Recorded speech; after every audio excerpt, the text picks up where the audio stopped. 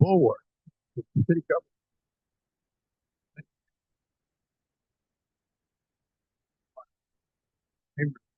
Because they structure this stuff. It's an independent.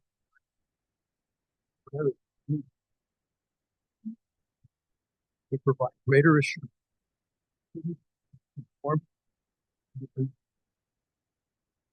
This structure still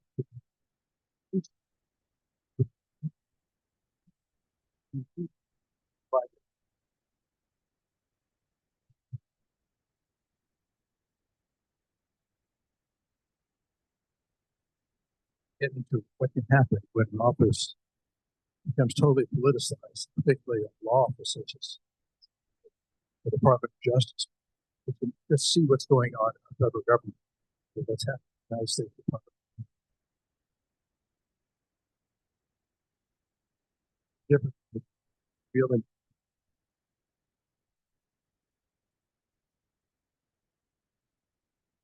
The point is, long-term structure that is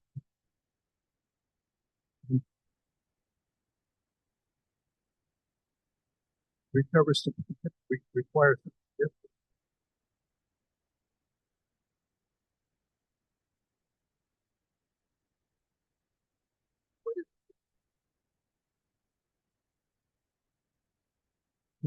for the phrase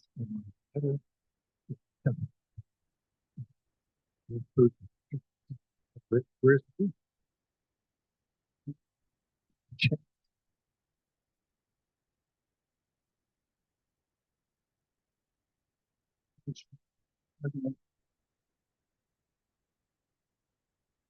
not really clear for me will be under when clear. And that's showing the principle.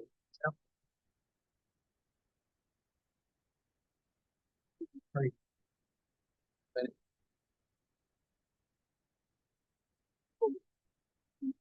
You think this actually word, even if you don't like the city, that's not a reason for breaking it. Dude, there's this and all these, even something limited structure that indicates that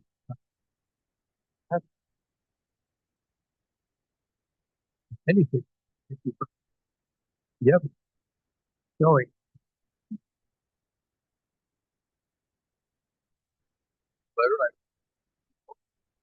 major counsel to this. One is the loss of independence.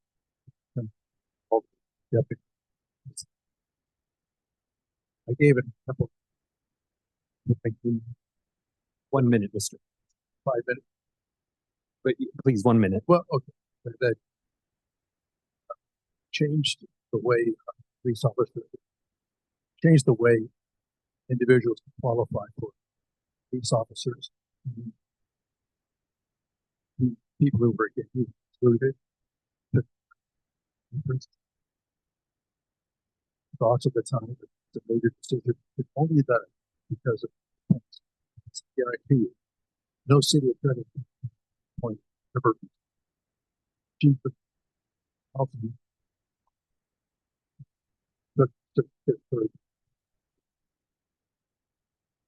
other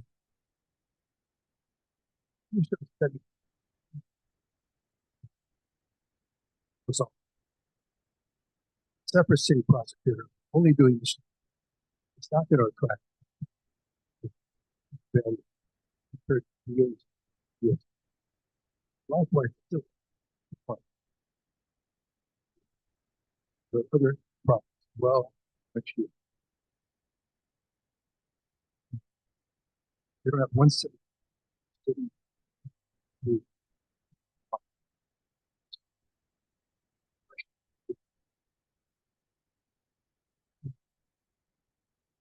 Commissioner Thomas. So if you're not for bifurcating the city attorney's office, would you be in favor of a public advocate? Because the issue with the city attorney, the current city attorney, is that the city attorney is sanctioning the brutal attacks of protesters. And so who protects the people? Who protects the folks who are pushing back against this fascist regime that has attempted to take over Los Angeles? That would be the people. And so this particular city attorney at this particular time has decided to charge and try protesters, pastors even. And so if clearly the city attorney does not protect us, does not. So then wouldn't it make sense to you that the people had someone who could advocate for them, like a public advocate? Again, a quick response. I would hope you would not make any decisions of this magnitude because of how you feel about the current city attorney. Second, I'm not familiar with decisions the city attorneys making, or It's those, all of them, though. It's not just all, not just all, this all one. those All of them. prosecutions. But generally, if someone is engaged in violent activity, it's a crime. It's the responsibility of the city attorney to prosecute. Now, if they're going overboard or that's not proper, I can't say. I haven't really thought about the need for a public advocate and how that would change things, because the city attorney is mandated to follow the law, to enforce the law. And I'm not sure a public advocate could have changed that. If you have an elected city prosecutor, the same thing. I can't think of it. Commissioner Fuentes. I was just going to ask if this specific letter in public comment could be pulled out because it was with the rest of the public comment, since Mr. Pence is joining us as a presenter. We can do that. I appreciate you. Thank you for your time, Mr. Okay, Pines. it's a pleasure.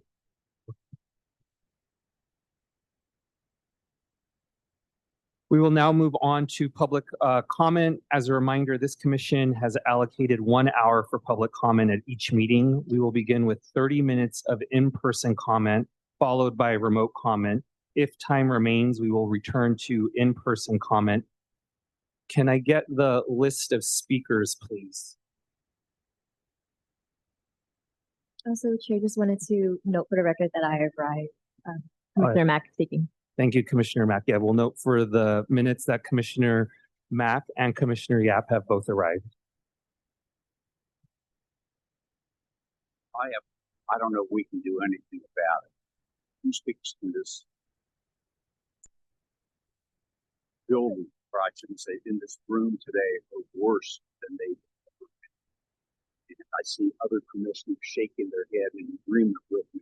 Is there anything we can do, have IT or someone come in and rectify some of this so we're able to hear what the public wants to address us with, as well as hearing? I had trouble with Commissioner Fuentes, what she was saying, and we're pretty close to each other.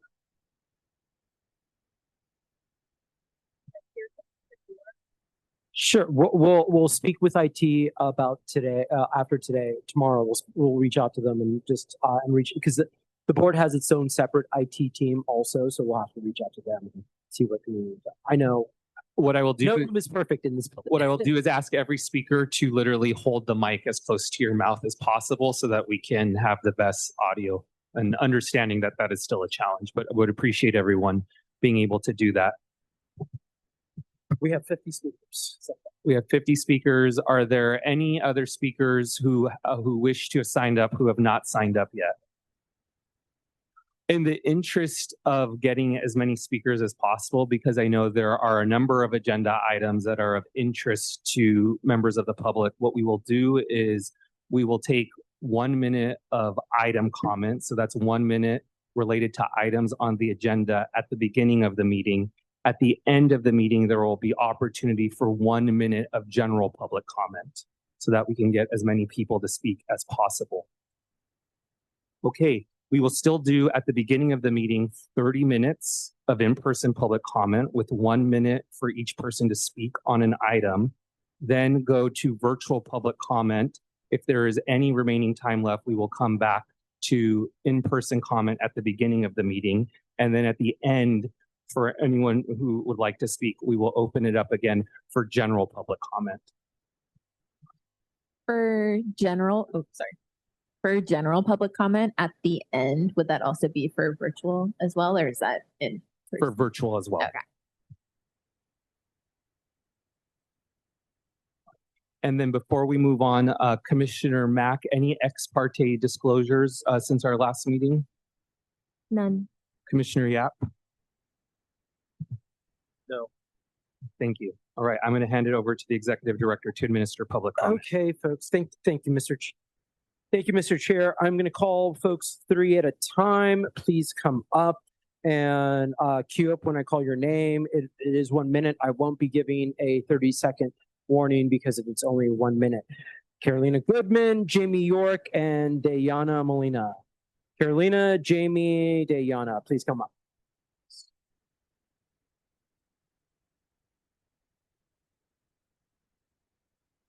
Second.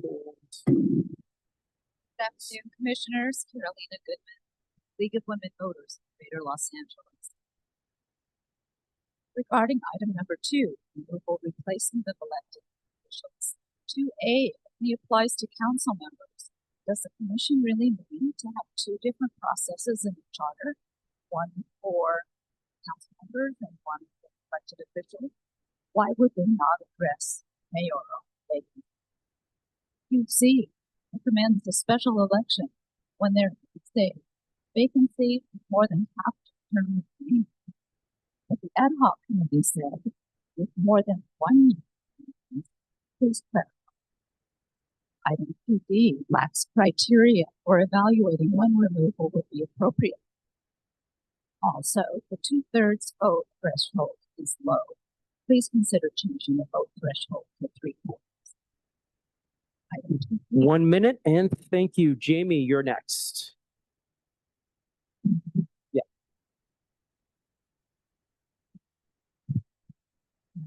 What? Go. Oh boy. I'm here to speak in opposition to an inspector general. Stop it. Well, what am I supposed to do? Knock it off. Can I have my time back, please? Yeah, of course. Thank you. Go. I'm here to speak in opposition to an inspector general position as written in the motion.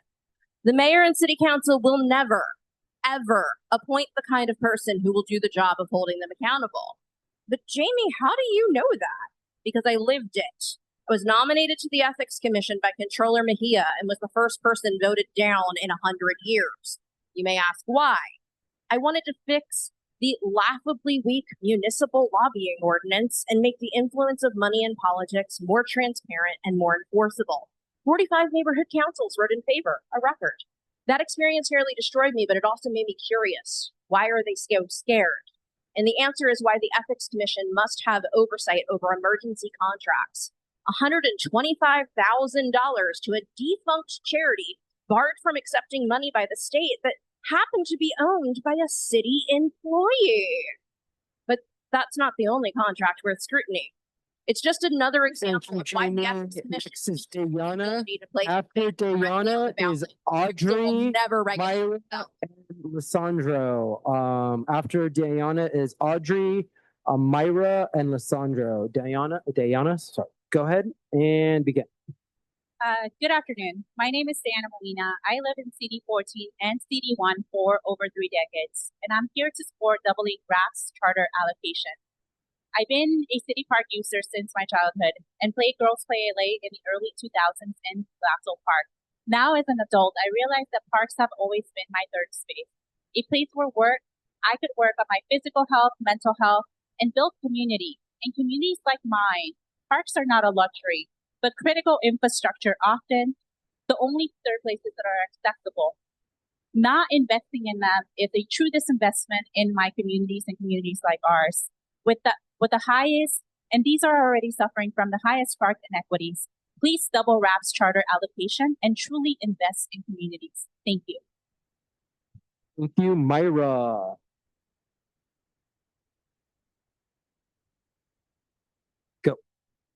Commissioners, my name is Medea Valencia. I am a proud resident of LA City and president of the MacArthur Park Neighborhood Council. I'm here to support doubling Reckitt Park's charter allocation and am fully supportive of moving forward item 5B. We know that the cost of construction and maintenance have grown dramatically since 1937, and it is time to increase the charter allocation so that we can be on par with other major cities spending on parks. I do not have time to list all the benefit of parks, whether that's climate adaptation, cooling, biodiversity, mental health, the list goes on. Access to safe and clean parks should not be dependent on one zip code.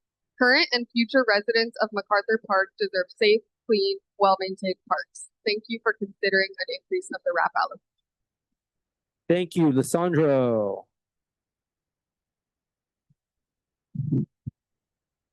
Good afternoon, commissioners. My name is Lisandro Freire Presa. I am a sales associate at LAX and a member of Unite Here Local 11.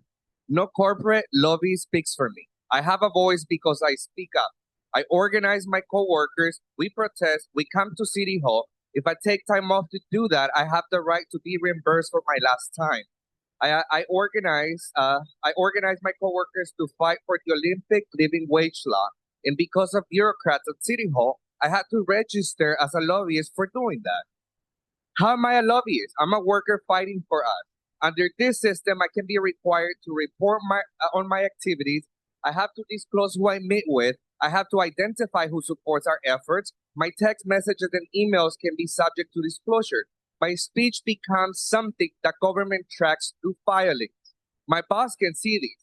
And this isn't theoretical. When you're a worker standing up for higher wages, that exposure creates real risk.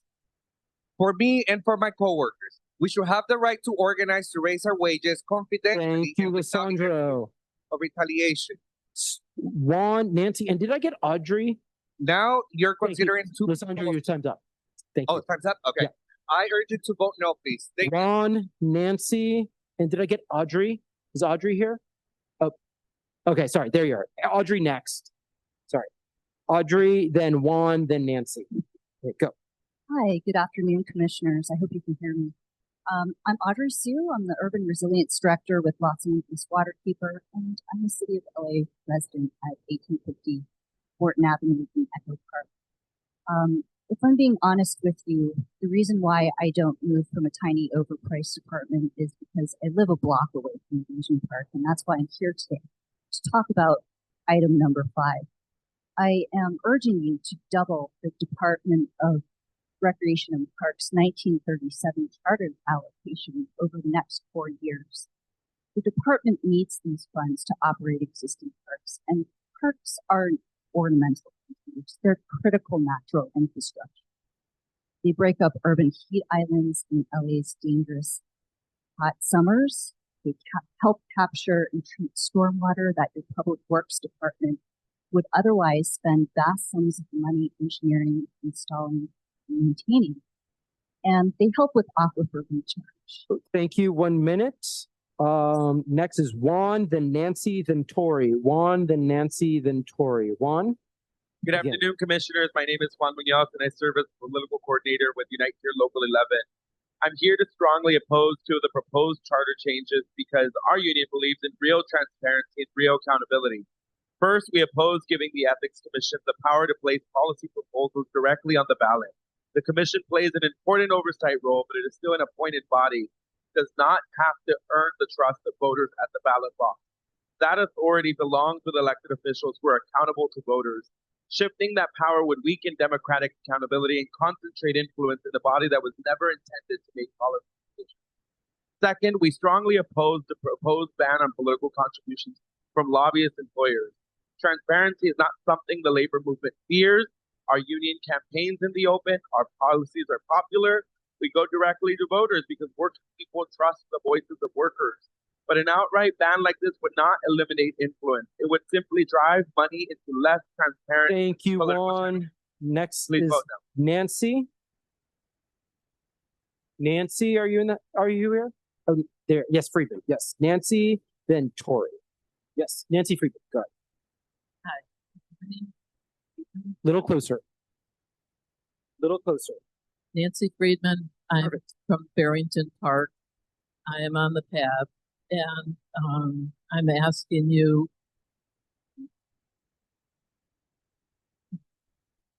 I'm asking you to question the W RAB charter allocation. You know what it is. I'm not going to go through it, but it is very, very important. From what I see, I've been on this board for 3 years, and it is just crucial that these parks get more money.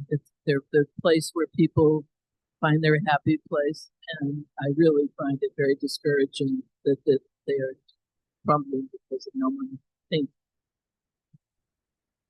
Thank you, Tori. After Tori is Ross, Tareen, and Hegith Klein. Tori, go. Good evening, Charter Commission. I'm Tori Chair, Executive Director, Los Angeles Neighborhood Land Trust. I'm here to let you know that residents in low-income parts of the city and those in neighborhoods have color have 70 to 80% less nearby parks than those in predominantly white and high-income communities. Neighbors in Brentwood have a 10-year longer life expectancy than those in Watts. Dedicated and consistent park funding is the only way to ensure our communities have access to important green space and that we reverse years and decades of racist planning practices. Our communities agree. 150 emails were sent to you. 50 organizations have signed on to the letter that you have in front of you. We ask you, Charter Reform Commission, to double RAP's allocation so neighbors across LA have parks they need. The last time the allocation was put in the charter was 1937. It has not been increased since then. LA City spends $83. Thank you, Tori. Other cities spend. That's 1 minute. Ross is next. Ross. Thank you, Ross Weisstroffer, Fair FLA. The most important decisions that need to be made today about how the charter deals with suspensions, removals, and replacements of elected officials are not on your agenda today. You must confront them before it's too late. For instance, suspension currently in our charter applies to all elected officers, like in San Francisco, like in Tallahassee. So do today's reforms only apply to council members, and if so, why? Confusion surrounding what happens after suspension also once consumed our city politics just a few years ago when Irv Wesson was forced to resign for being a temporary caretaker, leaving South LA's District 10 without representation yet again. So let's be clear today about whether you're formalizing the process of appointing someone to manage a district or if you're appointing a voting member of council during suspension. And if you are, why not simply reform the process of making a permanent appointment as quickly as possible? The charter needs less ambiguity on this topic, not more. Alacrity cannot come at the cost of clarity. Thank you so much, Ross. Tareen, then Hegith Klein.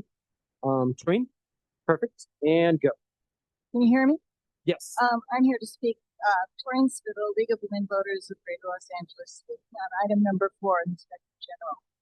Allowing the mayor to appoint an inspector general would undermine the independence of the Ethics Commission and executive director. Please be considered. Additionally, a strong Ethics Commission, protected annual budget, and an independent general counsel is necessary to ensure our city government. Thank you. And then Heath, it looks like Heath, I was really murdering it. Heath, are you here? Heath Klein? Okay, Rob and Andrea are the next two. Rob, Andrea. Rob Kwan, Andrea.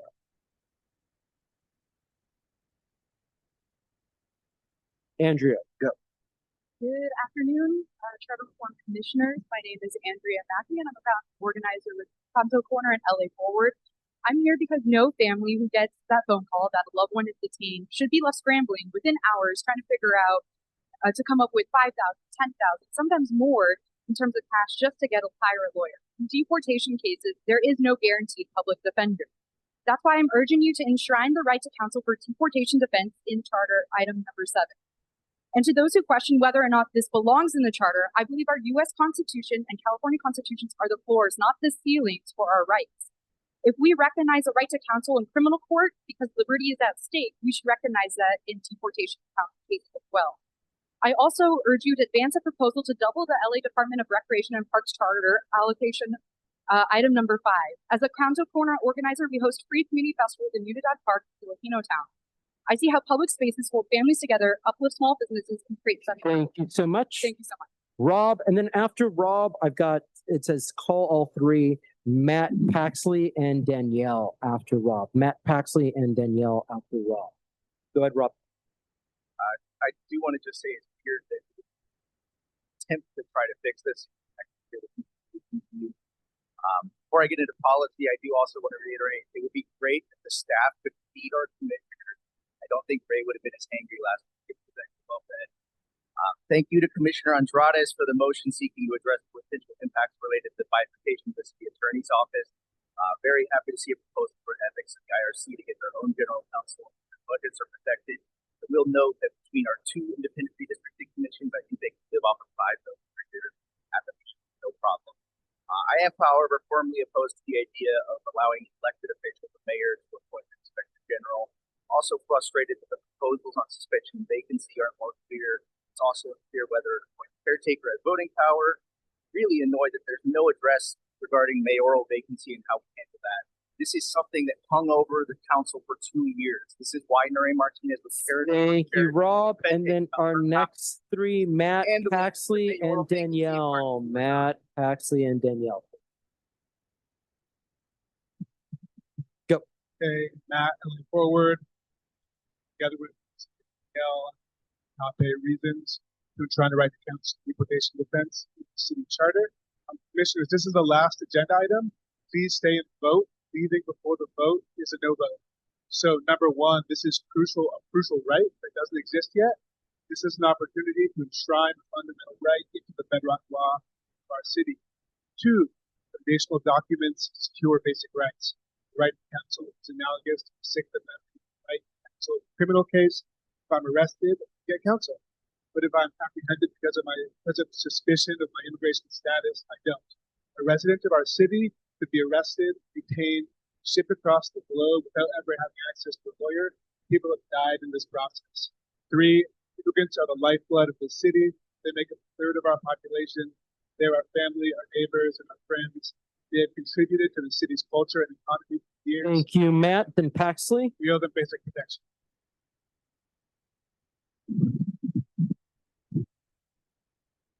Paxelli Marquez, LA Forward.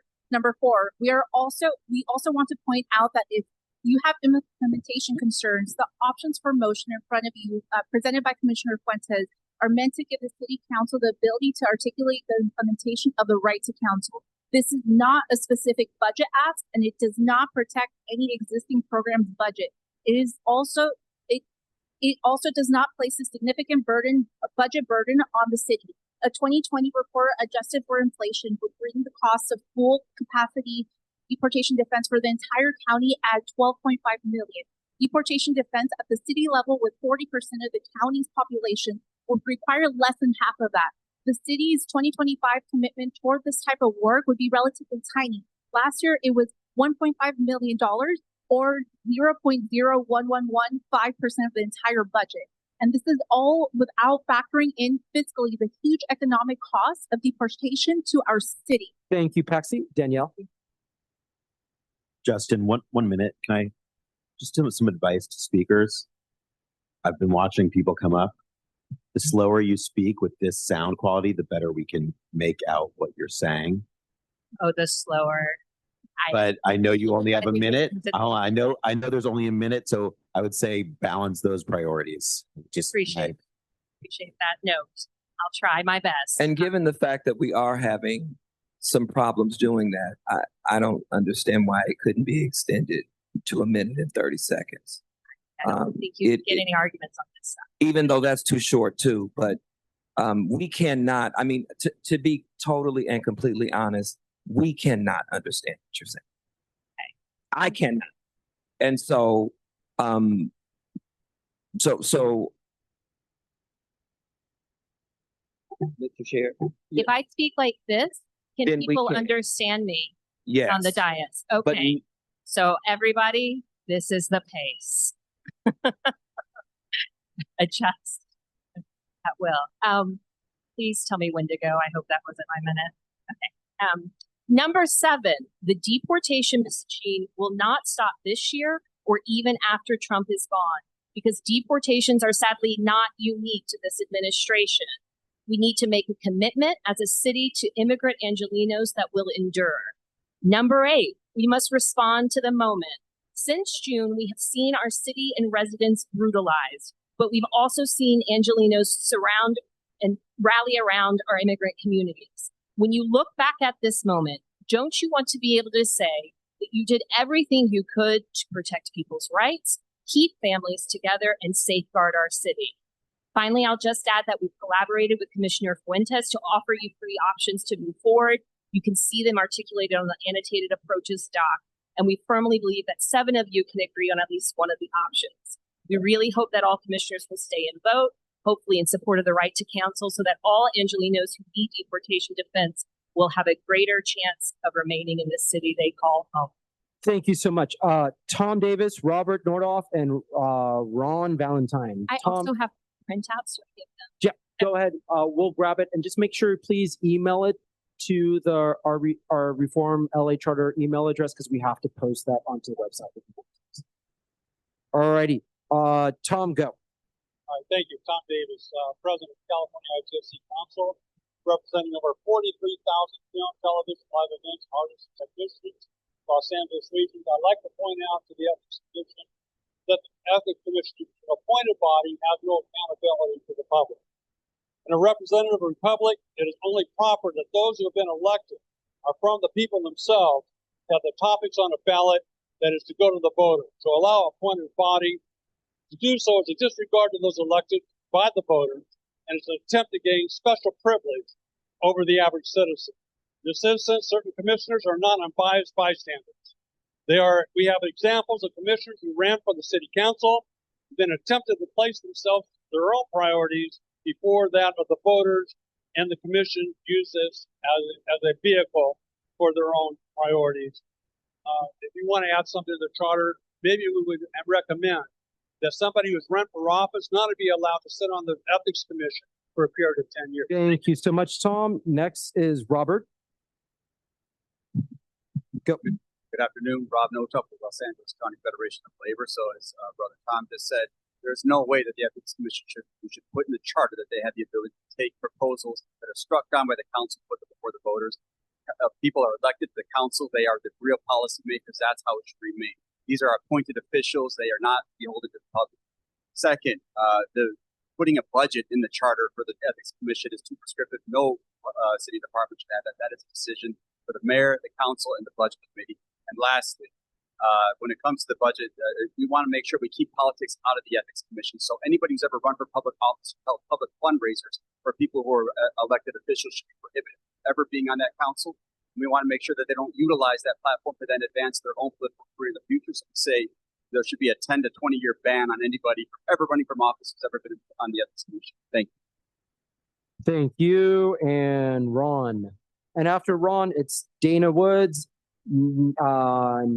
Heidi, and then Maliki Simons. Go. My name is Ronnie Valentine. I'm here on behalf of the hardworking members of Local 33.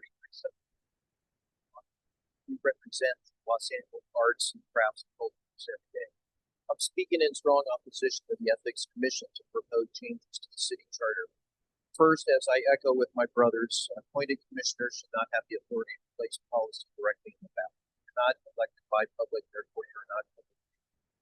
Second, to ban political contributions from lobbyists, employers, and clients is a transparency problem. It weakens unions for supporting and bargaining. And to push the contributions out of the sunlight, just flow into tax and expenditure. Not practical. Finally, the charter should not be used to increase prescriptive budget for ethics.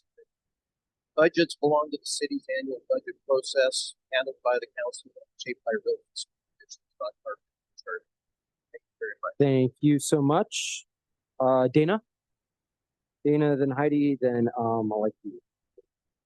Go. My name is Dana.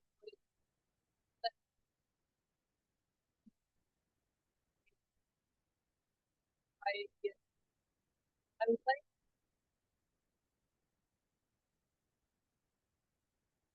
budget process is set by the city council and the mayor of the city and they are the elected officials who are answerable to the voters. Once we enter the commissions and departments setting their own budget, it diminishes that role of the elected officials and collaborative process. Thank you so much, Heidi. Good afternoon. I'm Heidi Nakamura. I'm a rep for IATC Local 695, which folks I represent could greatly help contribute and fix audio. I'm also on the board of the LA County Federation of Labor. This is with regards to the Ethics Commission prohibiting lobbyist employers and clients from making political contributions. The key to good governance is transparency. We should be promoting practices to bring to light what people are doing inside City Hall. As a labor movement, we have nothing to hide. We have to be very transparent ourselves. We're always pushing for policies that advance wages, benefits, and working people and everyone in LA. And we have no issue with the public tracking of that. However, when the Ethics Commission proposes an outright ban on lobbyist employers or clients who hire lobbyists for making political contributions that creates an unintended slippery slope.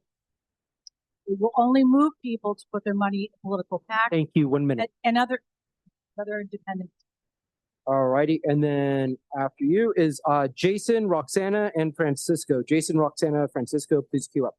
And go. Good afternoon. My name is Malachi Simmons. I'm the Vice President of IATSC Local 728.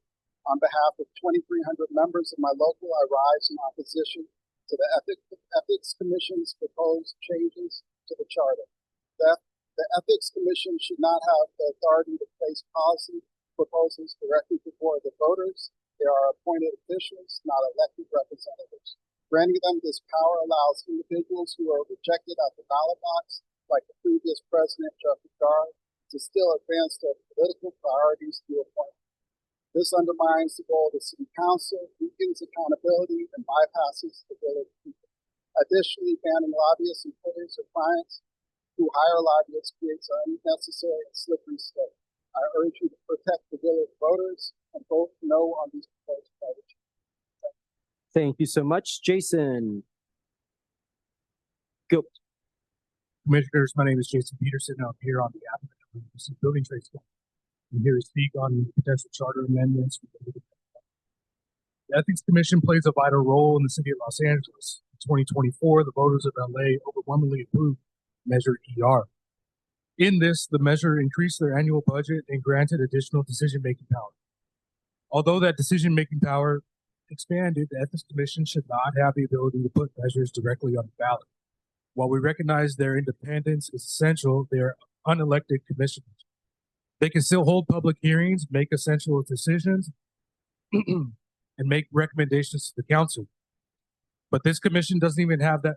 And just like this commission, they shouldn't have the authority to send measures directly to the ballot. They still must make recommendations to the council. We ask that the Ethics Commission be held to the same standard. Thank you for your time. Thank you so much, Roxana. My name's Roxana Tynan. I'm speaking for the Los Angeles Alliance for a New Economy, and I'm also a resident of Council District 1.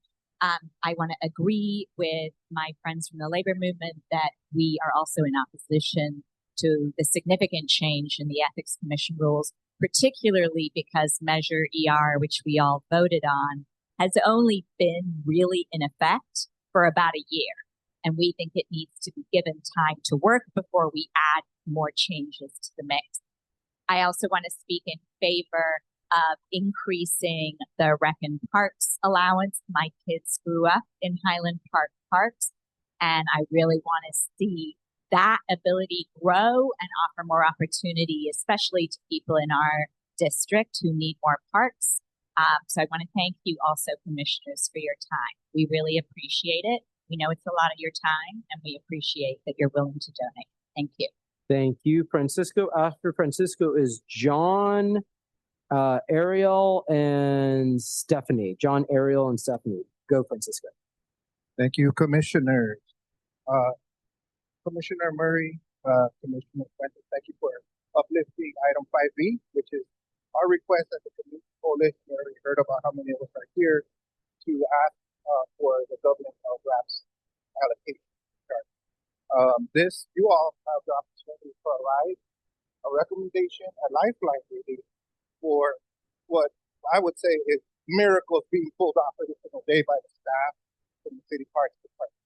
I sat for a year as a steering committee member at the city park needs assessment, and we heard loud and clear the data shows. I mean, there's $14 billion in backlog of deferred maintenance that we have to deal with before we start building out the new parks with some of the measures that we're trying to address the park inequities with.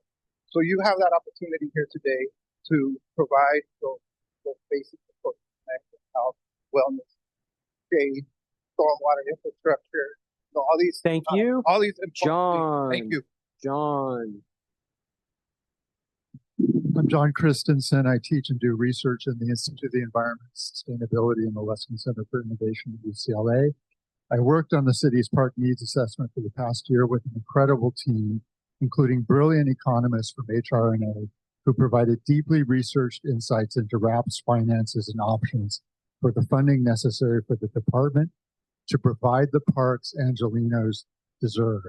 The bottom line is, since the charter allocation now makes up all of RAP's budget, aside from a small fraction provided by earned revenue and no additional funding from the general fund, doubling the charter allocation is necessary to ensure adequate support and a pathway for RAP to build back staff and capacity that have been starved since the Great Recession nearly 2 decades ago. Thank you so much. Ariel? Good afternoon, Commission. My name is Ariel Williams-Lewis. I'm Senior Program Manager of Community and Youth Engagement at National Health Foundation, a parent and a resident of West Hampton PD1. I'm here in strong support of the proposal to double the charter funding for RAP. Parks are essential infrastructure, essential public health.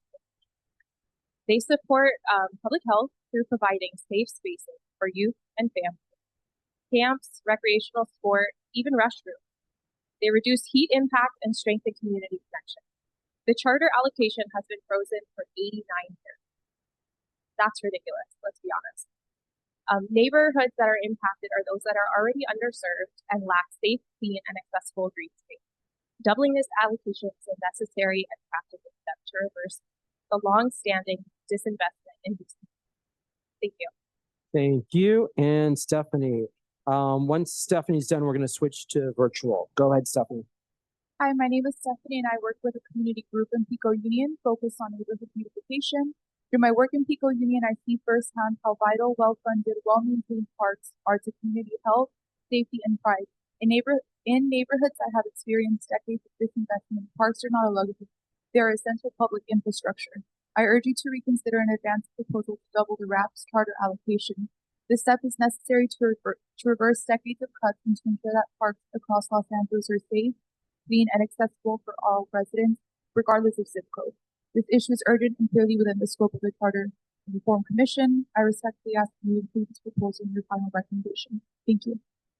Thank you so much. All righty, folks, we're going to switch to virtual public comment. I'm getting the list right now.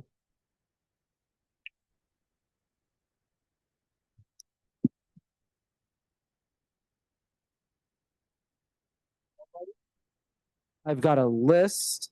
Let's see. First 3 speakers are going to be Claudia, Sean, and Andrew. Claudia, Sean, and Andrew are our first 3 speakers, so please get ready. Claudia, we're unmuting you right now. Claudia, can you hear us? Hi, everyone. My name is Claudia Quadrino. I'm an LA City resident here to support doubling recreation and parks charter allocation. Thank you, Commissioners Murray and Fuentes, for moving forward item 5B. I've lived in 4 different neighborhoods and worked in over 10 different neighborhoods and communities in the city, from Pacoima to South LA, Beverly Hills, and Boyle Heights, just to name a few, and it is very easy to see that we have a major issue with park equity. Our low-income communities, predominantly communities of color, are the communities that are suffering from a lack of parks and proper park maintenance. Parks are essential for our health and well-being and should be accessible for everyone, regardless of their neighborhood or income. Increasing Rec and Parks allocation would give us the resources to build and maintain more parks to address the park inequity crisis in our city. Thank you. Thank you so much. Next up is Sean. Sean, we're unmuting you. Sean, can you hear us? Yes, Sean McMorris with California Common Cause. I want to thank Commissioner Andrades for bringing forward his motion to revisit some of the Ethics Commission reforms. These are good accountability reforms that should be seriously considered. That some of them were considered previously and struck down at the 11th hour because of powerful special interest lobbying behind the scenes that got them removed from Measure ER. And that is precisely the point. San Francisco has ballot placement authority, and it's only for ordinances under their jurisdiction. Voters are not naive. They can make up their own mind. We don't elect our leaders to police themselves. These are good reforms. I ask that you please look at them and level the playing field. Thank you so much. And then Andrew, after Andrew, we're going to have Jester, Angela, and Annie. Jester, Angela, Annie after Andrew. Go ahead, Andrew. Can you hear us? Yeah, I can hear you.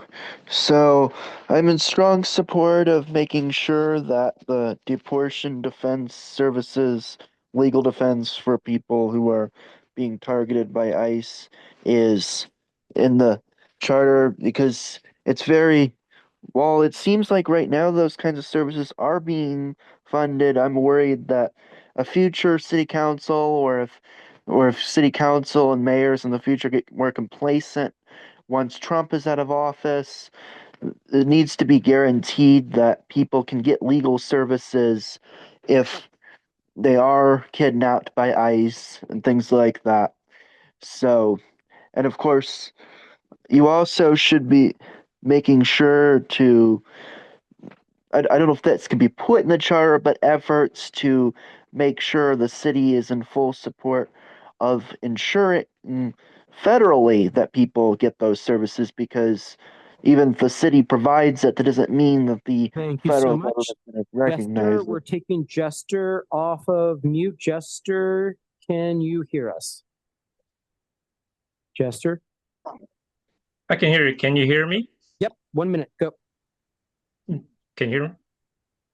Yes. Okay. Good evening to the Charter Reform Commission. Thank you for allowing me to speak. My name is Jester Jersey. I run the Vote 16 California /X/Twitter account. I would like the Commission to consider item number 7, enshrining the right to deportation council. With the conclusion of the Winter Olympics this past weekend, the next Olympics will be in 2028 in LA's very own backyard.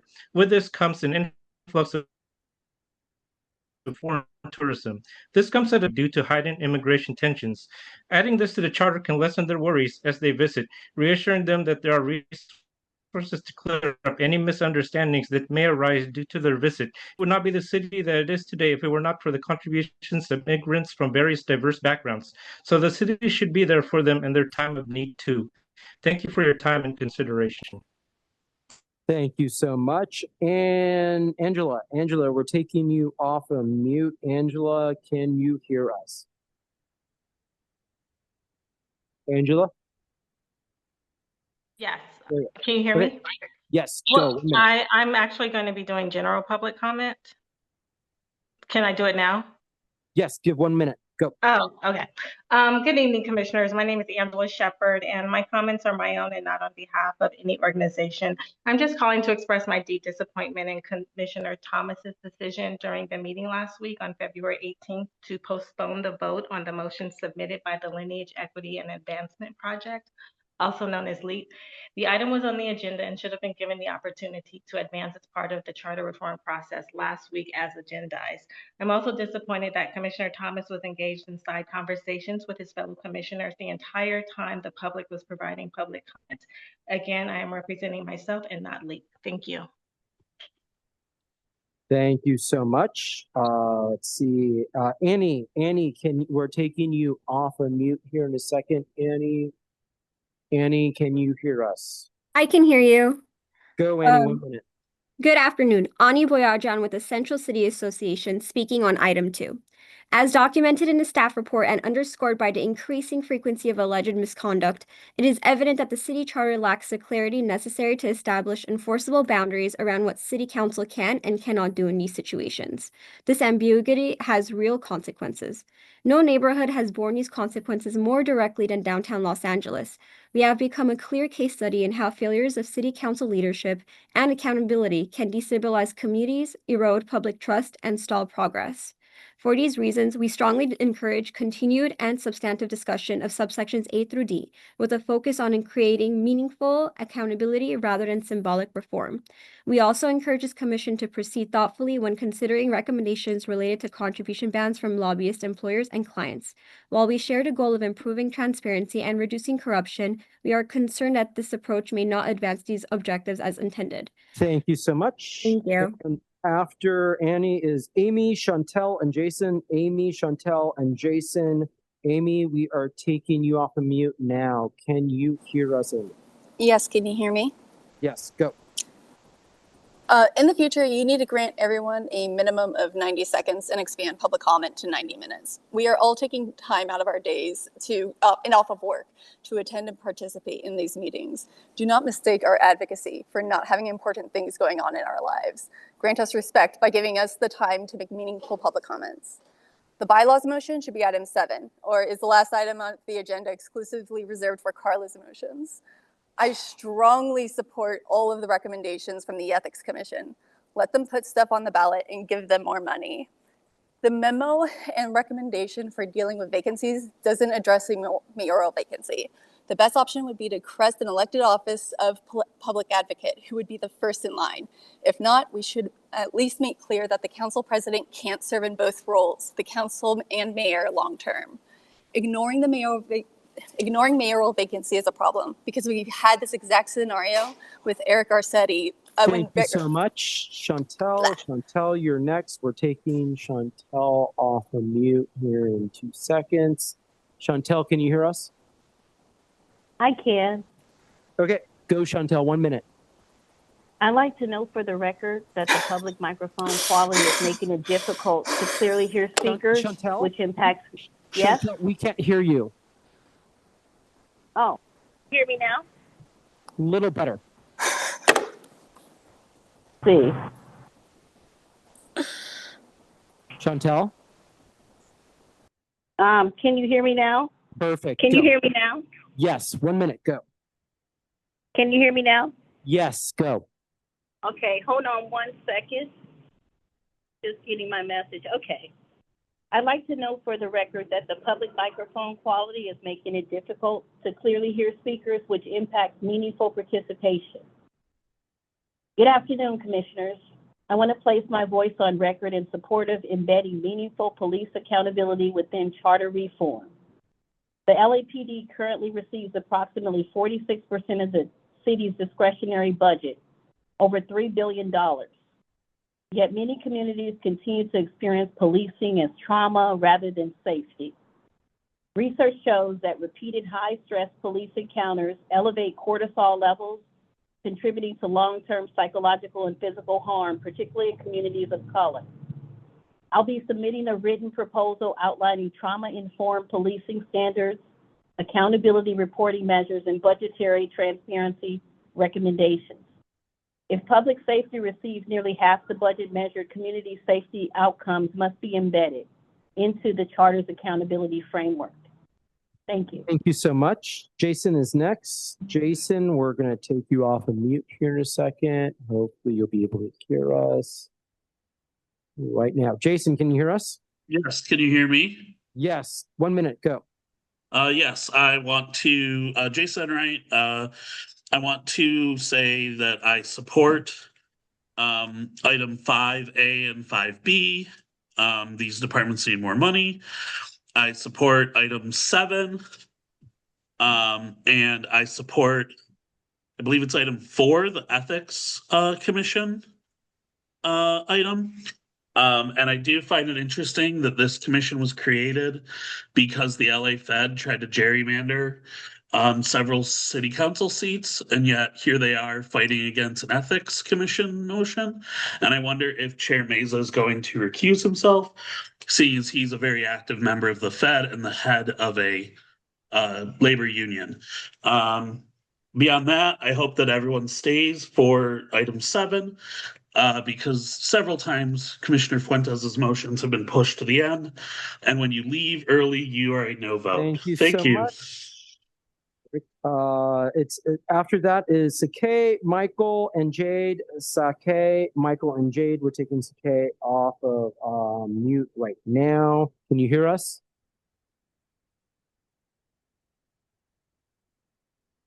Can you hear us?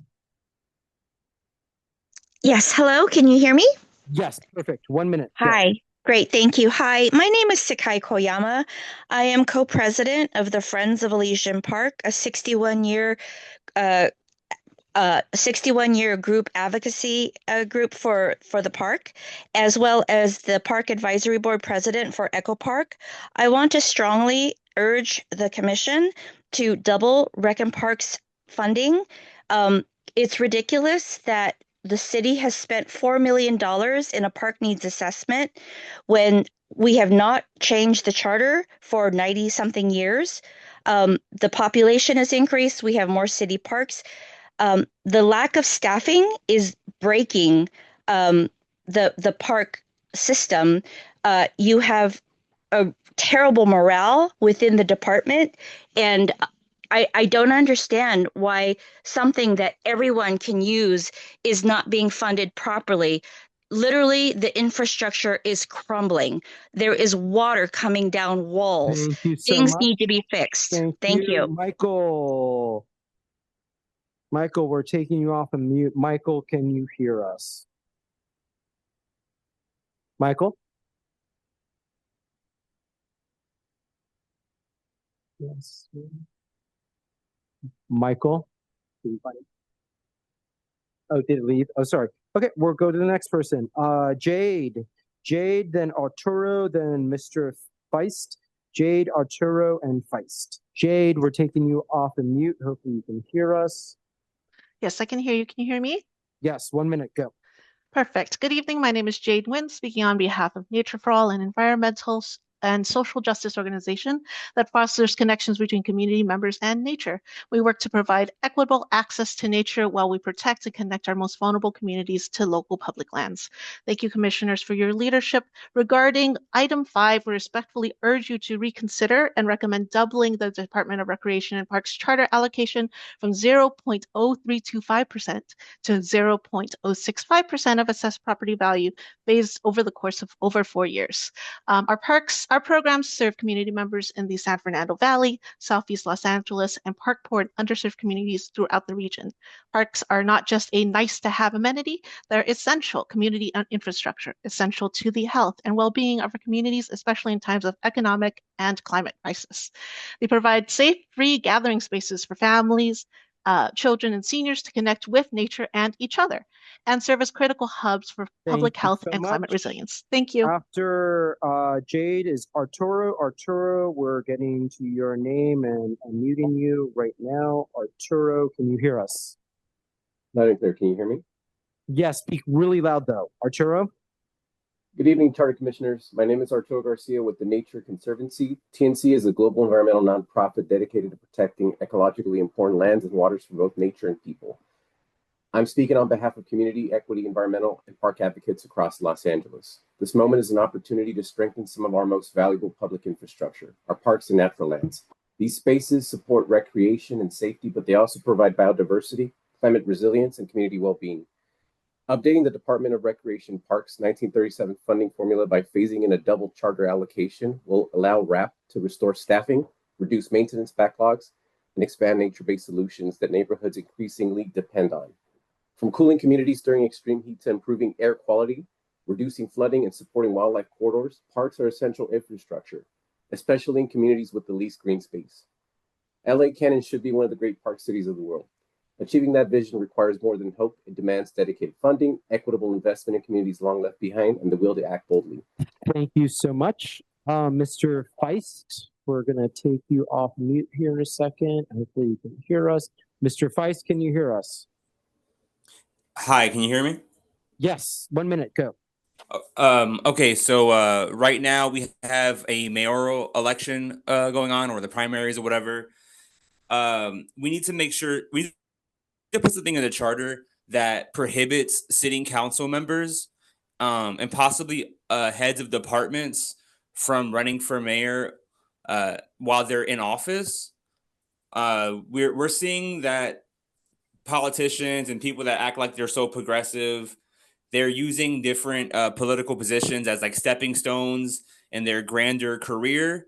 And right now we have a council member that's running for mayor, claiming all these things when they're the ones that have been responsible for a lot of these problems. And I just don't understand how you could both run for mayor full time and also take care of your city district full time.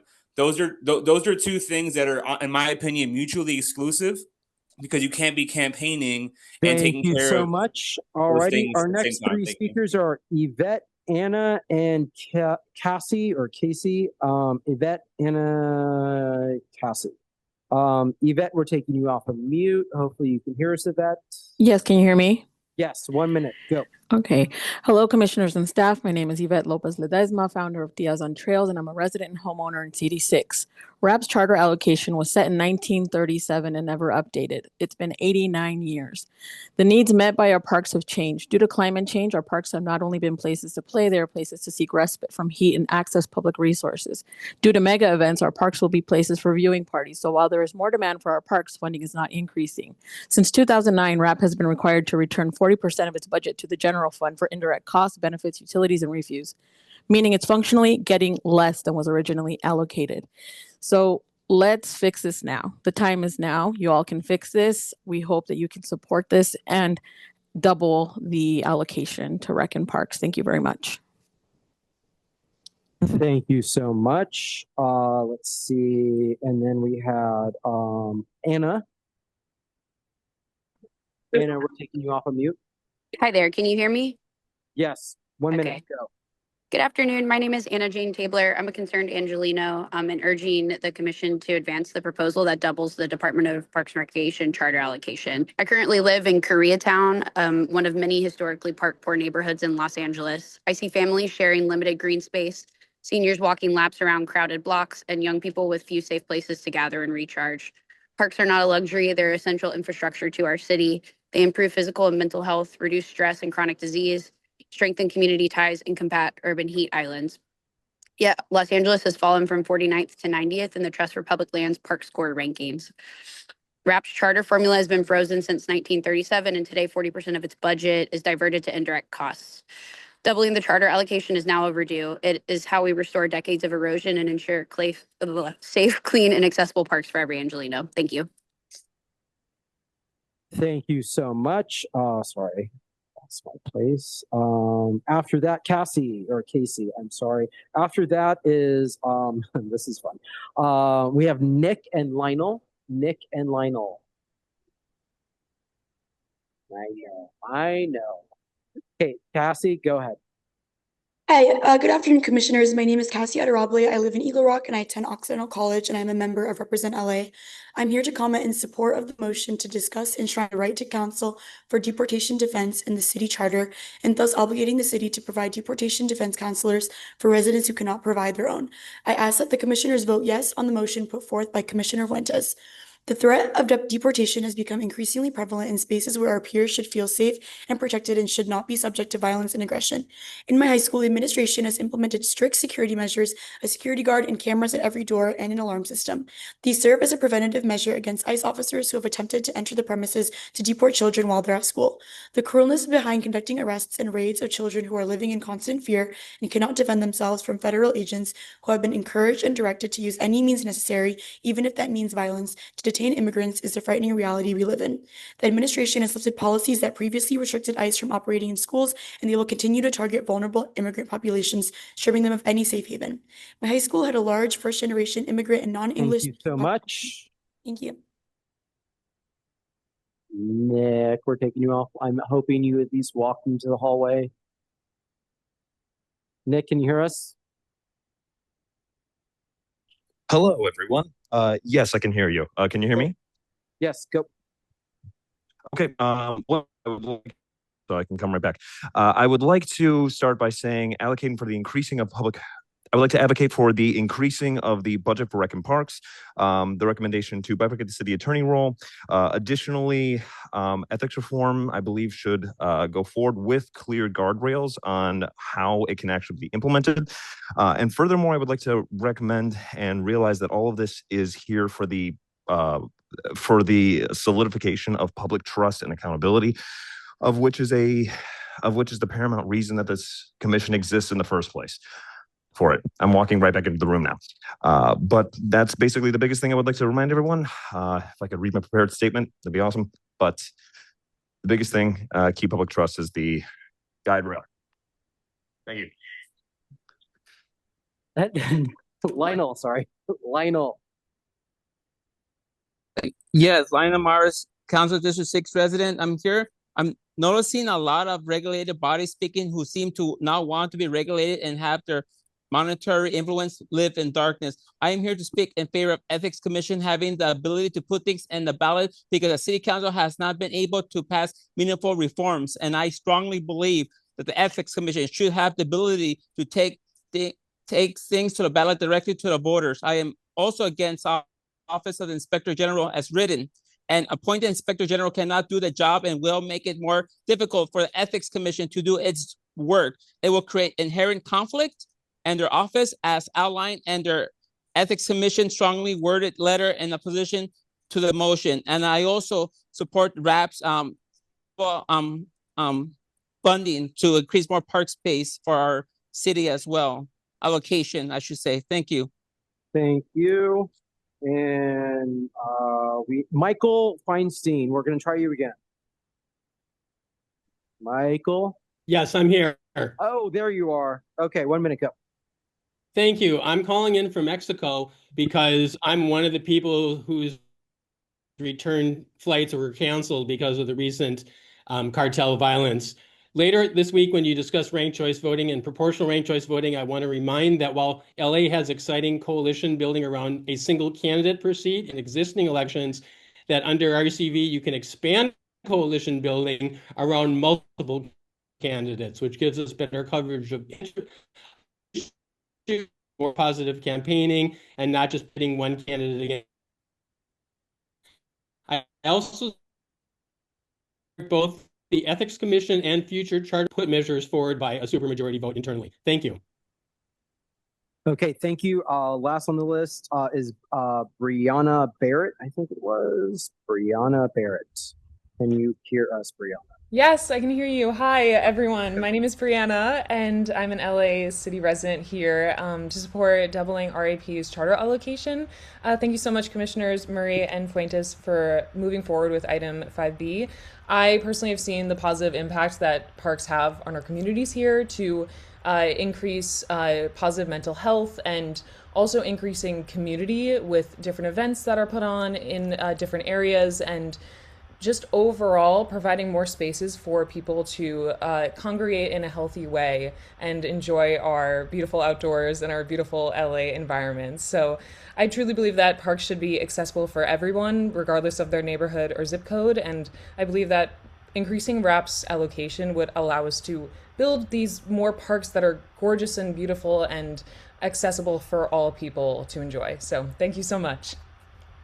Thank you so much. And we had time on the clock, so we're going to go back into the room. I have people, I'm going to call up, I can't read the first name, but last name Beardsley, and then Maya, Beardsley, and Maya, and Dawn Burton. Please come on up. Alrighty, go. Hello, my name is Delaney, and beside me is Maya. We live in the San Fernando Valley. We're here to support doubling the Rec and Parks Charter allocation.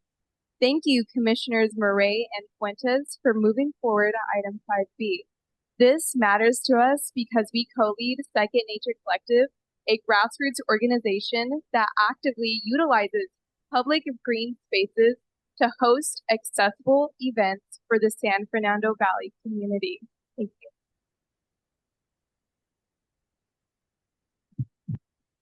Hello, my name is Maya with Second Nature Collective. We're based in the San Fernando Valley. In continuation of Delaney's comment, our group actively utilizes public green spaces to connect people to the land and each other, distribute mutual aid, and cultivate a community of environmental stewards. We believe equitable access to green spaces is a human right and directly improves the quality of life of LA residents. Thank you for your time and your consideration of doubling RAP's charter out. Thank you. After Dawn is Jeremy, Nola, and Christian with a K. Jeremy, Nola, Christian. Can you hear me? All right. Microphone. All right. Jeremy Payne on behalf of the RLA Coalition representing API Equity Alliance, New Way of Life, Alliance for a Better Community, California Black Power Network, CD Tech, Project Coalition, Trilla, Inner City Struggle, LA Forward Institute, and others. I want to thank you for your support of enfranchising more Angelinos in the city of LA, helping historically communities be represented through the governance, through voting.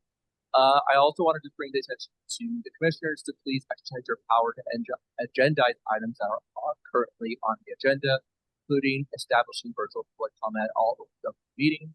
I also want to thank Commissioner Fuentes for your work to reintroduce the applicant office and for your work to agendize the legal defense. Thank you. Thank you. Nola? Someone. Keith Klein, you called me a moment ago, but I was over in City Council Plum until a minute ago. Okay, well, where's Nola and Christian? Okay, Christian. Good afternoon, Commissioners. My name is Christian Hewing, speaking on behalf of AFSCME District Council 36 and our affiliate Los Angeles City Union regarding potential charter amendments related to better government. We understand the Ethics Commission plays a vital role in the city. The voters also overwhelmingly approved a ballot initiative, Measure ER, and it is our belief that more time is required for these measures to be fully actualized before giving any additional powers to the Ethics Commission. The Ethics Commission should not have the ability to put measures directly on the ballot. Their independence is essential as they are unelected, can still hold public hearings, transmit recommendations to council, and advocate for their policy.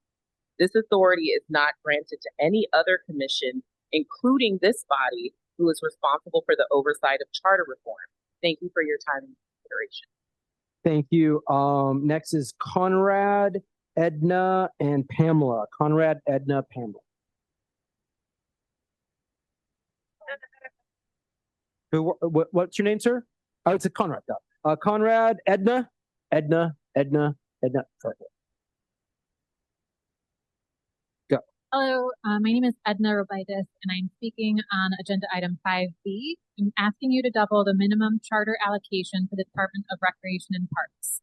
I'm a park professional working in the city of LA with RAP for over a decade. I've seen firsthand the incredible dedication of RAP staff who are doing their absolute best with too few resources, but also the wide gap between the park system we have currently and what we could and should have to ensure equitable access to high-quality parks for all Angelinos. That equity can only be realized through increased funding and an adequate parks budget. Thank you. Thank you. Let's see. That was Pamela next. Pamela. Yes, my name's Pamela Marquez, co-founder of Concerned Neighbors of El Sereno, who advocated for 7 years for the El Sereno Royal Playground. I'm here to speak in favor of item 5B and urge you to double the Rec and Parks budget. All neighborhoods deserve beautiful, clean, safe, and well-kept parks, yet the resources are not sufficient to maintain the parks we have. A well-cared-for park is more than just grass and trees. It's a reflection of how we value our community. When a park is clean, safe, and maintained, families use it, children play in it, seniors walk in it, and neighbors connect in it. It reduces stress, promotes health, and strengthens public safety. Investing more in our parks is investing in prevention, in pride, and in the long-term strength of our community. I strongly support doubling the Rec and Parks budget. Okay, thank you. That is 30 minutes again. So that's 30 and 30. That's 1 hour. And a reminder to the public that we will have a general public comment for 1 minute at the end of the meeting as well. We now move on to approved neighborhood council community impact statements. If first, is there anyone online with a community impact statement as well? Please raise your hand. Anyone else? Jamie, it's just Jamie going once with Resita going twice. Okay, Jamie, I'm gonna set your timer at 2 seconds. Go. All right. Passed unanimously. Reseda Neighborhood Council strongly opposes charter amendments that would allow the council president to serve as both mayor and council president in the event of a long-term mayoral vacancy. Ideally, we would create an elected office of public advocate, and they would be first in line to become mayor. If we do not, the council president should be able to not be able to maintain a dual role for more than 1 month. The council must fill the vacancy. We believe that allowing any one person to hold that much power is far too dangerous a concentration of power. When Mayor Garcetti was rumored to be leaving for an ambassadorship, we would like this body to imagine the nefarious rule of dual mayor council president Nuri Martinez. We support enshrining the right to deportation defense into the charter. Los Angeles's commitment to sanctuary city status must be durable enough to withstand political pressure at the state and federal level. It must be strong enough to protect our stakeholders from attempts to deprive them of their rights. This is going to come up as ICE continues to increase its presence at the Van Nuys Federal Building in our neighborhood's backyard. We strongly support prohibiting the use of campaign funds or legal defense funds to pay ethics fines from official misconduct. An elected official who can fundraise in response to a finding of malfeasance faces no meaningful financial consequence. The penalty lands on the donors. That's not accountability. We do not recommend enshrining the current contribution limits in the charter. There may be changes at the state level to public financing that would demand the charter have a degree of built-in flexibility. Should we expand the city council, we may want to adjust the size of donations. The Reseda Neighborhood Council does not support the creation of an Office of Inspector General. We know better than most that the mayor and council will never confirm the kind of person that will actually work to aggressively hold them accountable. The Andrade's motion asks for a mayoral appointed that provides lip service in combating corruption, but we have serious doubts that an appointee made by that body that it's supposed to regulate will do the job prescribed. We are very mindful that the Office of the Inspector General appointed by the Police Commission has failed to combat corruption within LAPD. We do, however, love giving both the Ethics Commission and the Independent Redistricting Commission independent general counsel, increasing the budget for the Ethics Commission, and for ethics to have the ability to place measures directly on the ballot so that the voters can decide what ethical changes we need. We ask that you bifurcate the Andrade's motion to preserve these crucial aspects. Lastly, we strongly urge the Commission to amend the Andrade's motion to give the Ethics Commission the same oversight over emergency contracts as normal contracts. Those contracts should not be exempt from ethics rules. The use of emergency contracts creates virtually untraceable expenditures and discretionary spending that frankly have been abused. We're aware of 2 contracts totaling $125,000 where a charity owned by a city employee received funding, despite that charity being legally barred by the state from accepting contributions. There are multiple FPPC investigations against council members that involve pay-to-play regarding emergency contracts. The public deserves the ability to easily and transparently follow the money. Ethics hands should not be tied simply because the contract is entered into under an emergency declaration. We don't support the bifurcation of the role of the city attorney. Policy solutions should be derived from policy problems, not problem people. Splitting the city attorney's office does not solve a problem with policy or even structure. Instead, it creates a new elected position with its own political incentives while diminishing the coherence of the city's legal functions. We believe that an appointed city attorney would be directly responsive to elected officials, increasing the risk of that office being political. Reseda Neighborhood Council supports requiring a special election to fill a council vacancy when more than 1 year remains in the term. We would note that the ad hoc passed this, and there appears to be a different proposal on the agenda that would only require a special election with a half term remaining. Appointing a replacement to serve a majority of an elected term without voter ratification undermines the democratic mandate of that seat. Appointment is appropriate for short-term continuity. It is not a substitute for an election. We're also disappointed that the ad hoc did not advance meaningful proposals to enhance public participation and transparency with regards to appointing an individual to fill a vacancy for elected office. The council president should not be the de facto decision maker. We strongly oppose granting the mayor the ability to veto the suspension of an elected official, giving the city's chief executive the power to override the legislature's suspension of one of its own members collapses the separation of powers and creates a direct political tool for the mayor to protect allies on the council from accountability. We do not believe that council members should be able to engage in recalls of each other. Such a mechanism overrides the voters who elected the target council member and weaponizes the recall process in an instrument of internal political rivalry. Even if it's Thank you rarely so much. used, 5 it could minutes. serve as a chilling effect. Are there any other approved neighborhood council community impact statements?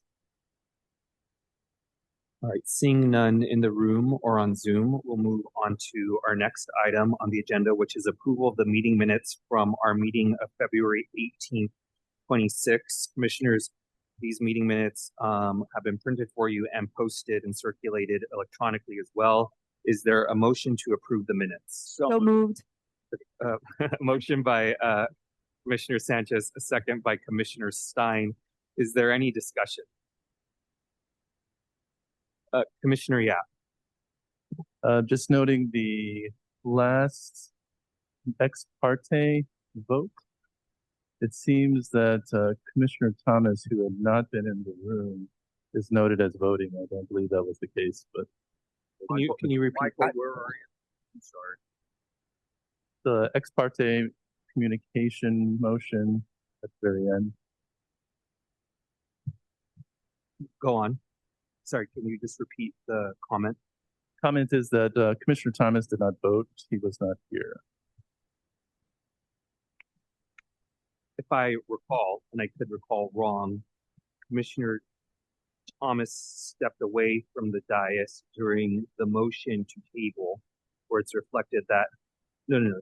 Oh, I see what you're saying. It's on the final motion, correct? Which, because there are multiple votes, Commissioner Yap, which vote are you referring to? It's the vote on the motion on the ex parte communication itself. Got it. Shows as an aye from Commissioner Thomas, but he was not in the room at the time. Got it. It's not an aye from me. Understood. So it's the final vote. So it should say 3 ayes. Okay. So I can take that as a motion. I'll second it for the correction. Is there excuse me, for the amendment, is there any objection to the amendment? All right, seeing none, so ordered. That's corrected. Well, I don't know if it's actually correct. Because it was represented that I did vote. Well, we're changing that so that it will not be represented. I understand that. But there is a certain level of, there's a trend. There's a trend. And I'll let it pass, but there is a trend. There is a trend. Is there any other discussion on the motion to approve the minutes as amended? All right, seeing none, is there any objection? All right, seeing no objection to approval of the meeting minutes as amended, the motion passes. Okay, we will now move on to item number 1, which is consideration and possible approval of rules for debate for the commission body. Commissioner Levine. Thank you, commissioners. I have before you a motion that would introduce a series of procedures through which debate would proceed from here on out, noting that this commission has entered a new phase of deliberation, and also taking the personal privilege of being the new guy here. I'd offer that rules for debate that closely mirror the rules that govern deliberations for other legislative bodies would ensure that this body is able to dispense with its business in a way that is clear and expeditious, knowing that we have a lot of work before us, while ensuring that members are permitted to speak on matters for which they are passionate. and dispense time in an equitable manner. I'd add that the motion as drafted is intended to be flexible. It allows for commissioners to yield for questions to ensure a level of back and forth that is necessary in legislative or other deliberations, and also provides for the rules to be modified by a vote of the commission. So this is a proposal to enshrine a process through which we proceed with debate from here on out. And I should mention the basic structure would be that each commissioner would be entitled to speak for 5 minutes on any motion. The mover would have additional time, and there would be 2 rounds before during which each commissioner was entitled to speak. So fairly loose structure, fairly permissive structure, but a structure nonetheless. And so I would ask for your aye vote in moving that forward.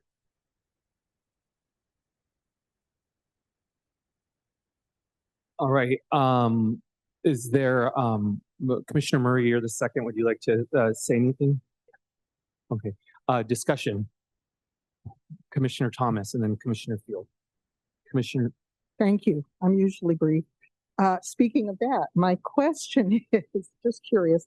Is it a cumulative 5 minutes? I tend to be kind of brief. I get a question answered, and then a few minutes later, I think of something else.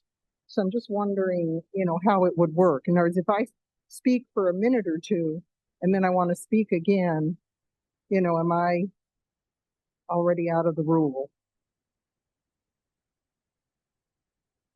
That will be, I believe, a determination of the chair that is not specified in the current motion.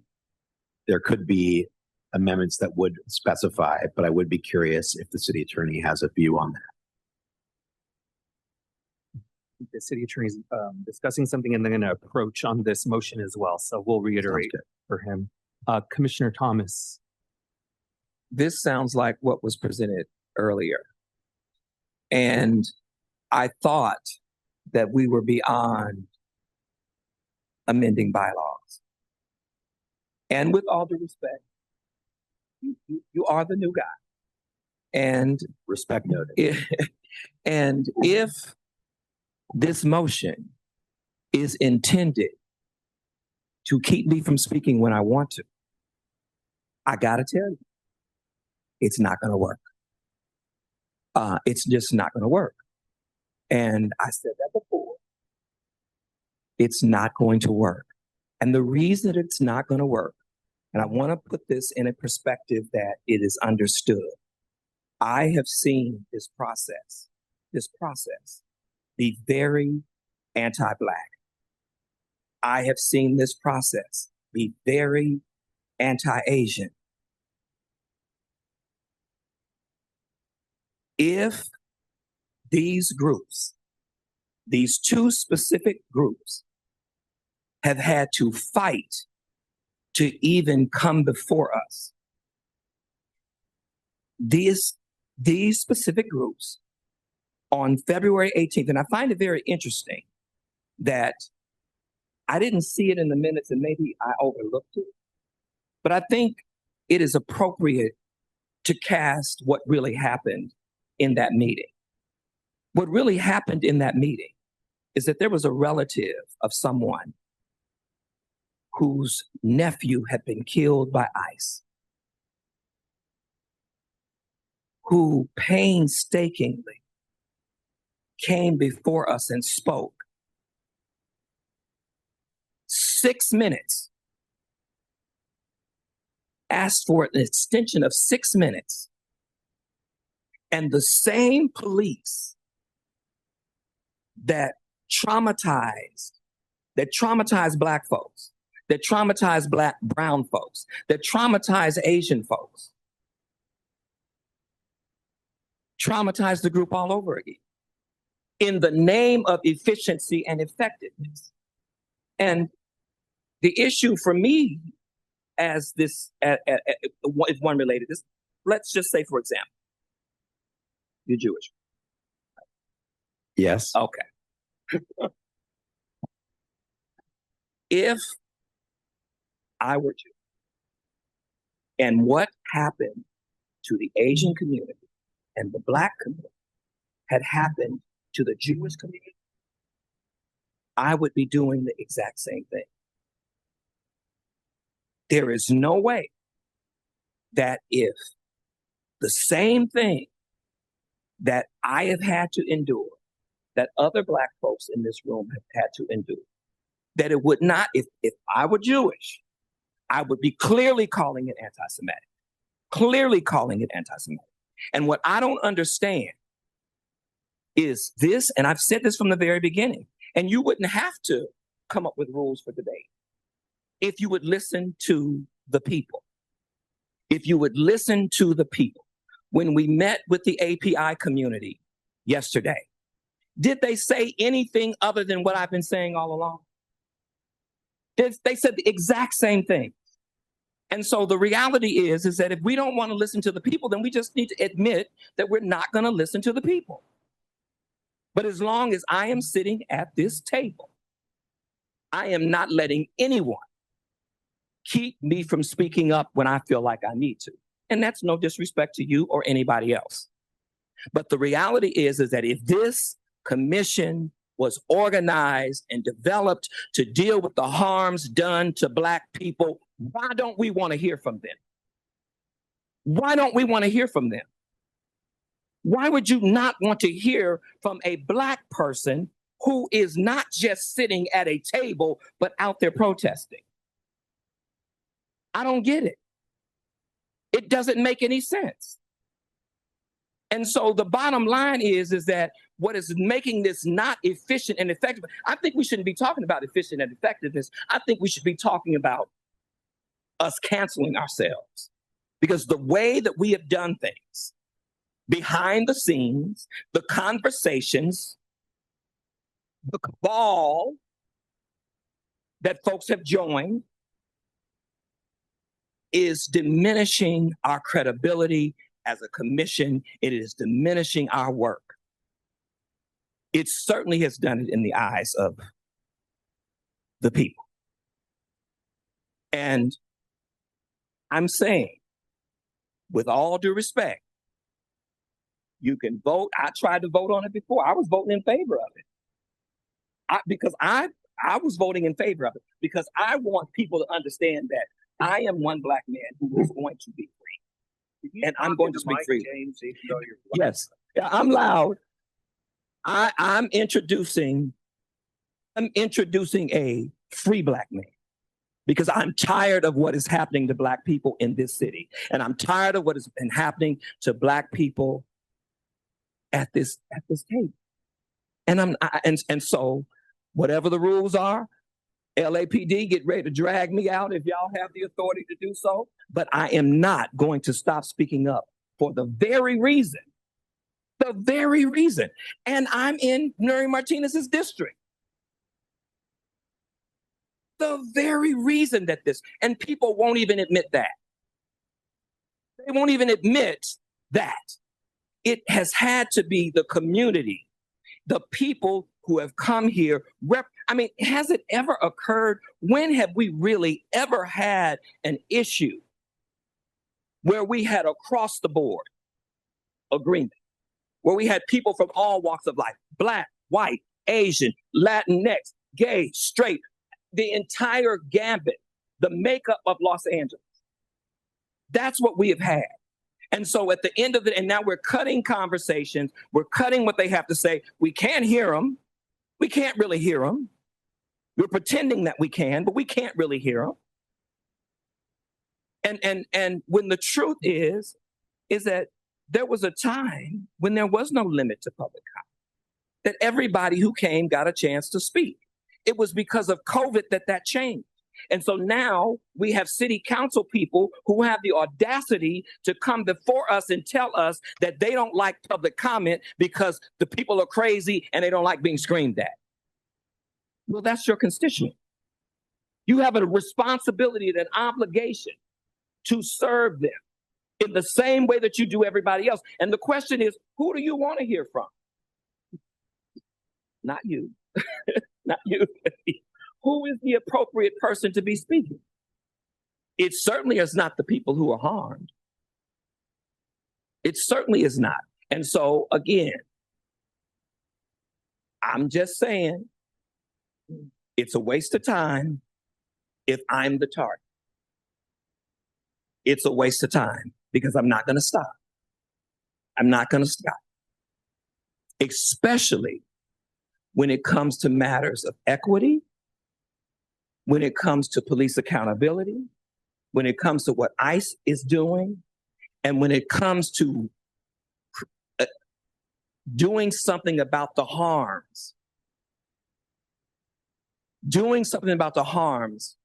to Black people.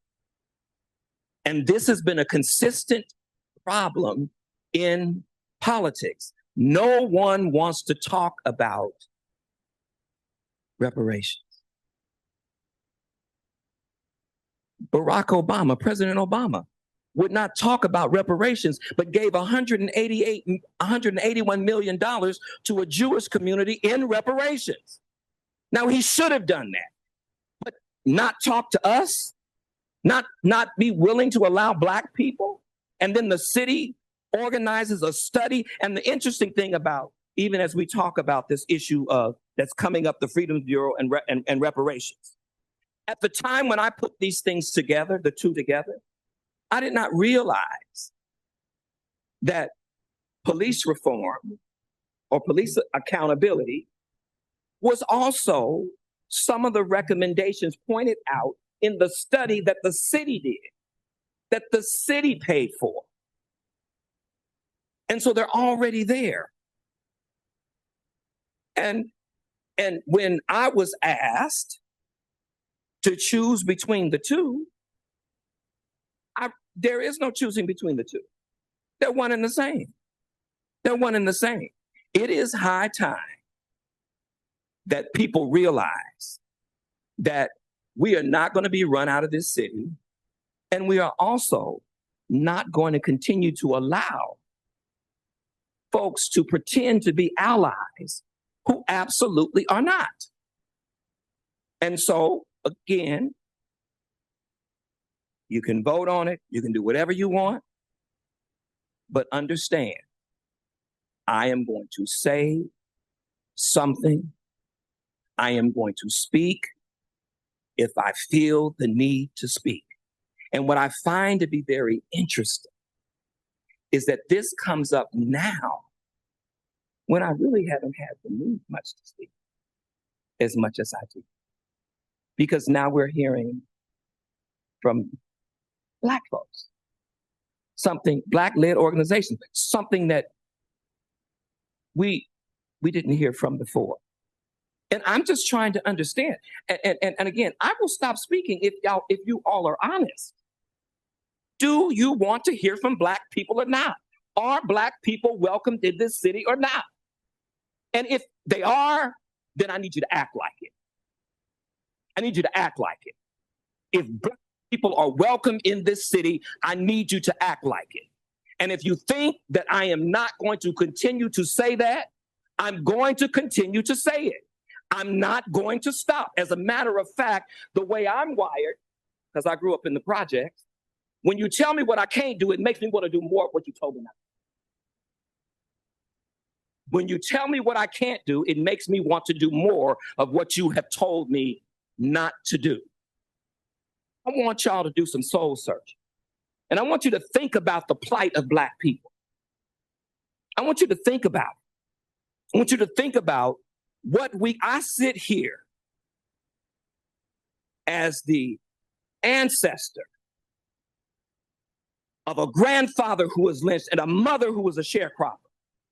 And if y'all think that these political shenanigans and backroom conversations are going to keep me from speaking my piece, I'm not going to.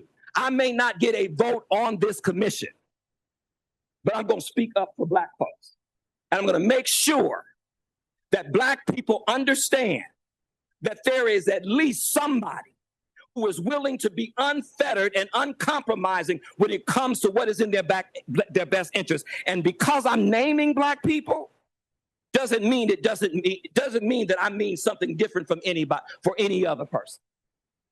I am as passionate about injustice in any other communities wherever it exists. I have put my life on the line. I have said that over and over and over and over again, and ain't nobody heard it. But I guarantee you, if I were to be out there protesting and end up being a victim of ICE, all of you, oh, well, he was such a fortunate person. I'm going to rise up out the coffin. I'm going to rise up out the coffin. You have a chance to save lives. You have an opportunity to save lives. You have an opportunity to protect a very vulnerable community. For the first time, Black people and brown people and API folks have come together against the terrorists that are kidnapping our families. We weren't even going to talk about ICE. How? How? That's what I'm talking about. That's why I'm saying what I'm saying, because I'm trying to understand, where is the humanity? Do you think that politics does not impact people's lives day to day? They don't impact probably ours in the ways that they will impact other folks, but it does. And I don't see the humanity. I don't see it. I don't see the understanding. I don't see the care. At the city council meeting, they were talking about how we need to be trauma informed and how we need to move away from punishment and to care. Has it ever dawned on any of you all sitting around this table that maybe you're triggering me? Has that ever dawned on any of you that maybe you're triggering me because it's the same kind of political expedient nonsense that has continued to harm Black folks, brown folks, poor folks? And if you don't want me at the table, then kick me out, because I've been kicked out of better places. But I'm not tolerating it.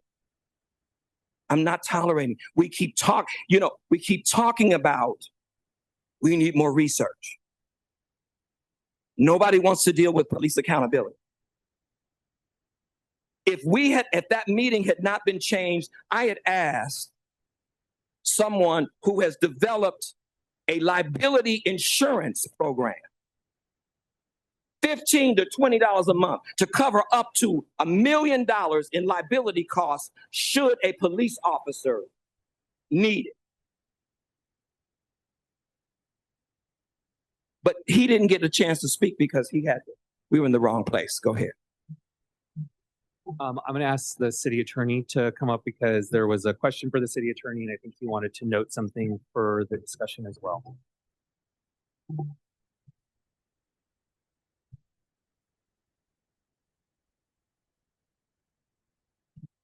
think there's. Oh, and just very closely as this thing. All right. Okay. So I think there's a typo in the rules. I want to make sure that if you decide to vote on this, you don't vote on something that has a typo. Subsection F, I assume it's supposed to read a commissioner who called question.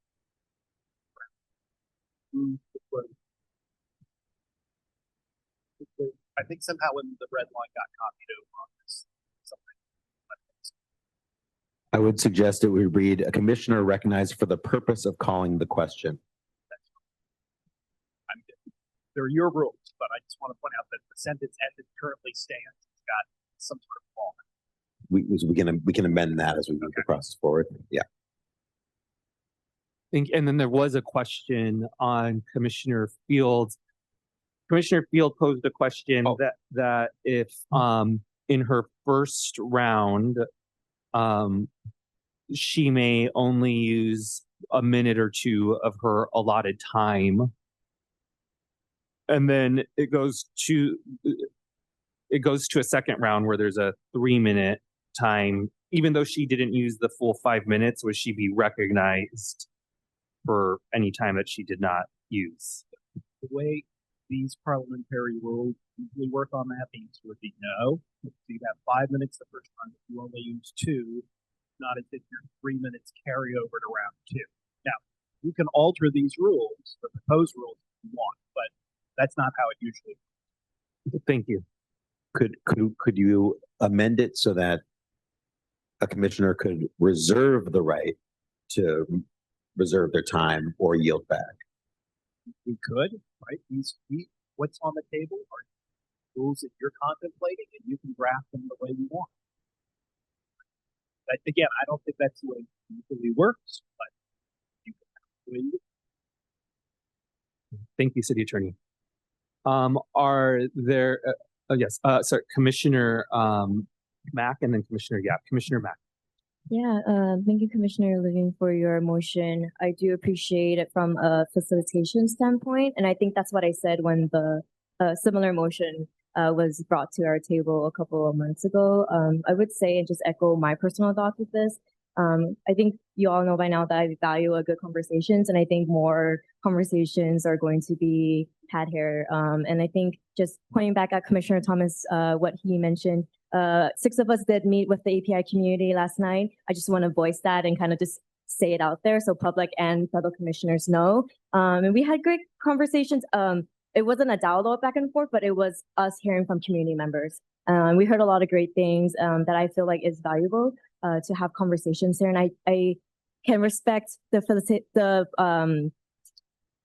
from a facilitation standpoint, definitely, but I just don't want any limitations or any potential inadvertent limitations to the conversations that we're having, because I do think the things and discussions that we say here at this table is important. And so I just wanted to share that piece.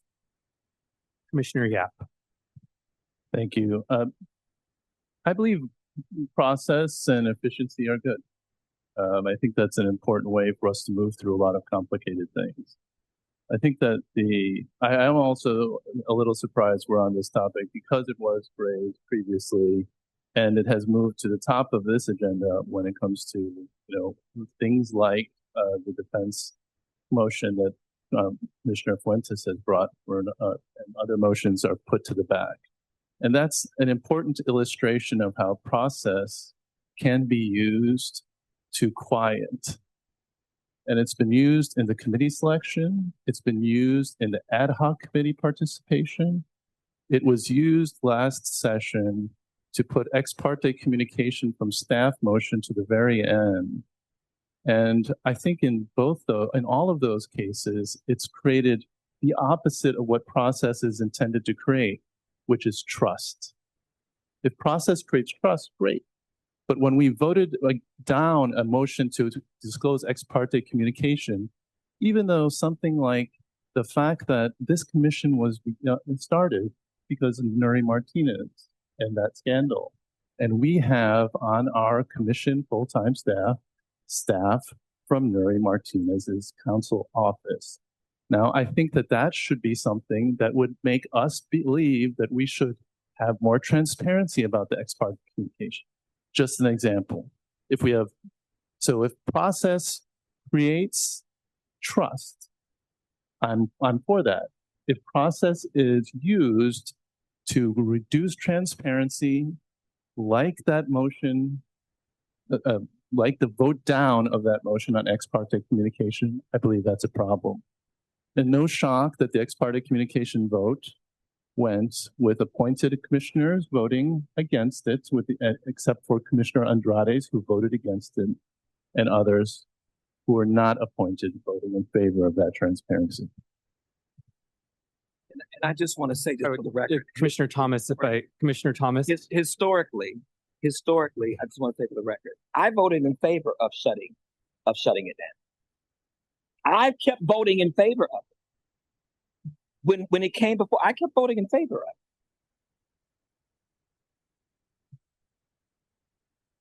I'm not pushing back against it. I just know what I'm going to do. I'm just warning. I'm just saying. Just tell me what I'm going to do. Commissioner Field, I'm in the queue, and then you're next. I just want to say, and this is not directly to the motion, but because there was an allusion to a staff member and a prior city council member that they worked for, I think that is a deeply unfair comment to staff who work extremely hard for this commission. Many staff people are in this room today, or former staff people on this dais in the audience and listening.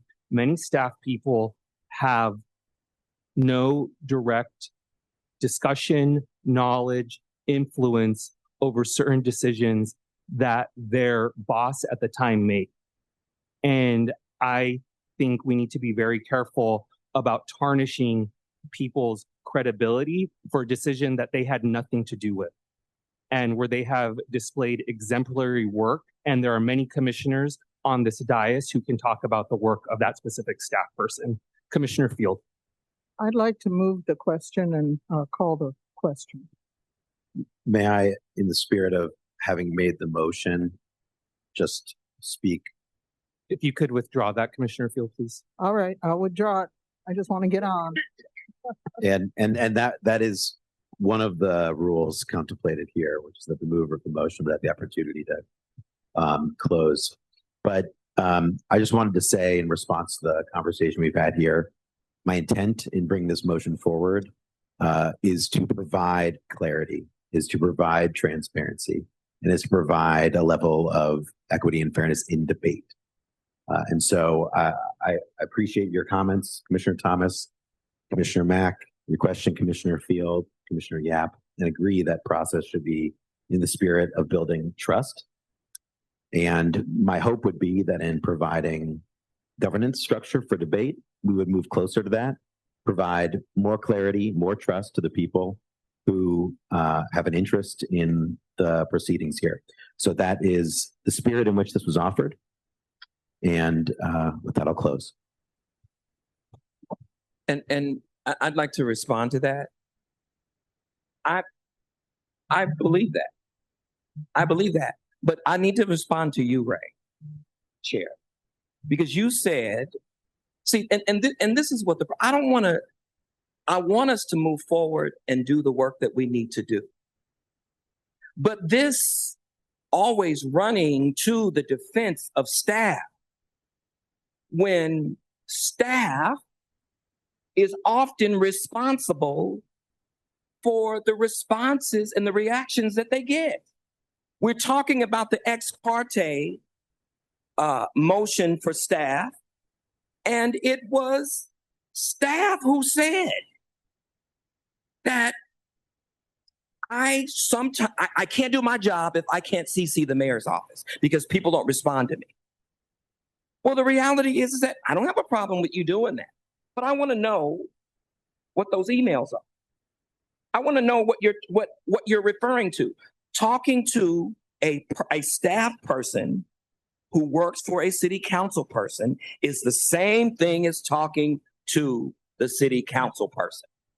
It is the exact same thing. That person, that staff person. Mr. Chair, point of parliamentary procedure. This is not on tonight's agenda. It was last week. I would really move the question. Well, I was still talking. I appreciate you moving the question. But see, this is the issue. If we're going to have transparency, then we need to talk about why that's an issue. Why is that being brought up? It has nothing to do with people not liking the staff person. It has to do with behavior that was displayed that now people are understanding, oh, maybe that was why. Maybe that's what it was. I've said it over and over. No one should have been treated the way that Commissioner Mack was treated. Now, I've said that, but how many of you all have asked her how she's been treated? You haven't. You haven't. And that's the problem. There is no trust. I know I don't have any. I'm just speaking for me. I don't because, and it's not because I'm not a trusting person. It's because how many times do I need to see the same thing before I say that's what it is? I'm done. Commissioners, I'm going to call the vote on this item. The motion is to approve consideration and possible approval of rules for debate for the commission body as amended. Commissioner Murray. Yeah. Commissioner Sanchez. Yes. Commissioner Stein. Commissioner Thomas. Should I say yes so I can show it to y'all, prove it to y'all? No. Commissioner Andrades. No. Commissioner Field. Yes. Commissioner Fuentes. No. Commissioner Levine. Yes. Commissioner Lewis. Yes. Commissioner Mack. No. Commissioner Mesa votes yes. Motion fails. We're on to our next item, Commissioners. Item 2, consideration and possible approval of a report from the ad hoc committee on potential better government related charter amendments limited to the following items. Commissioners, what we will do is I'm going to ask, well, actually, Commissioners, let me do the process, and then a number of Commissioners ask for a recess, a very brief one. What we will do when we return is I will ask Commissioner Sanchez to walk us through the report. And then we will do the process that we did last week where we will call out any items special that we would like to further discuss. And then we will talk about the ones that were the tranche that was not called special, take a vote on those, and then do the special items. But before we do that, Commissioners, we will take a 10-minute recess unless there's any objection. All right, seeing none, we will reconvene in 10 minutes. Thank you, everyone. Oh.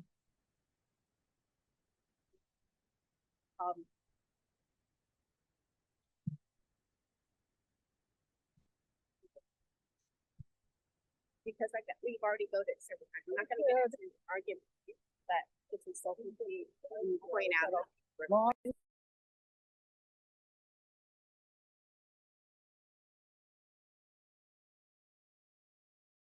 Commissioners, members of the public, I'm going to reconvene the meeting, please, and conduct a roll call. Commissioner Andrades. Present. Commissioner Field. Present. Commissioner Fuentes. Present. Commissioner Levine. Present. Commissioner Lewis. Present. Commissioner Mack. Present. Commissioner Mesa is present. Commissioner Murray. Commissioner Sanchez. Present. Commissioner Stein. Present. Commissioner Thomas. Commissioner Yap. Present. On the last item, Commissioner Yap, it was noted to me that I did not call for your vote, and for my haste, I apologize. How would you like to record your vote on the last item? No. Thank you. Commissioners, for item number 2, consideration and possible approval of the report from ad hoc committee on potential better government related charter amendments limited to the list before us. What we are going to do is Commissioner Sanchez is going to review all of the items just so everyone is on the same page, especially for some of the items that it's not detailed in the agenda so that people will know. She's going to go through the memo that was printed out with the subject detailed language for 224 better government and government structure, but she'll just do the better government items, which is almost all of it. After that, we will I will ask commissioners which items they would like to pull for special. Those are items that they would like, that commissioners would like to have further discussion on. After we pull items for special, we will discuss the remaining items that were not pulled for special for discussion and then a vote on that package. and then we will proceed to the items pulled as special.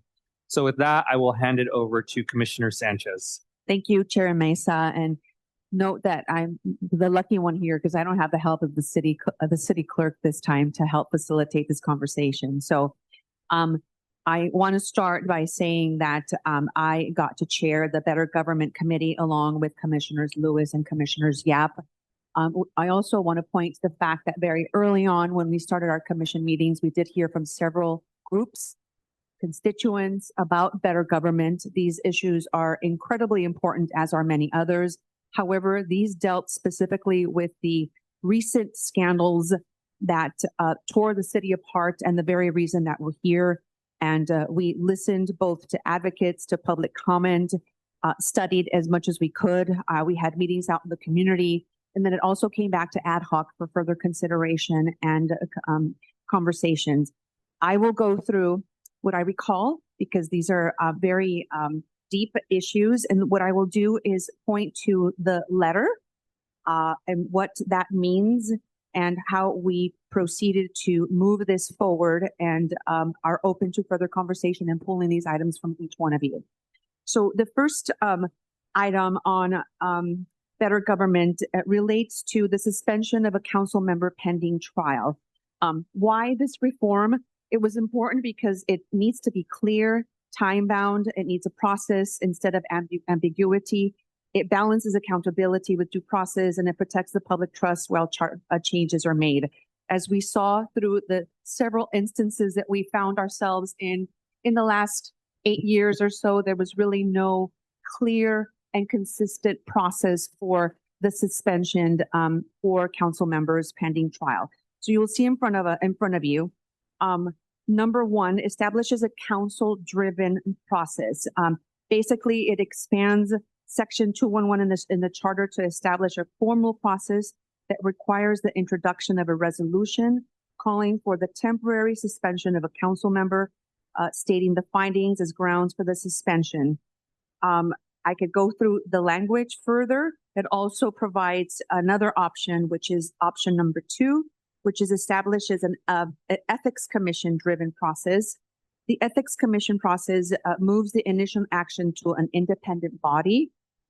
It also provides higher voting threshold and reinforces seriousness. It reinforces the separation from political dynamics, and it maintains a renewal and automatic lapse in protections.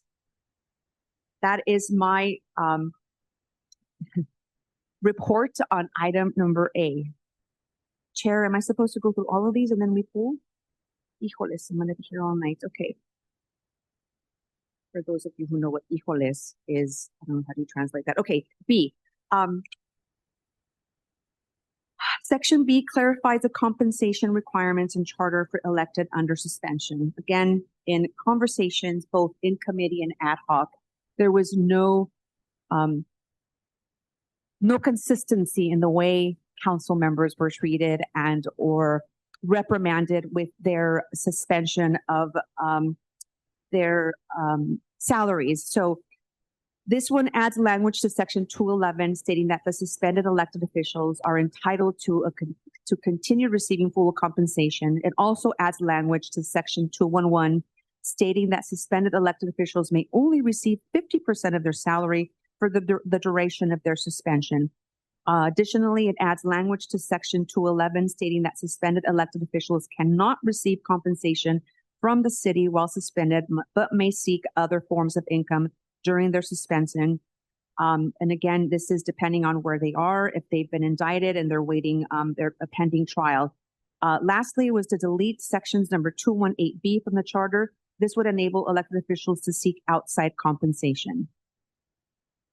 Moving on to letter C, require the city to hold a special election for vacancies if more than half of the term remains, to provide the option to appoint or use a special election if less than half of the term.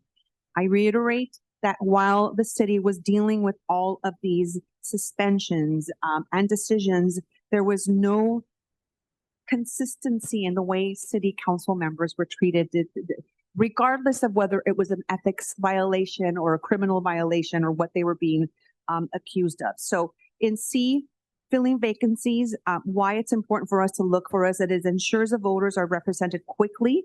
It reduces perception of insider appointments and also creates predictable timelines.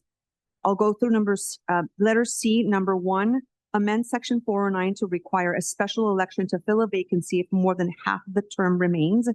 Require the special election to be called within 10 days of the vacancy held within 100 days. Number 2, amend section 409 to require special election to fill a vacancy if more than 1 year remains. Require the special election to be called within 10 days of the vacancy and held within 100 days.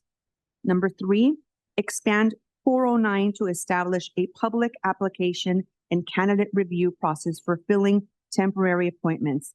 Set forth that the members of the public may submit applications for a period of 21 days immediately following the vacancy, after which City Council has 7 days to select up to 3 candidates, 7 days following the selection of the candidates. City Council must hold a public hearing and vote by simple majority to make its selection. Prohibit appointed individuals from seeking subsequent election to their respected appointment. I'm sorry, I ended in must hold a public hearing and vote by simple majority to make this selection. Moving on to number 4. Sorry, my finger was covering the number 4. Prohibit appointed individuals from seeking subsequent election to their respective appointed office following the term of their appointment. Number 5 is to amend section 409 to state that the mayor is responsible for appointing a replacement to a vacant office subject to a 2/3 approval of City Council, and require that the mayor submit an appointment to City Council within 14 days of the vacancy, and that the council must act within 30 days upon receipt of the mayor's nomination to confirm or deny the appointment. If council fails to act, the nomination is deemed approved. Number 6, amend section number 409 to state that any office that becomes vacant remains vacant until the next election. Moving on to letter D. This dealt with a legislative recall mechanism. It's important to note that this adds accountability. And I'm going to read, it creates a mechanism to enable removal or the initiation of removal of an elected official that involves a vote of the City Council, i.e. a legislative recall. Options are: number 1, create a legislative recall process only for removing council members that can be determined by a 2/3 supermajority of the council, which is a model used in New York. Number 2, create a legislative recall process only for removing council members that can be determined by a 5/6 supermajority of the council, which is a Washington, D.C. model, and create a legislative recall process led by the mayor for any elected official, and that is a San Francisco model. And number 3 is create a legislative recall process that allows for the council to call a special election for removal and replacement with a 3/4 supermajority. And this is a model currently used in the state of California. Moving on to letter E, deals with removal of charter sections 803 LAUSD and add to the municipal code. Charter section number 803, titled Elections of Board Members, explains how members of the Board of Education of Los Angeles Unified School District are elected. It includes definitions, expenditures, regulations, breakdowns, various forms of campaign contribution limits, treasury role and duties, training and accountability measures, various aspects of payments, the duties of their ethics commission, etc. The Ethics Commission recommends removing this section from the charter and placing it into the municipal code so LAUSD elections are treated the same as city candidate elections. Moving on to letter F, apply the LAUSD process for adjusting contribution limits to city contribution limits. Consider changing the adjustment time for city election contribution limits from 1 year to 4 years to match LAUSD election contribution limits. The current LA Municipal Code 49.7.3 and Charter Section 70H requires the Ethics Commission to make annual adjustments to limitations and disclosure thresholds for city election contributions. While Section 803 says that the Ethics Commission will review the contribution limits every 4 years for LAUSD elections.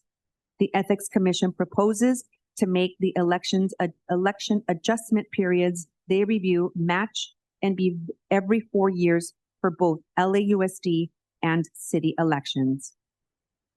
Letter G, update the contribution limits to reflect current amounts. The Ethics Commission recommends aligning charter language in section 470 regarding the adjustments to city candidate contribution limits with the processes of the adjustment process described in the campaign finance ordinance to ensure that the regulated parties are aware of the adjustment process.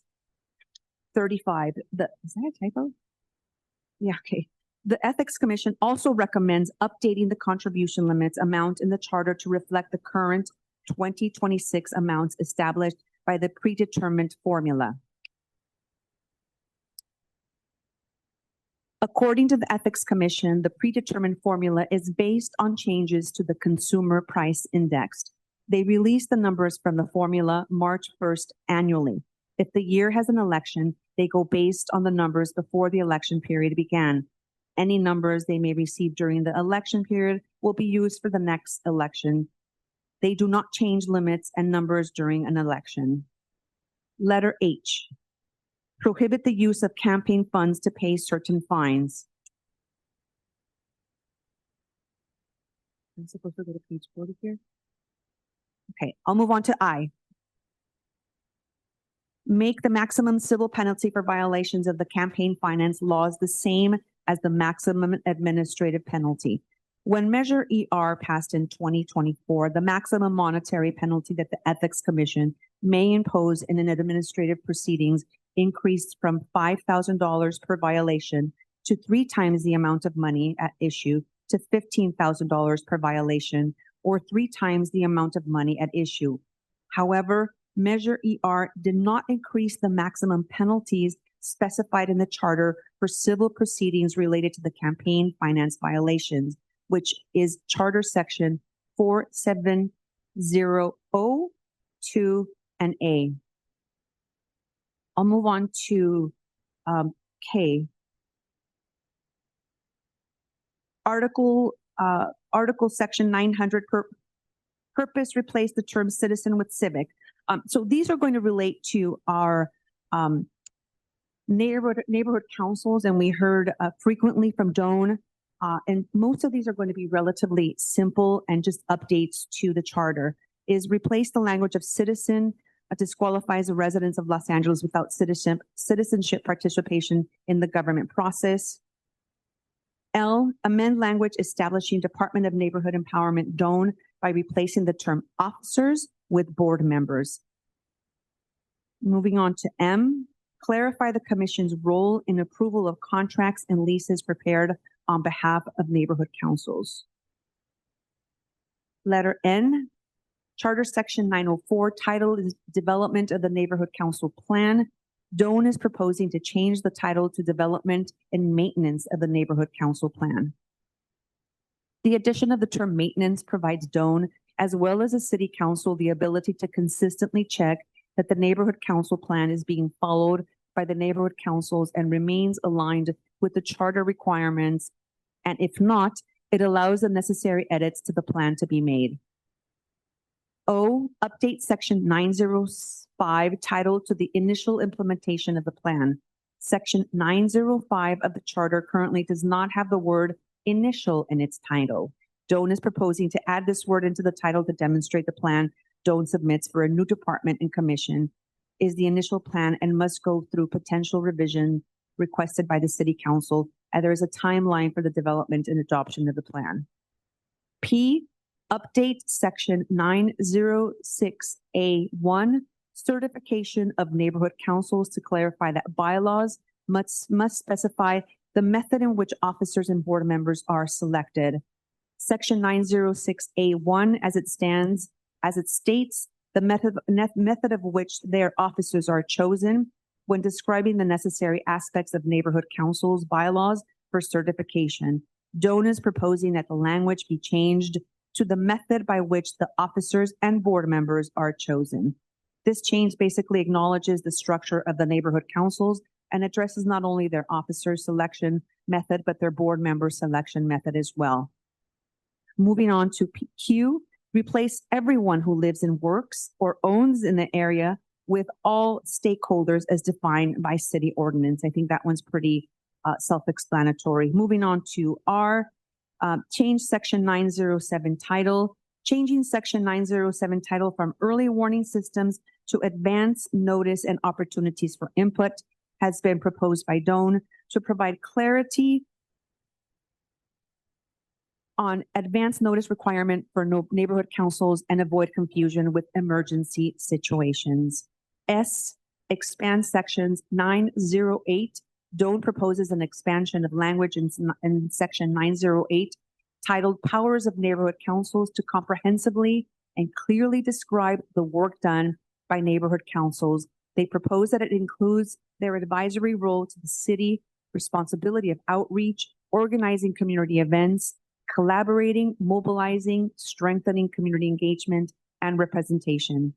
T, no change to neighborhood council's authority. I think that one's pretty self-explanatory, and I will stop there. Thank you, Commissioner Sanchez. Before I get to questions from commissioners, I just want to note, commissioners, that on this report for letters A, the ad hoc advanced option 1, for B, the ad hoc advanced. I'm sorry. Yeah. If you want to go to the back to the front of the memo. On A, provide clear language for suspension of a council member pending trial, the ad hoc advanced option 1, establishing a council-driven process.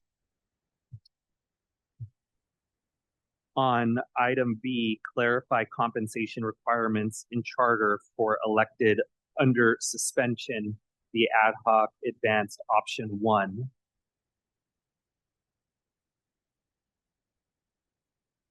On item C, require the city to hold a special election for vacancies if more than half the term remains, provided the option to appoint or use special election if less than half a term, the ad hoc advanced option 2. And on item D, create a mechanism to enable removal or the initiation of removal of an elected official that involves a vote of the city council, i.e. legislative recall. The ad hoc advanced option 3 with an amendment to a 2/3 majority that was accepted. That was D. Yep. I just want to take questions of clarification on just what I went through before we open it up. Any questions of clarification of what I went through? Yes, if you've amended option 3 to be a 2/3 supermajority, options 1 and 3 then identical. The options 1 and 2 were not advanced. It was only option 3 with a 2/3 majority amendment. Okay, this is on item. Yeah, sorry, I may have misunderstood. Apologies. I saw a number of hands. Just a reiteration of the process is what we will do is we will pull items for special. Items should be pulled for special that commissioners want to have further discussion on, because after we pull items for special, we will have discussion on the package of remaining items that have not been pulled for special, then take a vote, then proceed back to the items that were pulled for special. So I know, commissioners, just to make it easier, for sure, items A, B, C, and D are being pulled for special. Are there any additional items of Commissioner Field? Item G, please. All right, so again, that's A, B, C, D, and G are being pulled for special. Are there any, Commissioner Lewis? Is a motion required to pull items A through D? No. Motion's not required. We will circle back to those and have full discussion and then a vote. But we're saying that for those A through D and G, we want to pull a special to have a further discussion. May I ask a question? They pull items E and F. Items E and F. Okay, we're going to also pull items E and F as special. So far, commissioners, we have items A through G being pulled for special. Commissioner Stein. Just a question of clarification, where the 2/3 was required of council to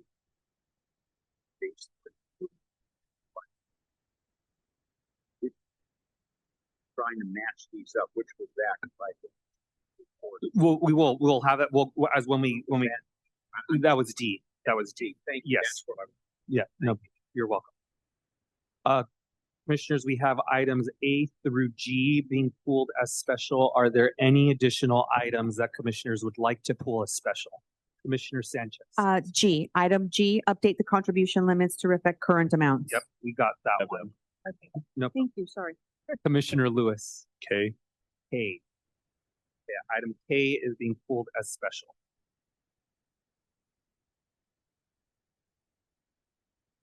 I'm going to go through the list one more time and then get a last call. So pulled for special, we have A, B, C, D, E, F, G, and K.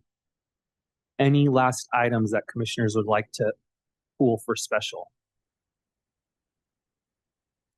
Item M is in Mary. N. M is in Mary. M is in Mary. All right, commissioners, those are the items that will be pulled for special.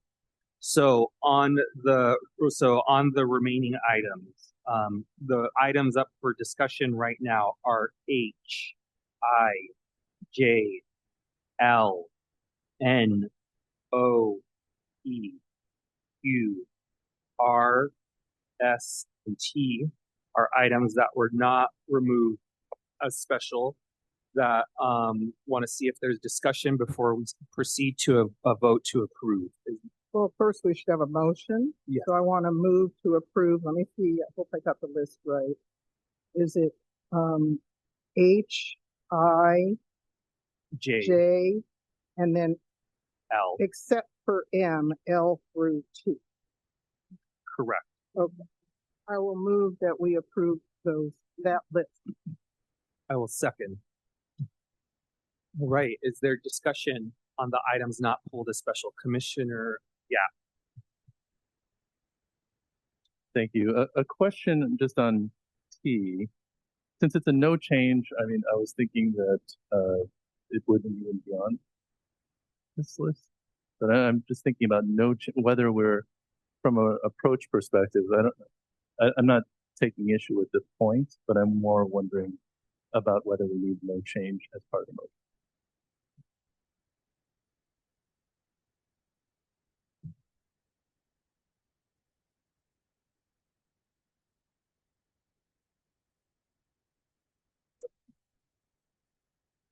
Max, can you repeat the question, Commissioner? Yeah. Yes, sure. The focus is on T and the fact that it's no change, whether there's even anything actionable. I would think that as a default, there wouldn't be a change. So maybe we don't need that type of addition in this type of motion. It's a question. It's not about the topic itself. Yes, that's correct. There would be no charter change with that. It's just sort of affirming to not change authority of the neighborhood councils.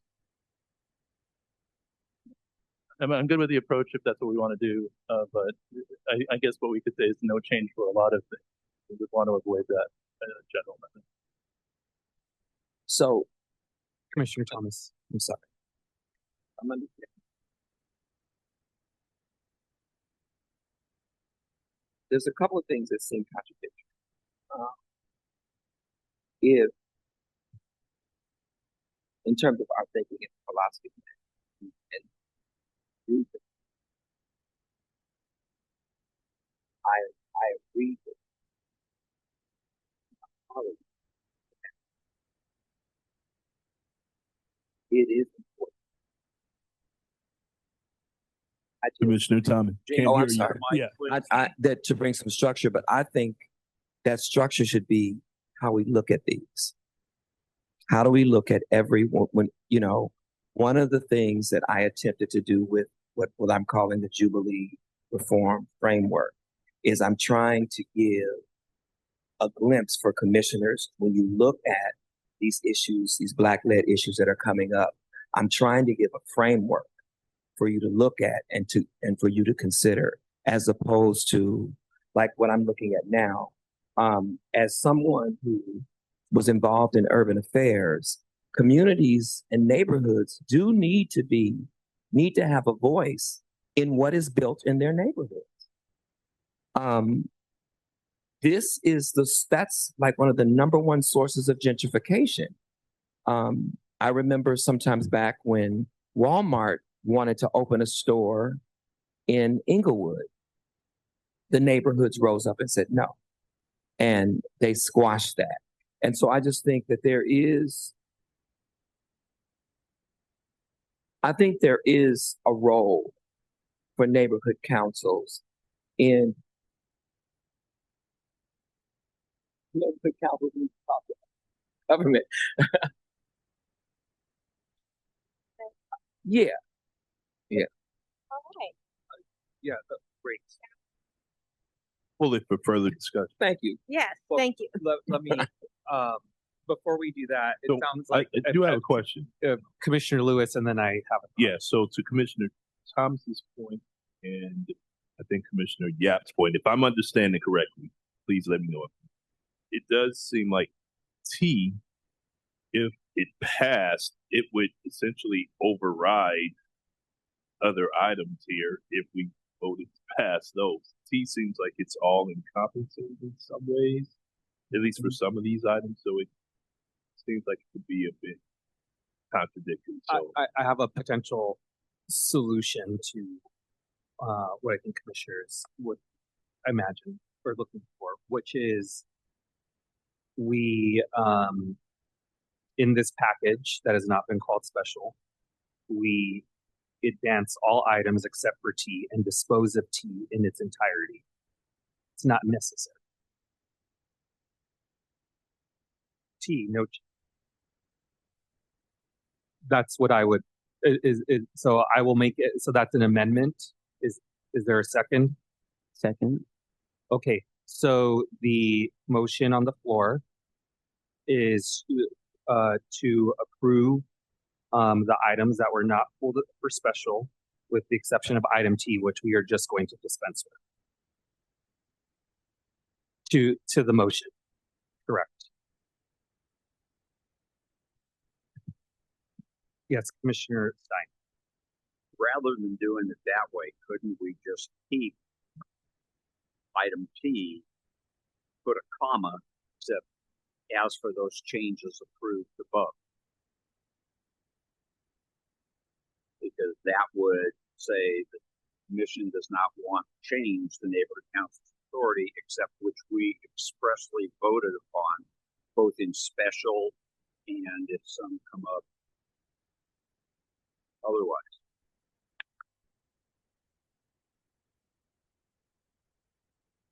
How about, would this be amenable, except as voted on by the commission?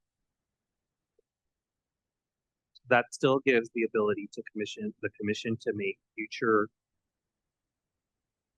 changes to the neighborhood council improvement. The length proposals are being dealt with on Thursday, so it would still allow for that discussion and any potential votes to happen. But isn't the fear? Isn't it implied that there are no other changes if we don't vote on anything else? I mean, it seems like, I respect what Commissioner Stein is saying, but it almost seems repetitive. Isn't that implied that there will be no other changes other than the ones we? Let's do this. Let's just pull T, and then we can have the fuller discussion. Okay, so item T is going to be pulled for special. So the motion on the floor is to approve items H, I, J, L, N, O, P, Q, R, and S. Is there any further discussion? All right, seeing no further discussion, I will go to a vote on approving those items that were not pulled as special. Commissioner Andrades. Yes. Commissioner, let's step away. Commissioner Fuentes. Yes. Commissioner Levine. Yes. Commissioner Lewis. Yes. Commissioner Mack. Yes. Commissioner Mesa votes yes. Commissioner Murray. Yes. Commissioner Sanchez. Yes. Commissioner Stein. Yes. Commissioner Thomas. Yes. Commissioner Yap. Yes. Commissioner Field, we are taking a vote on your motion to approve all the items that were not pulled as special. Item T was pulled as special. T is now pulled as special. But the vote is on the remaining items. How would you like to record your vote? All right, motion passes. We now move on to items pulled as special. We move over to A, establish a council-driven process. I'm going to be in the queue on this one, and then I have Commissioner Field after. I would like to make a motion that we establish a council-driven process. I'm going to explain it first and then read the language. That we establish a. Actually, let me take a step back, everyone. But I am reserving my right to make a motion. I really do want to say thank you to all of the advocates and groups that have submitted public comment. They were especially helpful on this particular subject area. And I know a lot of you are like, do you all read them? Like, I can tell you, I read every single one of them. And so a lot of the letters were very helpful.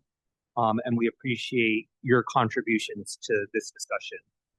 The revisions that I'm going to propose in my motion are to reinstitute a 3/4 vote. The reason why is because I do think that the council should have a driven process, but I do want further safeguards in people using politics as a reason to drive this process. In that same vein, I also will be moving to strike the mayoral veto. It is moot if there is a 3/4 threshold anyway. It should not need to go back because it's just going to be defeated. And I am also going to move to strike the 30-day reconsideration period. There may not even be like a trial or a hearing on some of these things within 30 days, and to constantly have the council have to revisit this could paralyze the council in the business that it needs to do.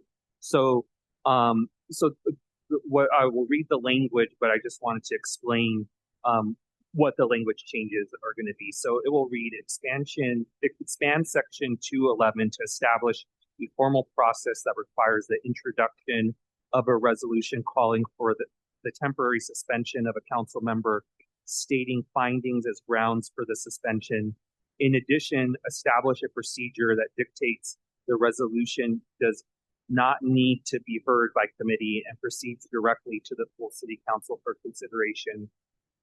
Require the resolution to be taken up by the full city council no later than 7 days after the introduction of the resolution, and allow passage only with a 3/4 approval. Striking the next phrase in the next sentence.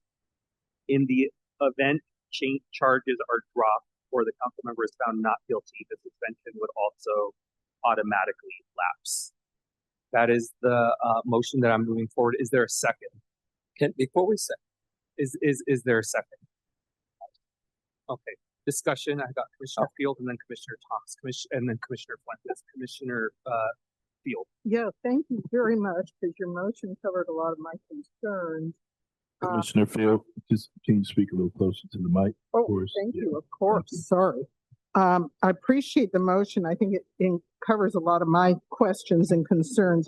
Two things.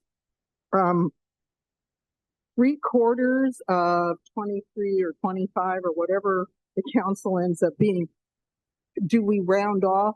Does it have to be made clear that, you know, you're not going to have a third of a person vote? I'm just concerned just about the number and how many. It will be rounded up, just like a 2/3 vote. Okay. And yeah, whatever the tradition is, that's fine. The other thing, I would like to make a friendly amendment. The last part of it, in the event charges are dropped or council members found not guilty, the suspension would be declared null and void. I don't like the idea of lapsing. I think it should be a little more specific what happened. But that's just my kind of language. And I want to note that this, of course, does not take care of the questions that advocates have raised about the mayor and a vacancy in the mayor or a similar issue. And I guess we are covering that in this round of charter reform that I'm aware of. Commissioner Thomas. I'm concerned about that too, but for different reasons. We know that Black and brown folks are disproportionately indicted. All indictments are not created equally. And I think we need to be careful with suspension, because what I find interesting is we want to do this to elected officials who were actually elected to represent community. But yet we don't want to do this to police. And so a police being charged doesn't automatically mean, or being accused of something doesn't automatically mean that that police officer is suspended. Usually they're put on desk duty and they maintain their pay. And so I think we have to think very carefully about how this will be weaponized. I say will be weaponized. Because when you compare and contrast, well, I won't get into the details. I'll say it this way. Is it an individual person problem, or is it a structural issue? I would argue that it is a structural issue. I would argue that the structure is creating the environment for corruption. That's why I've continued to ask the question. What is the corruption? What is the antecedent to the corruption? And so I think it's very, very easy to say, and we have heard one council person say, well, you know, he was voted out of office. This means nothing if we're not also looking at what community lost because of it. And then what are we going to do about restoring those communities? Because it's not, you know, just removing someone or just suspending someone. There's still communities that need to be represented and that they could have harmed in this process. And so I don't feel absolutely comfortable with the fact that someone being charged with a crime is now automatically suspended before they're found to be guilty. And just from another perspective, in terms of as a Black person, when the police have stopped me and made me sit on the curb and then didn't give me a ticket, the argument that you didn't get a ticket, but I didn't do anything wrong. And so I think we have to be very, very careful about how we see that. I like Commissioner Field's language about regarding null and void, but I do think that if we are going to deal with this structurally, and if we're going to, based upon an indictment, suspend folks, then that ought to apply to everybody that works for the city. I have Commissioners Fuentes, Lewis, and Andrade in the queue. Commissioner Fuentes. I wanted to make a friendly amendment to the suggested motion that suspension related hearings be held in the council district of the suspended member on evenings or weekends and a minimum of 5 days notice to be given for committee or council consideration. And that's kind of carrying on from Commissioner Thomas's point about keeping the community involved as well as prioritizing public accessibility for those meetings.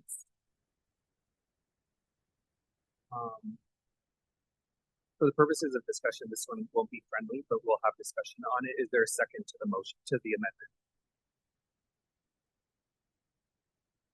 amendment? Yes.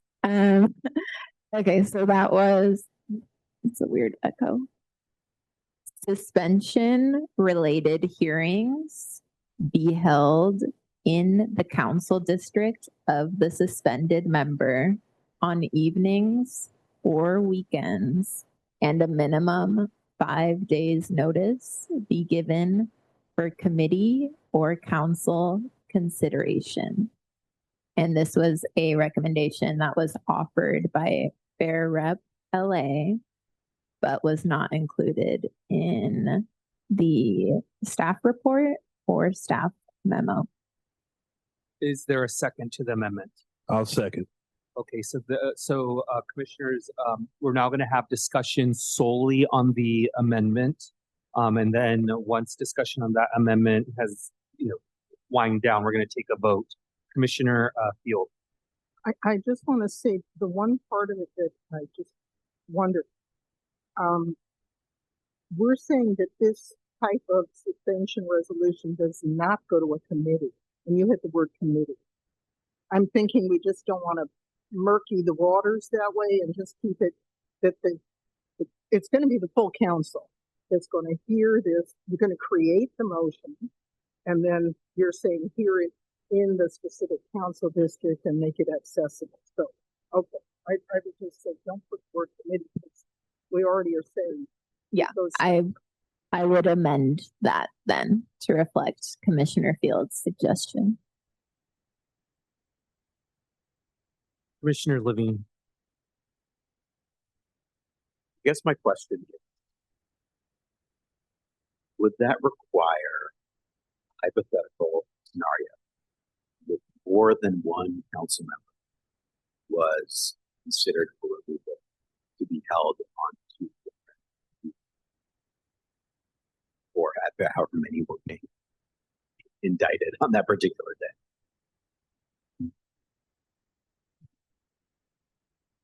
That is a horrible reality that could be the case, but I'm open to hear any suggestions to that point of amendments to address that.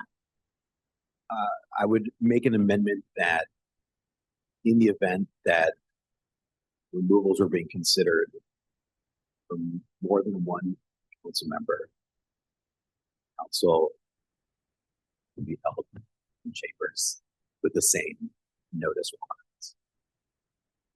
Commissioner Fuentes, I'm going to ask you just to keep notes of the changes on the amendment, and then we'll have you reiterate it when discussion is reach a conclusion on this. Commissioner Lewis. I remember what all I was going to say now, but to Commissioner Thomas's point, I think I understand your sentiments.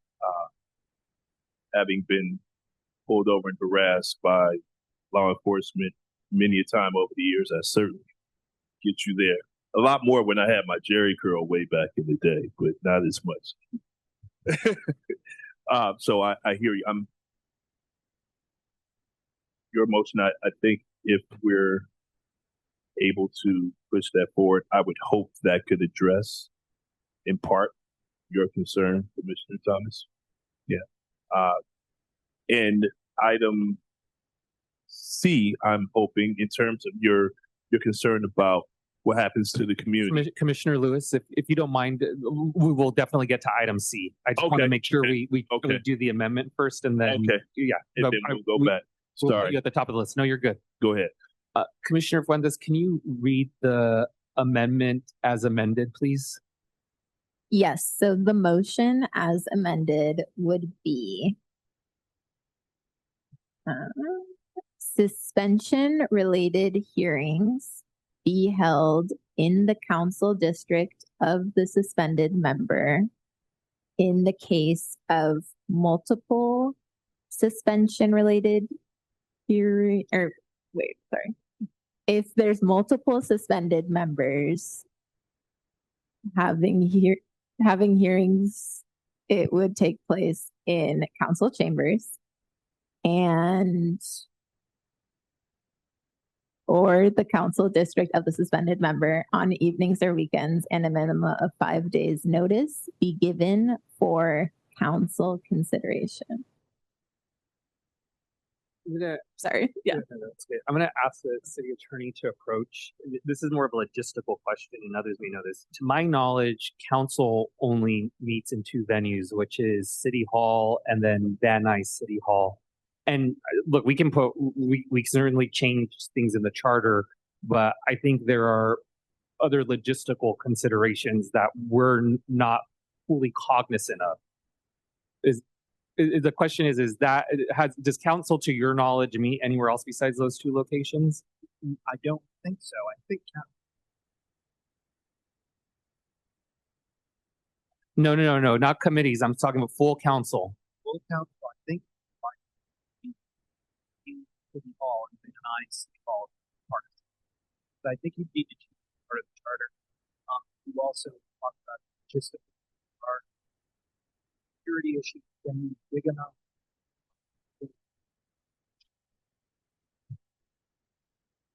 Thank you, city attorney. Yeah. Commissioner Stein. Firstly, I think if it is a Valley Council member who is accused of legal propriety, that should be held in Van Nuys. For the rest of the city, it should be held downtown. I think there's security concerns that enter into this that we may not be mindful of. I think there's the size of any particular room that's available other than in those locations or things that we're not considering. I understand commissioner's reasons for Mike wanting to have it in the council district, but I think they're overridden by some more policy reasons. And therefore, I would urge that we just choose one of those two venues, depending if it's a Valley district or if it's the remainder of the city district. I checked the charter. City Hall. Thank you. Thank you. I think that I just had answered. Commissioner Yeah. Andrade in the queue. Commissioner Andrade. Commissioner Levine. I wonder though, it's a fair point. If there are Brown Act, ADA, or other state or local ordinances that might dictate an appropriate venue for a public meeting, and if we can amend the resolution to clarify that it would take place in such a venue. Yeah, I'd accept that amendment. Commissioner Andrade. I'll just offer some food for thought. I think that some valid concerns have been raised with the idea that if you have an off-site city council meeting, especially with a larger city council, it might be very difficult to find an adequate venue. So we probably shouldn't bind ourselves right now because I don't have a good landscape of the venues in LA, and I know that something like this would require, a robust security apparatus. So in the event that we do choose to go with Commissioner Stein's idea, either the Valley or downtown, and then if it's not a Valley or downtown council member, maybe that's a situation where remote public comment could be used to supplement the lack of people who would be allowed to go in person. But I just think I'm big on the importance of security at these meetings, at city council meetings. And I'm not sure if there are adequate venues that can be found within 5 days notice that are big enough. I think there are definitely venues, but not as quickly as we would like the hearing to be held. Commissioner Thomas. And I definitely do, I definitely do understand that. But as someone who goes to these kinds of things on a regular basis, security is not needed. It's just not needed. I don't know, but so but I do understand. But I think I think we're talking about the spirit of this, and because I think if you are accused of something, when you're black or brown, you're guilty until you prove yourself innocent. That's just how it is. That's the reason there's critical race theory, to level to level the playing field somewhat. And so knowing that that is the case, and that is absolutely the case.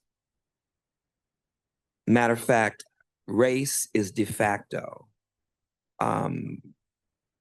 evidence for not telling the truth. Another issue that critical race theory seeks to deal with. So at the very least, if somebody's guilty, they're guilty. And they, if they're guilty, and then they suffer the consequences. But should that be in an environment, like in other words, shouldn't they have a safe space where they could go, where they are sure that the environment is such that they can, where this process can seem fair? It is very difficult to get here. And a city council person, if they are a good one, should have strong ties with people in the community. And if they are a good one, these folks would be very, very passionate. And even if they happen to be found guilty, it would have at least given the people in that district a voice and a way of dealing with the trauma associated with losing their quote unquote beloved city council person. Now that ain't the case for some of these folks, but we should not be making policy around individual people and personalities. So I would just offer that it's not just, and you can correct me, Commissioner, if I'm wrong, but it's also a safe space. Almost like being tried by a jury of your peers. That's how I like it. That's it. Commissioner Fuentes, I definitely understand the spirit of this. I do think specifically, I live in CD1.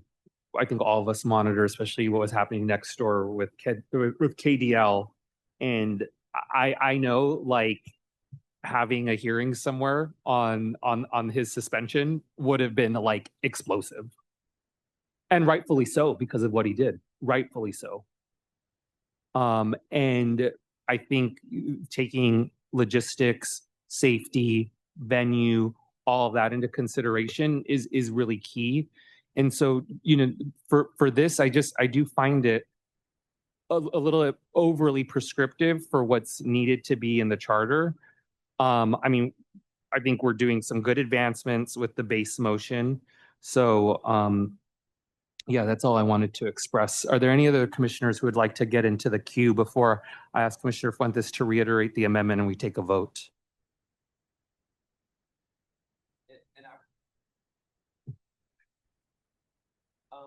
I would just say that I went over to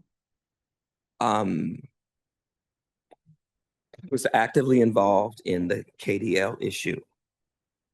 And I went over to his district, and there was a press conference that was happening, and there were a lot of leaders. The press conference was at the police museum. I didn't even know that there was one that existed. But the police museum, I think it's in Eagle Rock or wherever that is. It's on York and Highland Park. Yeah, wherever that is. Across from the IHOP. Right. Across from the IHOP. Well, they were calling for Nithya, Councilwoman Nithya, to step down because of the comments that she made regarding the police. I think they said she said F the police when she was meeting with some wonderful political science students from Cal State LA. And what I know as a professor at Cal State LA is if you're going to come to Cal State LA and talk about policing, you better be willing to say that because you're probably going to be thrown off campus. But when I went over there and they were saying this, it went into go back to where you from. You don't belong here. All lives matter. I never said anything about Black Lives Matter. And so I'm saying that to say that had that been held in his district, it would have been contentious because there were a lot of people in his district that did not want him gone. A lot of them, very outspoken, very, very outspoken. And so, but I think that's a part of the process though. I think it is. So I don't think, it's a part, I mean, I don't know why they wanted him, but maybe he did some things for them, so I just wanted to say that I think it is prescriptive, but I think it should be, because I think the message that we want to send is we're not trying to look for corruption under every rock, so that people are not willing to run for public office.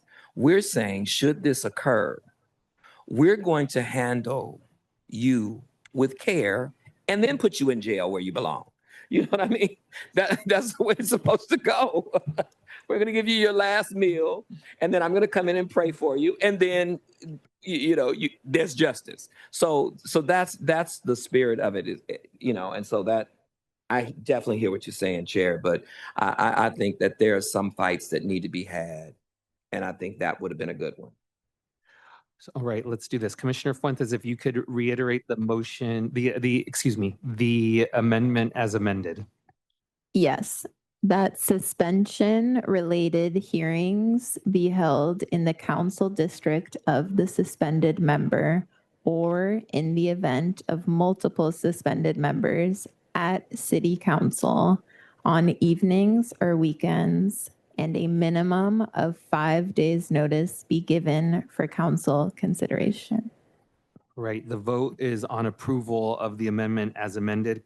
Commissioner Andrades. No. Commissioner Field. No. Commissioner Fuentes. Yes. Commissioner Levine. No. Commissioner Lewis. Yes. Commissioner Mack. Yes. Commissioner Mesa votes no. Commissioner Murray. No. Commissioner Sanchez. No. Commissioner Stein. No. Commissioner Thomas. Yes. Commissioner Yap. Yes. Motion fails. All right, we now move to the main motion. The main motion, which includes the change to 3/4, the removal of it being subject to a veto, and the removal of the renewal vote every 30 days. Is there any further discussion on the main motion? Commissioner Andrades. Yeah, I just have a point of clarification that I'm seeking.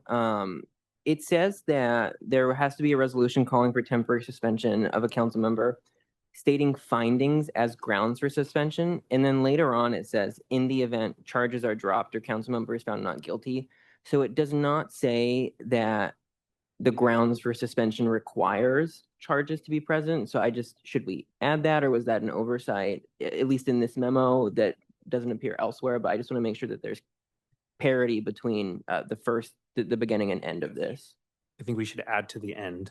That's true. we should add it to the end. Whatever you want to do. Or what would what would your amendment be? I guess it would just say stating findings as grounds for suspension, charges, and charges would be required in the grounds for suspension or something of that nature. I think that's already in the charter. That's section 211. No, that's what I'm asking. Is it this specific thing that's the issue, or I think it's already in the charter? Okay. And can you suspend under this? It kind of reads that you can suspend a city council person who hasn't been indicted or who hasn't committed a crime. Because I think that would be. Motion is to expand. That's C. And this is, so Max, can you help? So currently under 211, to suspend someone, they have to be pending trial. Okay, that makes sense. Okay. Yep. Commissioner Stein. I would just wonder if you would consider a friendly amendment, which would be that whatever we eventually send forward with how many council seats there should be in the future, that the 3/4 vote is just then voted up for the required number of votes. So 3/4 plus 1. Yes. Yeah, that's friendly. And are we including the null and void language, which Commissioner Field spoke of, as opposed to lapse? Automatically lapse, I think a more formal.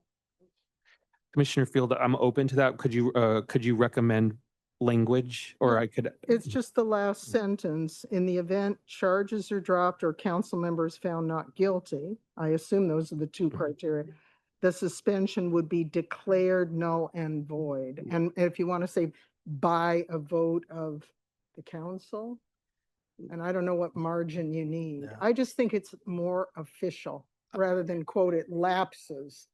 So in the event that charges are dropped or the council member is found not guilty, the suspension would be declared null and void. That's friendly. Thank you. And would that include remote comments? Like if people can't, like if they're in the district, whether they're in the district or they're in City Hall, would they be able to call in? Because that's been a problem for us in terms of people calling in. Is that the same process for City Council or no? I mean, this would be a council proceeding, and so it would follow the same rules. Correct. Okay. Yeah, and I believe that there is state legislature that's also going to take effect in July, which is going to expand virtual access. Right. All right. Is there any further discussion, Commissioner Yap? This is a question about the change from 2/3 to 3/4. I'm just curious about the rationale.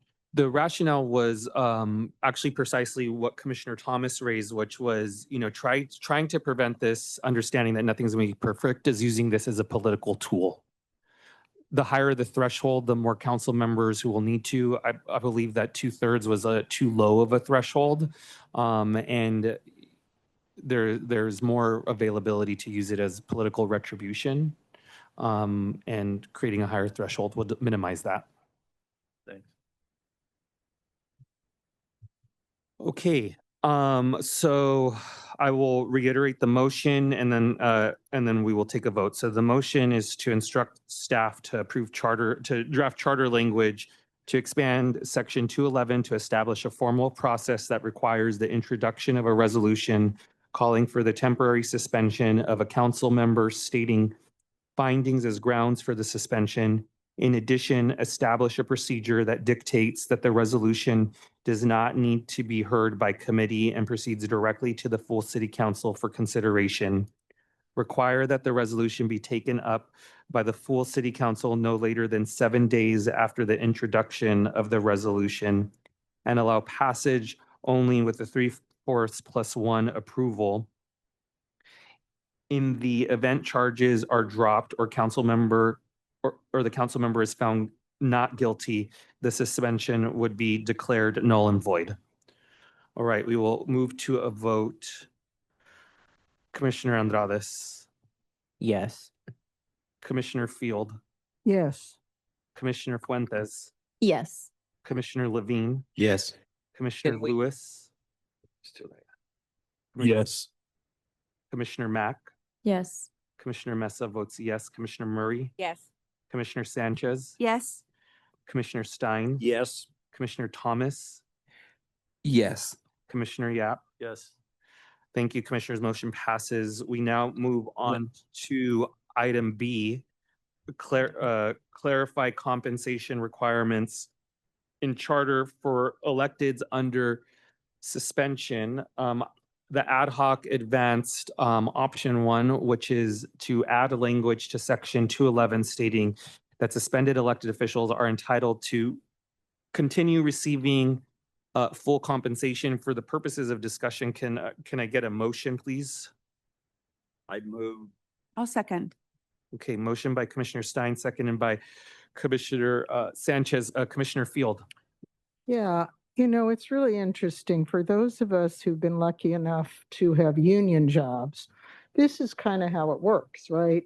If someone's suspended, they tend to have their pay and benefits until the process occurs and either they are, my language isn't right, but they're found not guilty, or if they're, I think though that the mood of the people out there is that they're really angry when they find out that someone, even though we know that it's not proven, we know innocent until proven guilty, but I like number 3, which is the one that basically says they are suspended from their city compensation, but they can seek other forms of income that does not present a conflict. I'm remembering Mark Ridley Thomas situation, and that was one of the biggest issues, is that the way it's currently stands, he couldn't go earn any money, and he needed to. But the idea of continuing full compensation, which could last years, let's remember, and then you're also going to pay the salary of the replacement, given that we're going to have a much faster replacement process, we hope. I don't know. I think the public, it's very hard sell for the average person. Again, with deference to those who, I am assuming would argue that, until proven guilty, you shouldn't lose anything. But I just want to say I like 3 better. Commissioner Levine and then Thomas. I'm also concerned about the mood of the people. And I also know that this will proceed as a recommendation, should it move forward, both to a vote of the council and to a vote of the people. And so if I can be a political hack for a moment, I would offer that we adjust the language, and we can quibble over language later too, but I think it's important in the motion. Instead of affirming the right to full compensation, make it clear that no changes will be made to suspended council member compensation as a result of suspension. Would that be friendly? Or there's no motion yet? Or No, the motion was by Commissioner Sanchez. It was or Stein, sorry. I hear it's friendly, so yes. Okay, Commissioner Thomas. So just so I'm clear, so we're saying, because I just don't think you should necessarily, if everyone in the city isn't losing their salary when they are indicted, then I don't think anybody should be losing their salary when they're indicted. Whether you are because I think it is, because again, we're going off of limited, we're going off of limited information. I know in the case of Mark Ridley Thomas, people were very upset about that. And I think that one of the reasons, I think this is more about him than it is even about the others, right? I think this is more about him than it is about the others. But the reality is that the courts affirmed his right to have compensation. So how can you be upset with someone who goes to court and wins because you wanted to punish him? and I'm just saying, I'm just saying. You know, there are a lot of court decisions over the years that we don't agree That with. we don't agree with. Oh yeah, there's a lot of them. There's a lot of, but I'm saying there's nothing wrong with, but when it comes down to making a decision like this, because to be quite frank, I don't think a city council person is going to move this forward. I don't think this is going anywhere because,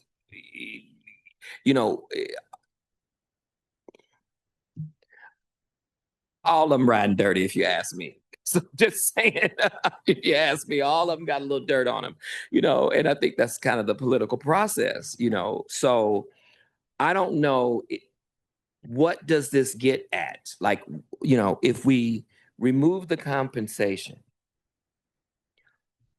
what does that do? Because again, if we're talking about doing it across the board, we're talking about doing it for police and everybody who works for the city, then I have no problem with it.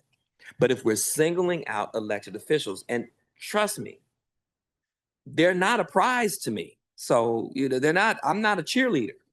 So but I think that there is something to be said about the commitment to be a public servant.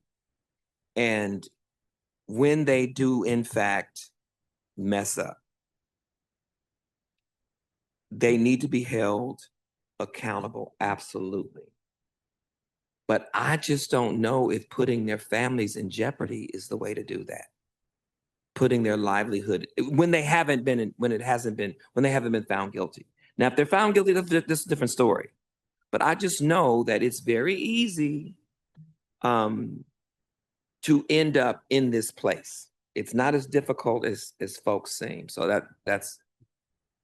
Just for, I'll get to you, Commissioner Commissioner Levine, can you reiterate the language that you used for the amendment that was accepted as friendly so I can get it? Yes. Add language to section 211 stating that no changes shall be made to the compensation of suspended elected officials.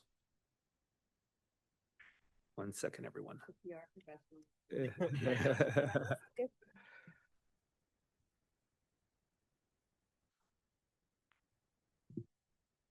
Commissioner Lewis. Oops, sorry. Question for Commissioner Levine. Is that essentially synonymous with A? Yeah.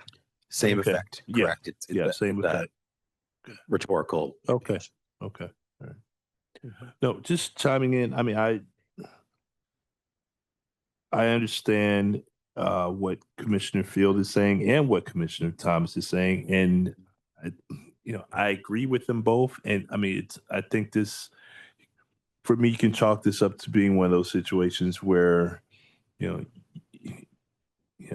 best intended laws, policies, et cetera, can't quite account for every situation. I think if there were ever a case, something really egregious where someone on the council, went out and, they hacked up a bunch of folk. I mean, that would be pretty clear. I think there would be public outcry not wanting that person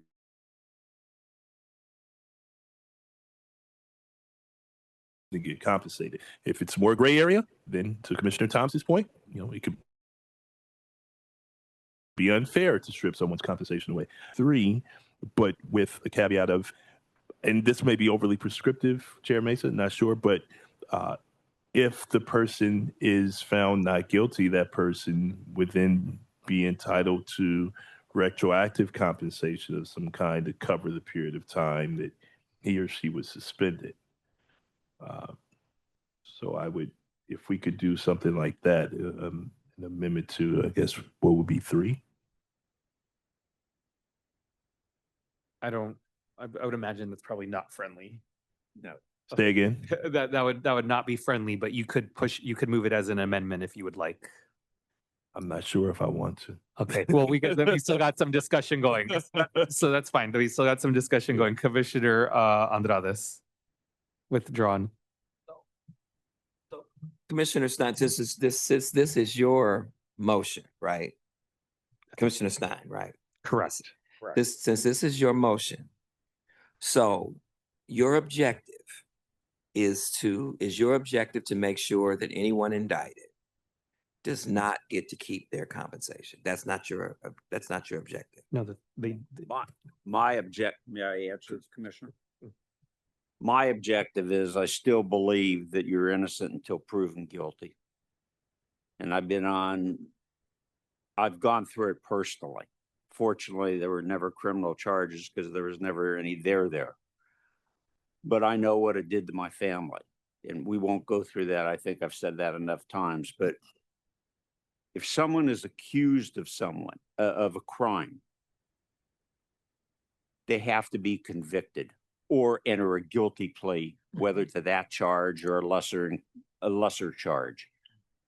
And until that time, they're innocent. And to take away their livelihood, I just think is unconscionable, to be honest. So I'm in total agreement with you, sir. See, I knew there was agreement. So then let's do this. I'm gonna call a vote on First, I want it to be reflected that at 7:55 on our date today, that Commissioner Thomas and I were in complete agreement. definitely not the first time or the last. So I'm gonna call a vote on the motion as amended. So add language to section 211 stating that no changes shall be made to the compensation of elected officials. City council. Well, doesn't it apply more than city council? I mean, no, okay, not the motion. City council, not this one. Okay, thank you for that clarification. All right, Commissioner Andrades. Yes. Commissioner Field. I'm persuaded innocent till proven guilty. Yes. Commissioner Fuentes. Yes. Commissioner Levine. Yes. Commissioner Lewis. Yes. Commissioner Mack. Yes. Commissioner Mesa votes yes. Commissioner Murray. Yes. Commissioner Sanchez. Yes. Commissioner Stein. Yes. Commissioner Thomas. Yes. Commissioner Yap. Yes. Motion passes. We now move on to item C, require the city to hold a special election for vacancies if more than half of the term remains. Provide the option to appoint or use special election if less than half of term. The ad hoc advanced option 2, amend section 409 to require a special election to fill a vacancy if more than 1 year remains. Require the special election to be called within 10 days of the vacancy and held within 100 days. Can I get a motion to approve for the purposes of discussion? I so move. Don't move. Okay, Commissioner Stein moves, seconded by Commissioner Andrades. I have a friendly amendment, Chair. Yes. Amendment is to more than 1 year remains, require a special election to be called within 30 days of the vacancy held within 180 days as opposed to 100 days. So from 10 days to 30, from 100 to 180 days. Commissioners, I accept that. 100 to what? 180. 80. Oh, so from That's 10 to quick. 30 and from 100 to 180. And the amendment is accepted as friendly. Let's see, Commissioner Field. yeah. And the question I have, especially with the amendment, it's about 6 months. Would the process that currently is used happen where the caretaker of the district in this interim of potentially 6 months till special election would be like chief of staff? In other words, it would be some staffer in that particular council office. I think that's how it's been working, but I wanted some clarity because that's a long time. You got to have somebody representing. Well, I wish you did. And anyway, because I'm in 14 and this has happened to us a lot. But does anybody know? Is it automatic that if there's a caretaker? This does, Max, if you could come, and city attorney, correct me if I'm wrong. This does not speak to the caretaker. The caretaker is a practice and not within the charter. Is that correct? And that's Okay, well, what is the plan for that potentially 180 days so the people in that district have some kind of representation while they're waiting for a special election? Possibly the CLA as Avok did it for 1 million years. I think the city attorney would like to Yeah. So yes, there's usually a caretaker appointed. Right. But remember, the caretaker doesn't have a vote at city council. It's just Right. somebody who's managing the office. Okay, so at least that, but then it means the constituents, potentially 6 months with nobody voting on their behalf. Yeah. I mean, I don't think there's any answer. Yeah. It's just a tough situation, especially if you've lived in the 14th for 30 years. Commissioner Levine, did you want to get in the queue? No. Any further discussion? All right.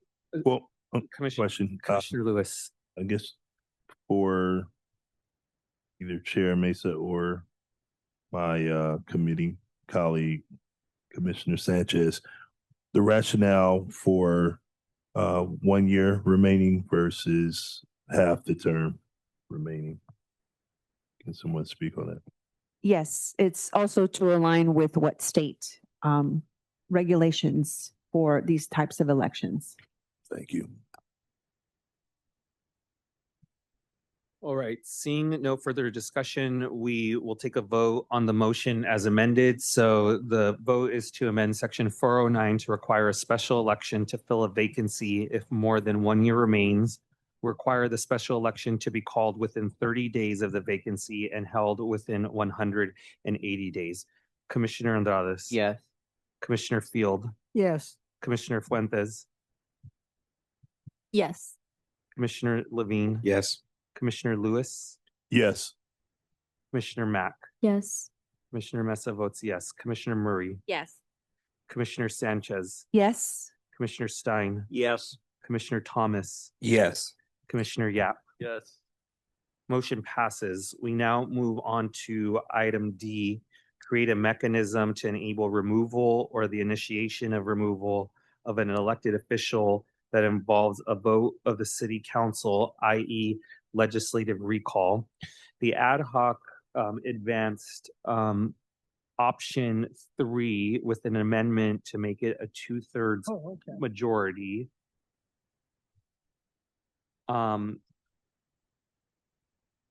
I will be moving a motion to reinstate the 3/4 majority. Is there a second? Second. All right. At the 2/3. Correct. It would be reinstate. So it would be to create a legislative recall process that allows the council to call a special election for removal and replacement with a 3/4 supermajority. 3/4. 3/4. You said, I thought you said 2. It was 2/3, but that's not noted in here, but the ad hoc did make an amendment to reduce it to 2/3. I'm reinstating the 3/4 that is in the document. Commissioner Murray. Are we now? Yeah, we're now into discussion. I am completely against this legislative recall. It's for somebody's in office. This smacks of a witch hunt. I believe there was a young man who was in Memphis, a young African-American man. I think he was his 20s and his 30s.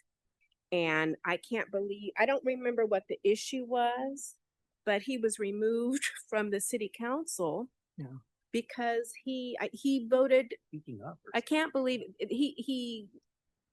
They thought that he acted out of turn or something. I can't recall what it was, but it was something petty. And the council voted to remove him. And this is a witch hunt. I don't think this is appropriate. If somebody hacked somebody to death, then they would already be under criminal charges just because somebody doesn't like somebody's attitude or they don't like the way they voted. I think this the possibility of corruption are very strong. So I would be voting against any of these options as far as legislative recall. Commissioner Field and then Commissioner Thomas. Thank you. Oh, no, thank you so much for that perspective. I'm a little concerned, and I just want to clarify. The purpose of this whole concept has to do with behaviors rather than criminal charges or allegations. This is, to give an example, this is something like a Gil Cedillo or a Kevin De Leon, where it wasn't criminal. They just did something that really, really upset a lot of people. So that would be the function of this, at least in theory, because Commissioner Murray raises an interesting and important question about the abuse of this kind of power. I have one other comment. The way it's worded in front of me, a council to call a special election for removal and replacement, but it doesn't say of other council members. Is it supposed to include the mayor or the city attorney, or it's not clear in number 3 who could be subject to this removal and replacement. I just clarify, the young men in Memphis it was the state legislature, but anyway, I think you could still, the Tennessee state legislature, the young man there were 2 young men and they were protesting. Right. And they didn't feel that I think one person brought something onto the House floor, something like that. I can't recall. Yes, you're correct. Commissioner Thompson, but I still think even though this says a vote to recall, I still think that's with the people. I don't think that the body should be able to remove in any way, shape, or form a legislative colleague. So I wanted to clarify what actually happened, but I'm still against the legislative recall. Sorry, and to clarify, this legislative process would trigger a recall election in the district. But I So it would go to the vote, but I just think want to make what sure. Commissioner Murray is saying is she does not agree with it. Like there's already a recall process that can be initiated by voters, and that is, we don't need to create this in addition to that. Commissioner Thomas. Yeah, I have to. I couldn't agree with you more, Commissioner Murray. Because I just think it's rife for. I can just see this. I can just almost see this happening, and so I think, and I think it philosophically, this whole issue around should the controller be able to, audit the mayor's office or another elected official. It's the same kind of thing. And so if there is a concern about that, then there should be a concern about this. And so I too, I'm just not comfortable. And I happen to know Justin in terms of know of his work. He's now teaching at Fisk. He's a fellow there. And so just so y'all know, that's my alma mater, just so y'all know. Anyway, shameless plug. But I think we have to be very careful. I really, really think we have to be very careful. And also too, let's be very honest. Y'all's president, what did they say? Let the people decide. And now it's coming out what he really did. And it is horrific. If you've read those Epstein files, it's horrific. And so I think there is some merit to that.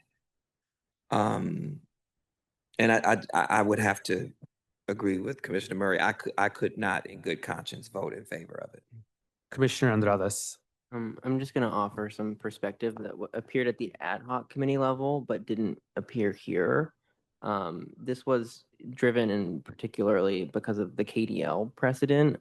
There were legislative recall processes in his district, but in part because of meddling and in part because it just couldn't catch on. So the council really had their hands tied, even though a majority of the city probably wanted him gone. So that was what the precedent we were given. And I think that's why I supported it and would continue to support it, especially because it has precedent at the California state level.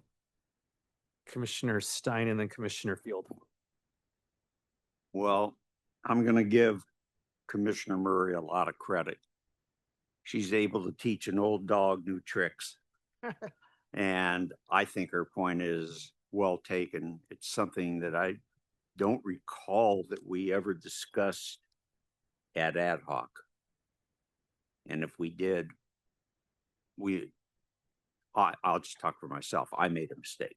So I think the type of legislative recall really shouldn't take place. Commissioner Field and then Commissioner Lewis. Yeah, I just want to say that after what Justin said, I mean, I just don't think this describes particularly well what I thought I heard, and which is essentially the council with this high majority, 3/4, actually is, instead of people signing recall petitions, they're putting the recall on the ballot for the people of that district to vote. And I want to be sure I understand, removal and replacement, meaning we're going to have like we have in the California governor recall with whoever's name, but they already have decided that's a lousy way to do it. You don't, I mean, I think actually coming soon to all of us is a state constitutional amendment to fix that and not use that method, but to make sure it's kind of separated, maybe on the same ballot, but not the whole, you know, whoever feels like it getting on there. I don't know. I just feel like it doesn't even correctly describe what this is. So I thank you. That's Commissioner Lewis, and then I'm going to jump in the queue. Commissioner Lewis. Another dicey one here. I mean, thank you, Commissioner Murray, for all that you shared, because you definitely sold me. I remember that situation in Tennessee you're talking about. So I think you've won me over. I guess my concern is, you know, what happens if there is ever another phone call that is completely anti-Black and he erodes public trust and people want folks gone ASAP? What happens then? It's more of a rhetorical question, but that's, you know, where my mind is drifting to right now. Although I love the point you made, and I think it's very well taken. Commissioner Thomas and then Commissioner Levine. Really quickly, you know what happens? We camp outside your neighborhood. We canvass your neighborhood, and we tell your neighbors that you're not a good neighbor. That's what we do.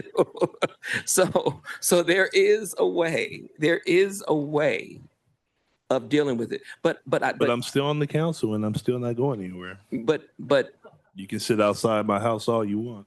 Well, no, he did. He did. He did leave. But I think the thing too is that the issue with Kevin De Leon wasn't just the fact that he didn't want to go, but he had support. I was sitting in council chambers when the president of city council said that he took him through a restorative justice process. Now, I take offense to that because that's a Catholic principle, and that's something that is very near and dear to me. You can't take, as an individual person, someone who has harmed a number of people through a restorative justice process. Restorative justice means that the community has to fully restore you, not one individual person, not the anointing of the city council president. And so with that happening, why would he leave? Why would he resign? You know, and so that is what should not have happened. And maybe had that not happened, he might have resigned, but he was even given committee positions. So there was really very little, you know, as was said in the comments, it's just 25 people, 25 Black folks screaming, you know? And so the thing is that I still think that what these individuals did, we don't need to set policy for those individuals. We need to look at the structure, and you know, we need to look at the structure. But I think one of the things that happened is people got very engaged, and they were on a mission to make sure that he was replaced. Now the question, Commissioner Lewis, now what if he was just in his if this happened in his first 6 months? You see what I'm saying? You know, if this happened in his first 6 months, but it happened towards the end, and then it could be absolved with an election. And so I do think that you make a point there. I think you make a point there, but I do think that in the end, there was not the political will. I mean, these are excuses. You know, if if we vote and give them the authority to remove these folks, they're not going to remove them when they do something wrong. They're going to remove them when it's politically expedient. They're connected. And so just as we heard in those tapes, they had a cabal, right? Those 4 people were a cabal. They were protected, they were together, and they were moving forward. And so that would be my response, buying tents, moving out in your neighborhood. Anyway. Commissioner Levine, you'll get the last comment and then I'll call a vote on this.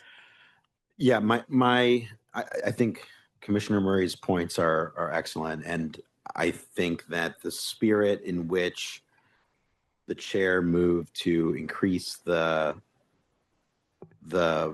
bar for touching off a recall process from 2/3 to 3/4 is in the spirit of limiting the potential for this to be used as a political weapon. And my question is, was there discussion at the ad hoc level to move forward the Washington, D.C. model that requires a extremely high bar for moving forward with the removal of or for kicking off a recall process? Because I do wonder if that provides sufficient protections while giving the council a extraordinarily difficult bar to meet, but a bar nonetheless, should there be egregious actions taken by a council member.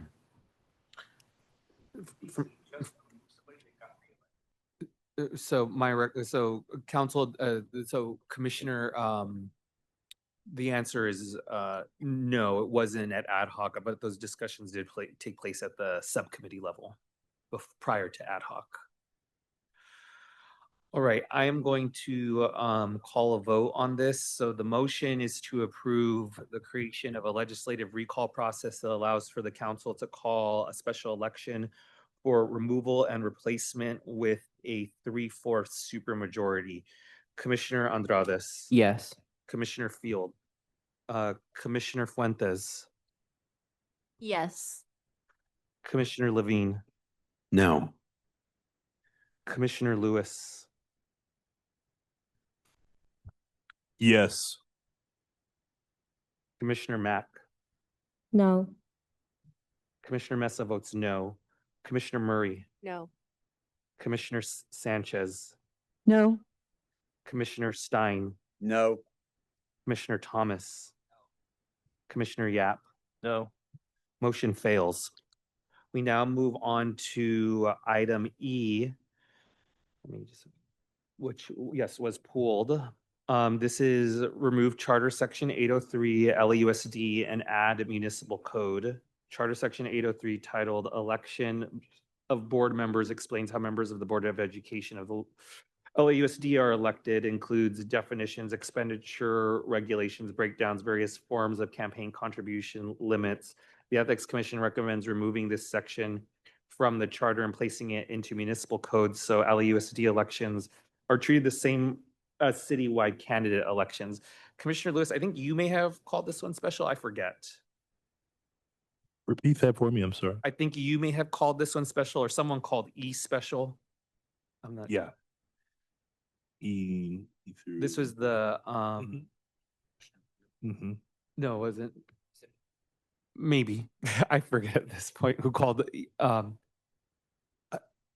It may not have been you, Commissioner Lewis. I may have pulled F and G. Okay, no problem. Is okay, Commissioner Thomas.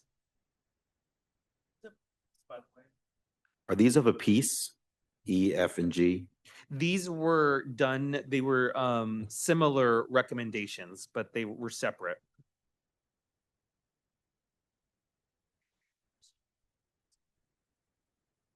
But were there any questions on this particular item that commissioners had? we taking E or? This is just E right now. I think E. Second. Recommendation of it become not part of the charter, but a municipal ordinance. Okay, and then so moved by Commissioner Stein, second by Commissioner Andrades. Is there any discussion? All right, is there any objection to approving item E? All right, seeing none, item E is approved. We will move to item F, which is apply the LAUSD process for adjusting contribution limits to city contribution limits. Change the adjustment time for city election contribution limits from 1 year to 4 years to match LAUSD election contribution limits. Commissioner Lewis. Yeah, I think I pulled some combination of E through G, but I think my main rationale was to give other commissioners an opportunity in anticipation. Folks may have some thoughts or at least questions about the rationale for aligning some of the LAUSD regulations with city officials, city candidates. I will move to approve item F. Is there a second? Second. Second by Commissioner Stein. Is there any discussion from any commissioners?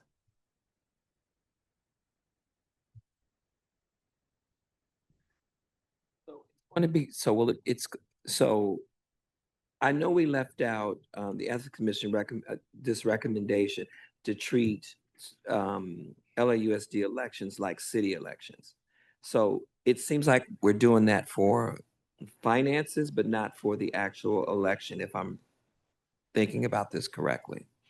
So if we cut E, that's what we did, right? Didn't we just advanced E. Oh, okay. Okay. Then you answered my question. Yeah, no problem. Okay. All right, seeing no other discussion, the motion is to move forward item F. Is there any objection? All right, seeing none, item F is approved. We now move to item G, update the contribution limits to reflect current amounts. So moved. Second. There's a motion by Commissioner Stein and a second. I saw a number of public comment on this one asking us not to take action due to potential state law that may change contribution limits. I wanted to ask if is Max around, or is Max, if there's anything you or a professional from the Ethics Commission, if you Tyler, just Tyler Joseph. I don't want to get your name wrong, so why don't you come to and introduce yourself? Hey,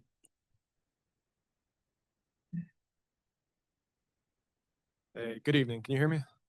It's a little louder, please. Yes, my name is Tyler Joseph. I am the policy director with the Ethics Commission. And you had questions just about G, update the contribution limits to reflect current amounts and potential concerns that possible state legislation may intersect with this. Yes, so actually we have no problem with leaving this as is if you'd like. The current setup is that there are certain limits that are adjusted for changes to CPI in our laws, and all of those reference base numbers. Those base numbers are clearly, those base numbers are currently from 1991 when these laws were initially adopted. That isn't a big deal because we update those numbers every year and we publish them on our website. We publish them in the candidate guide. We keep those current. I believe the objection from some of the public comments was not actually about state law changes. It was about other potential changes that you all might recommend to the public financing program and how those changes might interact with some of these contribution limits.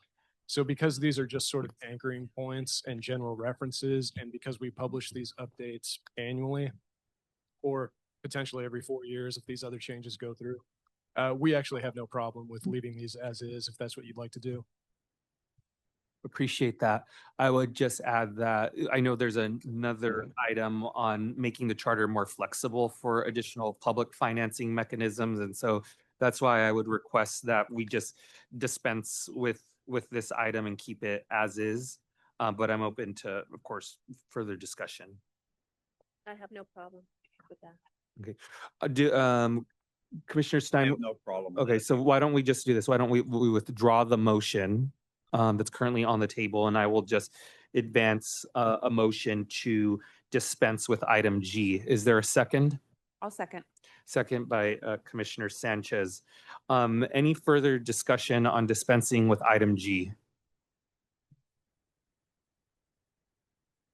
All right, seeing none, is there any objection to dispensing with item G? All right, seeing none, item G is dispensed with. We now move on to item K that was pulled as special. Item K is Article 9, Section 900, purpose, replace the term citizen with civic. The language of citizen disqualifies residents of Los Angeles without citizenship participation in the government process. This was pulled as special. Does anyone have any? Do you remember how we pulled it? I forgot who.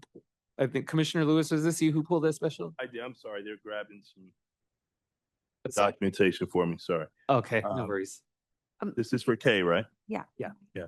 So just to clarify, this one would allow for, so the language here is language of citizen disqualifies residents of LA without citizenship participation in the government process. So translation, does that mean individuals without citizenship would be able to vote, for example? What are some of the examples of the government process? What does that mean? Commissioner Sanchez. Hi, Commissioner Lewis. We heard this, and I think, the term citizen implies that you have citizenship. And however, there are a lot of folks that are here legally that could participate in the neighborhood councils. And I believe that was the change in the language, is from citizen to civic. So I recall hearing about this. I think even then it wasn't completely clear to me. So is it about more so ensuring that people with legal citizenship can be more engaged in neighborhood council meetings? Or Commissioner Sanchez and Commissioner Levine. I think it was, they're not checking for citizenship. I mean, that's not the role. It was basically a change in the term, because it does imply that it requires citizenship, therefore alienating a lot of folks that could participate in this process that should. Commissioner Levine and then Commissioner. Pretty much focus on neighborhood council engagement. And the specific, That's what I'm looking for. the specific phrase that it is in reference to is a reference to, quote, citizen engagement, promotion of citizen engagement. And so this would change it to civic engagement, which is also, in my opinion, a more broadly recognizable term. Commissioner Thomas. Yeah, I would look at it like the difference between when people say African American and when they say Black. When they say Black, they're talking about Black people wherever they exist. When they say African American, they're solely talking about African Americans. And now I've seen that played out in schools and at universities with different groups, like the Nigerian club and so it's gotten to the point where when you name something the African American Cultural Club, that the Black folks who are from Nigeria or other places don't feel as if that is the club for them. And I think that's what the spirit of it is just to make sure that everybody feels like they are welcomed and are a part and can participate.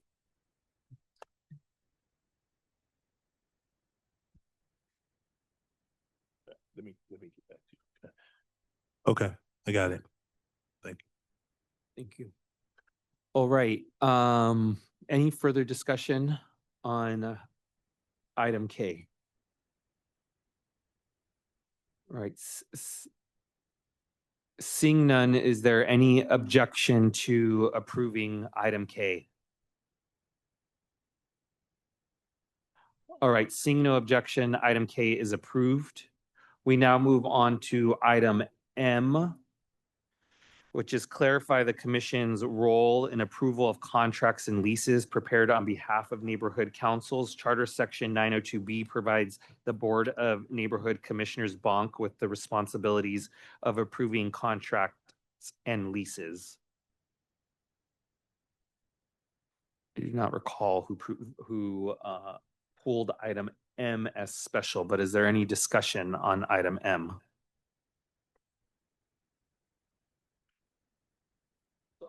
Are these contracts and leases, are they like getting the room where they meet? I mean, what specifically is this? Yeah. Commissioner Sanchez. Hi, Commissioner Thomas. Yes, it does to any of the vendors that they are hiring, whether it's a balloon vendor, a audiovisual vendor for the within their jurisdiction for the councils. Okay. Does our commissioners, any further discussion? No, I mean, is it to remove or to, no? It's a technical item. Oh, then I agree with it. Basically, so for neighborhood councils, the Board of Neighborhood Commissioners has to approve all of their contracts. And for other commissions, there's like a threshold where the executive director could approve it. So this is just giving more flexibility for contracts under a certain amount that the general manager of Dunn can approve it and not have to go to the Board of Neighborhood Commissioners to approve it.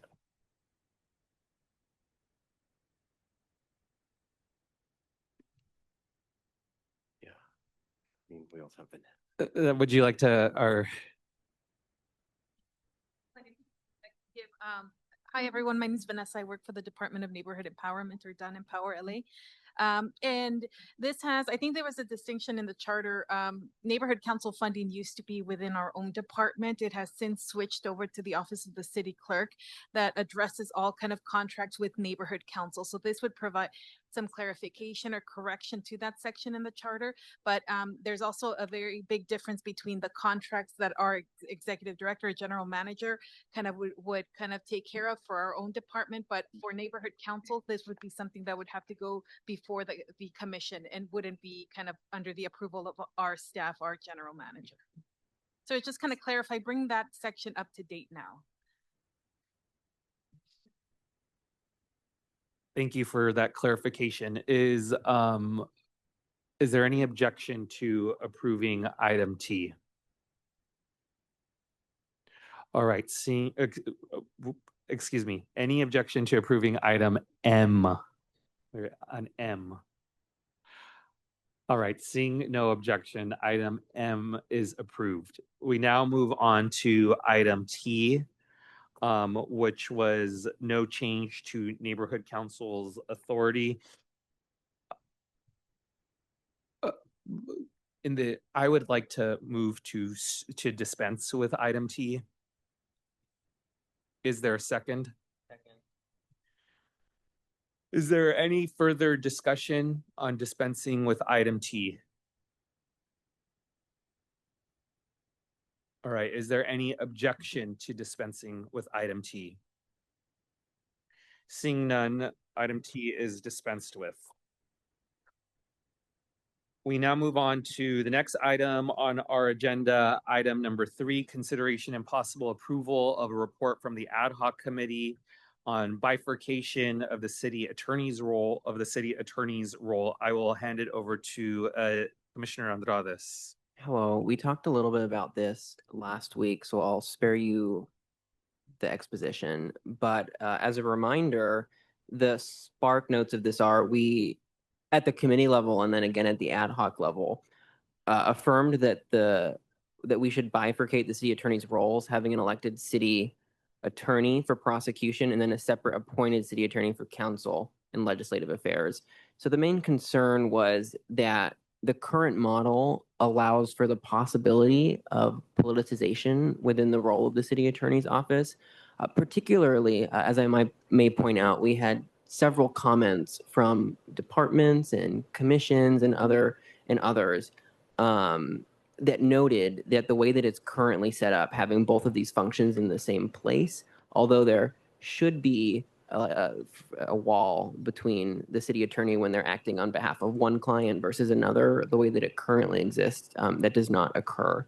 So one fix to this was to bifurcate the city attorney's roles, not going as far as some of the advocates had suggested, but seeing if this can work before there's any additional changes. And then the second big push is that the way that it currently exists, when there's some kind of liability settlement, both of those are handled, the person representing the city and then the person representing the others are the police are in the same entity. So splitting the office would allow there to be one or the other, because we had a lot of comment that said that having both of these responsibilities in the same office led to increased and inflated settlements, especially when the elected official has to be concerned with their reelection and then potential future election plans. So all of this together was why we had decided to bifurcate the city attorney's roles as a cure to some of these challenges that were mentioned in public comment and elsewhere. Okay, I'm going to move to approve the bifurcation of the city attorney's role. Is there a second? Second. Commissioner Thomas seconds. All right, discussion on the item. I do think, well, I hope we will bring back up the public advocate, because I do think that I took what was shared, the former city attorney, I took what he said to heart. But I think what levels kind of the playing field is adding the public advocate. Because somebody, and I know we're not talking about that, but I just want to throw that out there as, you know, or maybe, I don't know if that would be a friendly amendment. I don't know. I don't know. We have the public advocate agendized for another meeting. He said it wouldn't be friendly. Okay. So we'll wait to talk about that later. So yeah. That's it. Any other discussion? Okay, on this, we'll take a roll call vote. So this is for the bifurcation of the city attorney's roles. Commissioner Andrades. Yes. Commissioner Fuentes. Yes. Commissioner Levine. Yes. Commissioner Lewis. Yes. Commissioner Mack. Yes. Commissioner Mesa votes yes. Commissioner Murray. Yes. Commissioner Sanchez. Commissioner Stein. Yes. Commissioner Thomas. Yes. Commissioner Yap. Yes. Motion passes. We now move on to item 4 on the agenda, consideration and possible approval of the creation of an inspector general role in the charter. Commissioner Andrades. Yes, so I did present this motion and I will read it into the record as I am required to do. Apologies in advance, it's a little long. The Charter Reform Commission was established in response to significant concerns regarding diminished public trust, supposed corruption, and an overall lack of government accountability. Paramount to this was the leak of audio files from the Los Angeles County Federation of Labor headquarters, commonly referred to as the Fed tapes. For this reason, the Commission has a particular interest in proposing reforms that eliminate any incentive for corruption. The Independent Redistricting Commission and the Ethics Commission, hereafter referred to as independent commissions, exist to provide impartial oversight free from political influence. These functions are central to anti-corruption checks and balances. Today, the effectiveness of these independent commissions may be compromised when they rely on legal counsel that is embedded within existing legislative or executive political institutions. This committee has already spoken at length about the inherent conflict of interest that arises when the city attorney serves as legal counsel to independent entities, including but not limited to independent commissions. Such conflicts may occur notwithstanding any walls within the current structure of the city attorney's office. Recognizing this inherent conflict of interest, this commission has already voted to advance reforms to address politicization within the office of the city attorney. However, this commission has not yet fully insulated independent commissions. Due to checks and balances that these independent commissions place on all political and apolitical city activities, they are due special consideration with regard to any potential influences. Under proposed structural changes to the office of the city attorney, these commissions are not fully insulated from potential political influences, as they would continue to receive legal counsel from the same office that advises city entities and elected officials. Strengthening the structural and operational independence of independent commissions is in the city's best interest, even when such reforms may limit the discretion or authority of political officials. Notwithstanding any reluctance from the political actors to advance these reforms, it is imperative that this commission advance reforms that serve the best interests of the city and of public trust. I therefore move that the Independent Redistricting Commission and the Ethics Commission shall be granted the authority to hire their own general counsel and a limited staff of attorneys, who shall serve exclusively at the direction of each respective commission. They shall include that the office of these general counsels shall be housed within their respective commissions and shall not be housed within, affiliated with, or supervised by either of the bifurcated successors of the former office of the city attorney, provided, however, that the general counsel may consult with the office of the appointed city attorney for additional support, consistent with the city attorney's role as a legal counsel to the city as a whole. While the Ethics Commission currently possesses the ability to retain outside counsel, this amendment is not in conflict with existing authority. The general counsel shall serve as the commission's internal legal advisor, including the initial review and handling of legal questions, with continued authority to retain outside counsel as necessary. I further move that the Independent Redistricting Commission shall be granted the authority to retain outside counsel on a limited case-by-case basis, modeled after the authorization granted to the Ethics Commission under Measure ER and not as a blanket authorization. I further move that the budgets of the Independent Redistricting Commission and the Ethics Commission shall be protected from political manipulation, and that any general decrease in the city revenue shall not by itself result in proportional or automatic reduction in budgets of these commissions. The respective annual budget of the Independent Redistricting Commission and the Ethics Commission shall be no less than $10 million. During years when the Independent Redistricting Commission is inactive, this sum will be appropriately reduced.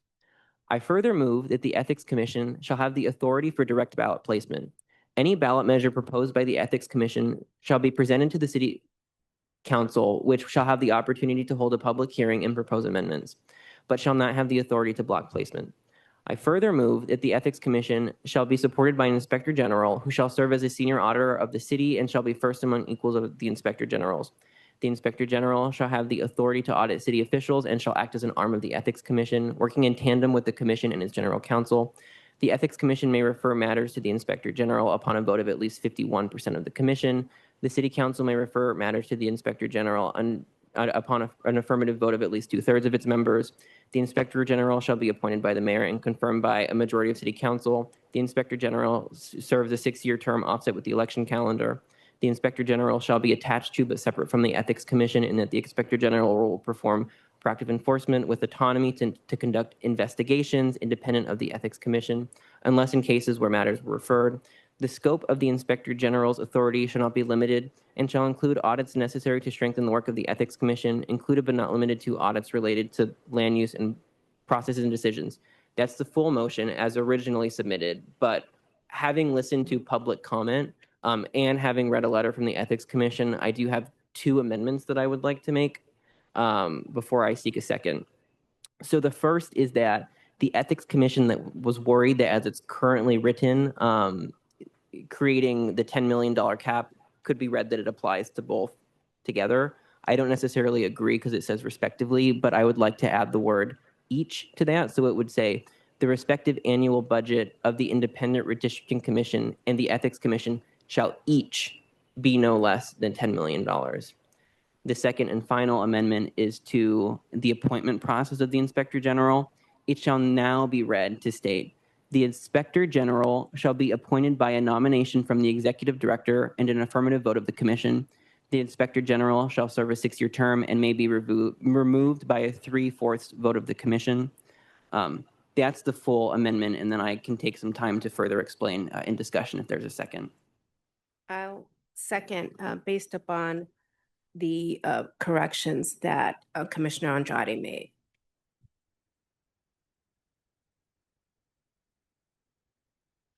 Okay, so I talked a lot, so I'll give you a few notes just for the discussion.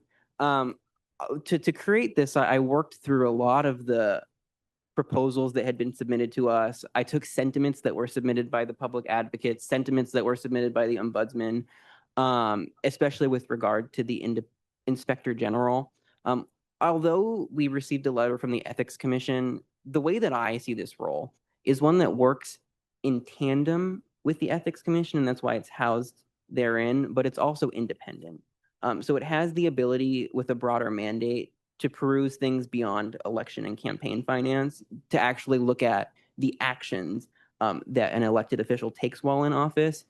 And then if they're considered, corrupt or something of that nature, they could then refer it to the appropriate legal entity. So it does not necessarily mirror the inspector general that we see at the city level right now in the fire department and the LAPD. Instead, it's more closely related to an inspector general that exists at the federal level. So there was a lot of oversight intention that went into how I constructed that. And then I'll lastly say that I am not big on purity policy. This was not an all or nothing. I really did try to pull something that every group would like. So the Ethics Commission is opposed to some things, Labor's opposed to others. But I tried to find a happy medium that encaptures the themes and opinions of all of the different stakeholders that would be affected by this policy. Thank you. I end my time. May I ask Commissioner? Yes, Commissioner Steins. I don't know of any other commission that has the authority for direct ballot placement. Could you explain the rationale for that? Yeah, so I talked to some stakeholders about that one specifically, and they had pointed to deliberations that had gone around with regard to Measure ER previously. Direct ballot placement was considered for the Ethics Commission, particularly because we don't, prior to the Fed tapes, we hadn't seen a lot of regulation, self-regulation by city council, and they would have to be the ones that would affirmatively put things on the ballot. Now, this was left off of Measure ER for political reasons beyond my awareness, but I will say that I think that there was value in keeping that on, because outside of tremendous scandal and that shakes the city, you're very rarely going to see elected officials truly limit their own power and authority and autonomy, which is why I think there is value in giving the Ethics Commission the ability to put things on the ballot. However, you will see that the Ethics Commission actually doesn't love what I said, because they don't even want city council to be able to have a hearing on this. They want to just put things on the ballot directly. But I do think that there is value in the city council holding a hearing, and that would show a lot of public support or lack of support for these ballot measures that would inform the Ethics Commission, who does have the end-all ability to put things on the ballot, but then could. May I ask one follow-up? Yes, and then I have Commissioner Murray and Commissioner Levine. I'm not sure if I saw your hand, and then Commissioner Lewis. My concern, Diego, is there's no one elected on the Ethics Commission, and they're all appointed officials. And Commissioner Fluid, can you get a little closer to the mic? I'm sorry, Commissioner Lewis. I always think my voice is so loud that everybody can hear me in council chambers.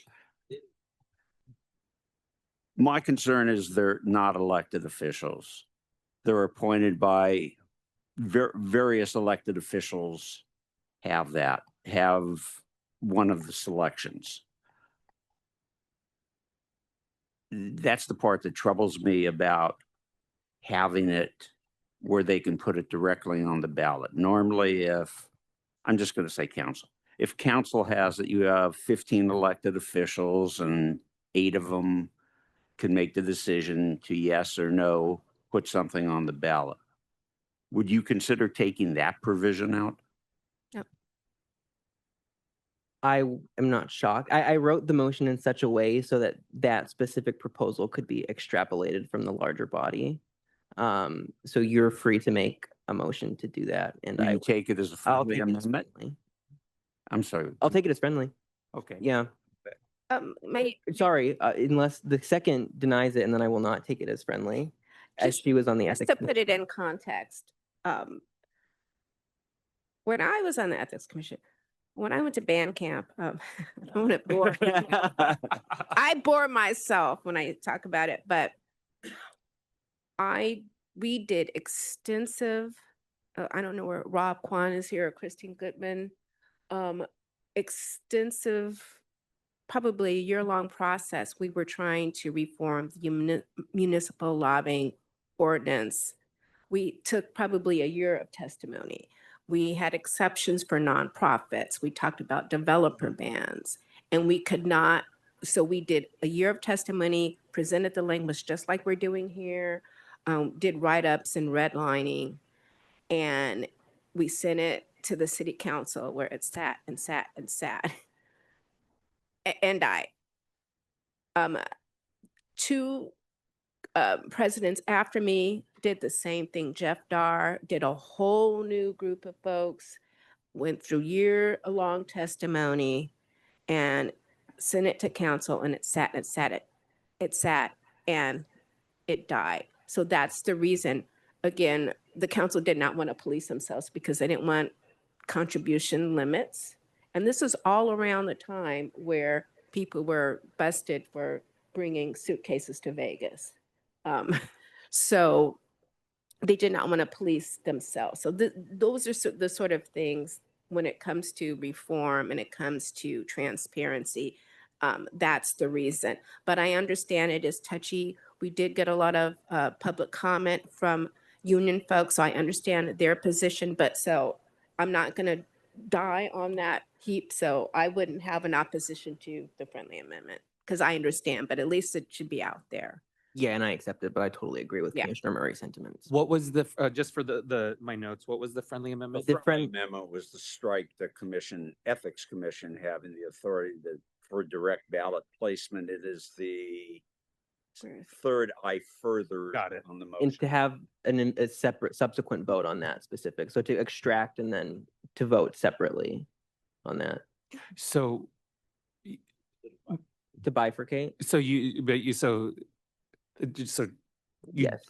You said you want a separate vote on it. I would like I would like Okay, to so then the bifurcate. motion is not, the amendment is not friendly then. No, that's not what I'm saying. No, Commissioner Stein, correct me if I'm wrong, but the way that I interpreted the motion was that we would extract the specific clause about ballot placement from this motion. Well, I'm sorry. I should. And then have a future vote on I don't have a problem on the ballot places. I just have it on ballot the placement authority for direct ballot placement. Exactly. So we would have first the vote on the full, we'd bifurcate this. Okay, so Yes. it's separated out. Separated out. Okay, So there's- it's still there'll be two friendly, but it questions. would be bifurcated. Okay, treated as got it. questions. In the queue is Commissioner Levine, Lewis, and Thomas. Commissioner Levine. I had one question on the now bifurcated motion. Would it be appropriate to discuss it this time or upon subsequent consideration? So the motion on the floor is, it's still. Still the primary motion. Yeah, it's still the We're primary not, motion, but we will take two separate votes. okay. Yep. So in that case, on this primary motion, as I understand it, the redistricting commission is a permanent charter commission. Does the annual $10 million budgeting requirement take into consideration years in which it does not sit? Yes. So as the motion is written, it says that $10 million would be adjusted when the commission is not actively meeting. So it could be lowered to operating expenses at that time. And then a follow-up question on that same motion. And if I could channel Commissioner Yap, if you could explain maybe the rationale behind $10 million as the number? Yeah, so the rationale behind $10 million was several-fold. The main one was, at least with regard to what we had received from the Ethics Commission, they had said that they do not support the creation of a general counsel or an inspector general unless their office is subsequently funded to account for not just those two positions, but the staff that would go along with those positions. So the Ethics Commission currently has a budget of $7 million. So I added $3 million because I think they had asked for 8 or 9, but it hadn't talked about the IG. It only talked about general counsel. So I just added an additional $1 million. So there was thought that went into the amount they had requested for independent budgeting, but also just the additional expenses that would be created, especially since the Inspector General would be semi-independent in this nature. So they wouldn't have full access to all of the resources and might need a larger staff to accomplish their mission. And I'm typically opposed to ballot box budgeting, but a lot of the good governance groups have talked about the need to insulate these particular budgets from political interference. Appreciate addressing that. Commissioner Lewis and then Commissioner Thomas, and then we'll get in the queue. Yeah, so two of my questions they've been partially, if not fully answered. One was the rationale behind the 10 million that Commissioner Levine asked. And then Commissioner Murray spoke to the second one. Maybe we can expand on that a little bit. Wondering about, do we know more about examples, I guess, beyond what Commissioner Murray spoke about, examples where the Ethics Commission has tried to get certain, have made moves to get things placed on the ballot and that has basically blocked? Jamie's one of our stakeholders, and Rob is one of our stakeholders who used to present quite often to the Ethics Commission, but the municipal lobbying ordinance is a big one, developer ban. And those are the ones off the top of my head, but those are pretty steady issues. And those were in conjunction with the fact that, again, we had a councilman who was in Vegas with ladies of the night and in bags full of money. So it was happening during those times from a developer. And we couldn't get the developer ban anywhere off the ground. And also behested payments. Tyler was there as well. I mean, he was there. So those were big issues that went towards corruption that were not addressed at all. Yeah. Oh, recusals. Yeah. Right. Commissioner Thomas. I have to agree with Commissioner Murray on this. And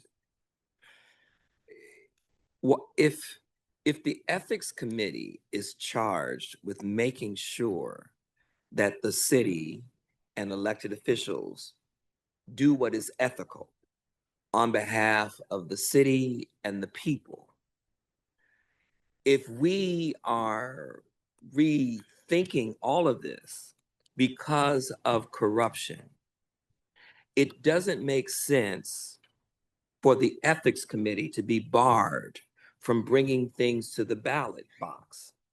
And I say that just in the situation that we're in right now. There are going to be proposals that we move forward that City Council, they're not going to want to put on the ballot. The problem with that is City Council also, they're not going to do the kind of work that we've done. They're not. You know, in terms of the way we have heard from the public, you know, they're not going to sit down with the API community the way that happened. It was beautiful. I mean, that's the way, honestly, that's the way public comment should be done. It shouldn't be done with 90 seconds. It shouldn't be done this way. And hopefully we'll get a chance to talk about that. And so I really do think that because we come up with these, I mean, the notion of an ethics committee is great, but an ethics committee with no teeth, what's the purpose? And so I think that ultimately the ethics committee, should they feel compelled that something needs to go to the ballot for the people to decide after they have done the work that City Council has not done, that they should be given that option. You know, I think that's the only way that you honor the work that they're doing. Other than that, it's just kind of like busy work. You know, it's like I'm a staffer. If I want to, you know, go out here and explore these issues and tell me if it's ethical and if it aligns with my, if it's politically expedient for me, then I'm going to support it. And if it doesn't, then I can ignore it.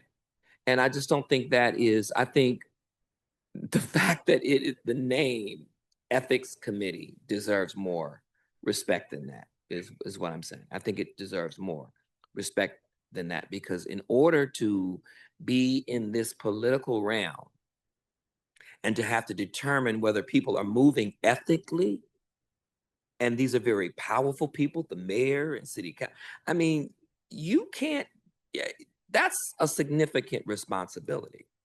And I think it should be honored. And it's a significant sacrifice too. You know, careers, reputations, all of those things can be at stake when you are putting something forward that you know the powers that be don't want to see.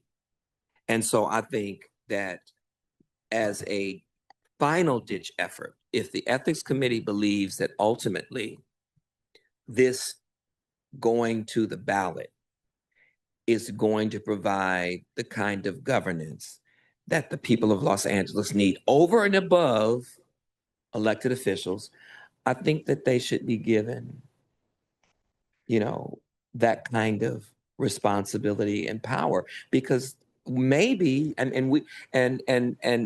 Commissioner Murray, you would know this, you folks that were on ethics, you know, what if it had been put on the ballot and passed? Would we have had the corruption that we see today? Well, we started doing it at the same time all that stuff was happening. Okay. But we didn't know what was to come when I was on the commission, but towards the end, that's when all hell broke loose. So it's safe may be to right. assume, it's safe to assume that if it was known that you had the power to put this on the ballot, would people have acted in the ways that they had? I mean, it's unknown. But I think it is, I think it's important. And I think I think it's courageous. If we believe in being ethical, and if we want ethical leaders, then I think the Ethics Committee should be the place where those recommendations take place, and they should be taken seriously. And the people should be the final arbitrators. It should be the people, not the elected official, but the people. I have myself in the queue, and then I don't see any other commissioners, but we'll do one more. I'll do one more look through. Commissioner Andres, I really want to thank you for your leadership on this issue, for working really collaboratively, which often involves compromise. And that is a word that can be shamed in some circles, but it is also a way of meeting people where they are. And that's to be applauded. Obviously, I have some reservations, and I'll express that in my vote. But what I wanted to, I actually want to propose an amendment not related to what people might think. A separate amendment. If this were to get voted on by council and approved by the voters, we would be giving the Ethics Commission a lot of power. And that argument has been well made of why they deserve it. And that is why we are here today. My amendment is going to be that anyone who serves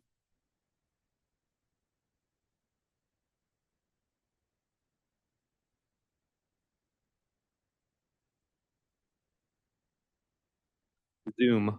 Okay, there we go. My amendment would be that anyone who serves on the Ethics Commission not be eligible to run for a city elected office within 10 years of the end of their term. And the reason why I'm making that amendment is because we need to, as we are insulating the independents, we also need to ensure that no one is going to be using this position as a political springboard for the same concerns that we have had as political brinksmanship. that's fine. You want to be the arbiter who's going to take on the decisions of holding elected officials accountable and make some really tough decisions. We need to put guardrails in place that these people are not using it for their own individual political ambitions. So my amendment would be that any person who serves on the Ethics Commission be prohibited from running from an elected position in the city of Los Angeles following 10 years from the end of their term. I am fine with that, as long as my second is okay with it. Okay, yeah, then that's totally fine. Yeah. Yeah, I'm okay with it. All right, is there any further discussion on the item before us? Oh yeah, we'll do we will do the bifurcation. So we'll do the vote on so is there a motion to approve for the purposes of the vote, a motion to approve that the Ethics Commission shall have the authority for direct ballot placement? Now, the bifurcation was that they didn't have the ability to put it. Okay, that they didn't. Okay, We're gonna do that separately. Yeah, we're gonna do that separately. So, but we should probably do it first and then the main thing to see if it's in it or not. But Oh, that's fine. okay, I mean, I'm ready to take the vote. I mean, I think I know where it's gonna be. So That's can fine. we have discussion on that point? Because I had Yes. held a comment. on Okay, no, okay, so then let's do this. So so we'll move the bifurcation vote first. So this will be, Commissioner Stein said, to not include that the Ethics Commission shall have the authority for direct ballot placement. All right, now we'll have some discussion, then call for the vote. Commissioner Levine? On the direct ballot placement as written, Commissioner Andrades, there's no further explanation as to subject areas that the commission might engage in. Can we add definitions around the purview of the Ethics Commission? Yeah, purview and jurisdiction is accepted as friendly. Any other discussion on the motion? This is the bifurcation. This is the bifurcation. There's been an amendment. I think it's easier to take an affirmative vote. I thought if it's the bifurcation is accepted as friendly, Okay. we just bifurcate automatically, and then we vote on one of the motions first and then the other as written and then amended in the original motion. If that's correct, city attorney can tell me if it's not. Yeah, just to get some clarity, city attorney, can you approach, please? I'm sorry, everyone. It might just be because it's a little late and then I'm keep losing track. It's all good. Well, there's a motion to bifurcate. I would vote on that first. Okay. If it's bifurcated, then you're gonna vote on whether you want the additional piece, I'll put it that way, see how that goes, and then move on to the main motion. So you're gonna peel the onion back that way. Well, that where make does the friendly amendment come in? Was that a friendly amendment? There was a. Where does the, No. no, not the. Wait a second, just Diego, if you could address the question. So I will restate my interpretation of the amendment and why I accepted it as friendly, but we would bifurcate the motion as originally written, vote on as originally written one of the pieces, and then as originally written and then amended the separate piece. So I would vote first to bifurcate. Okay. Then I'd vote on whether you want to include in the motion the chunk that you're bifurcating off. Mhm. That's going to be a yes, no. And then you move on to I'll call it the main part of the motion that either does or doesn't have that extra piece on it, depending upon what the second vote was. But I'm still not quite sure whether the amendments were friendly or not. I think that's still being debated. So we're going to do this just to make it clear. We will, there's clear consensus that we're going to separate out the question on the Ethics Commission having the authority for direct ballot placement. I think just for the ease of people understanding, the question will be that we approve that the Ethics Commission shall have the authority for direct ballot placement as amended by Commissioner Levine. So that will be the question, everyone. So again, the question will be that the Ethics Commission shall have the authority for direct ballot placement as amended by Commissioner Levine. All right, Commissioner Andrades, Yes. Commissioner Fuentes, Yes. Commissioner Levine, Yes. Commissioner Lewis, Yes. Commissioner Matt, Yes. Commissioner Mesa votes no, Commissioner Murray, Yes. Commissioner Sanchez, Commissioner Stein, No. Commissioner Thomas, Yes. Commissioner Yap. Yes. Motion passes. We now go on to the remainder of the motion as amended. I'll just call for the vote. Okay. Commissioner Andrades, Yes. Commissioner Fuentes, Yes. Commissioner Levine, Yes. Commissioner Lewis, Yes. Commissioner Matt, Yes. Commissioner Mesa votes yes, Commissioner Murray, Yes. Commissioner Sanchez, Yes. Commissioner Stein, Yes. Commissioner Thomas, Yes. Commissioner Yap. Yes. Motion passes.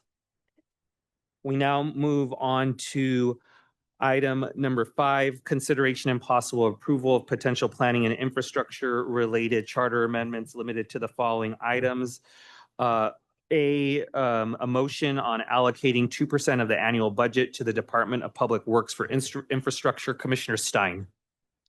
Well, I'm probably the only one that got these from engineering and read them. In the 2001 report on infrastructure report card, at that time, it would have taken $9.5 billion to bring our infrastructure to basically passable. That number, just by rough calculations, about $25 billion today to do it. In the 2010-2011 report, also completed by the Department of Public Works, it had a slightly lower number, but they left public buildings out of it as something that needed improvement, even though they knew they needed. So in effect, it really didn't change anything. My motion is to make sure that there is something for infrastructure in every budget and that it doesn't continue to get kicked down the road, that 2% of the budget would go for infrastructure. Commissioner Andrades, you're the second. Yes, I will still second this.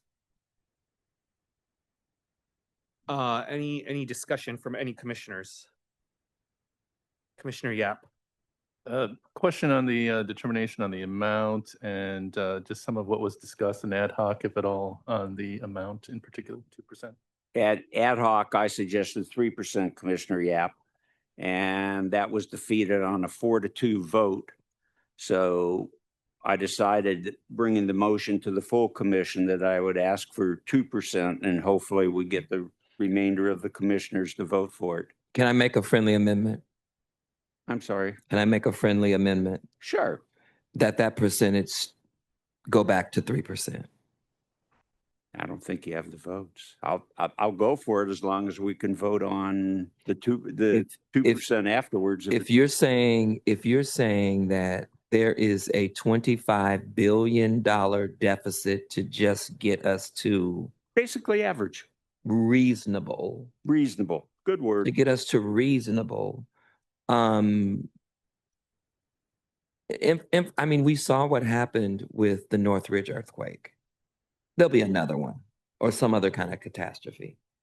And so it's very, very important that I don't think 3% is a lot. I mean, if we talk about what the police get, if we cut those liability, we'd have more than enough money to do what we need to do. So I'd like to make that a friendly amendment. Can I do that, Chair? May I ask a question of the chair first? Yes. I would In the event the 3% take it as a substitute amendment so that we do the 3% first. And then the 2%. Okay. Correct. 3%. I will accept that as a friendly amendment. No, as a substitute amendment. As a substitute amendment. Is there a second? I second it. All right, so the amendment on the floor is, and discussion will be on a 3% budget set aside for infrastructure. And so my question is, why not? For those who didn't want the 3%, why not? Or did you just change it? Because you thought they didn't want it. Practicality, in my opinion. You and I have had. You were being dinners- conservative. You and I have had dinners and many conversations, and you know that I won't say more practical to you, but in some senses more practical. And that was my reason. I'd be thrilled with the 3%. And it still wouldn't, for any number of years, wipe out the infrastructure deficits that we have. So 3%, so 3% versus 2% is what's the difference? You know, the can anybody do that real quick? Anybody? May I be, the reason, Commissioner Murray. I'm sorry, May. Yeah, So Commissioner Murray. my general philosophy is against budget allocations. Okay. However, Commissioner Stein and I think came to a without calling it horse trading, because horse trading, that 2% is, it may seem nominal, but that's a pretty big item. And also we're going to be voting after that on the RAP stuff. So, which again, I'm generally against set asides, but on these two items, they are important. So I think 2% is a reasonable number.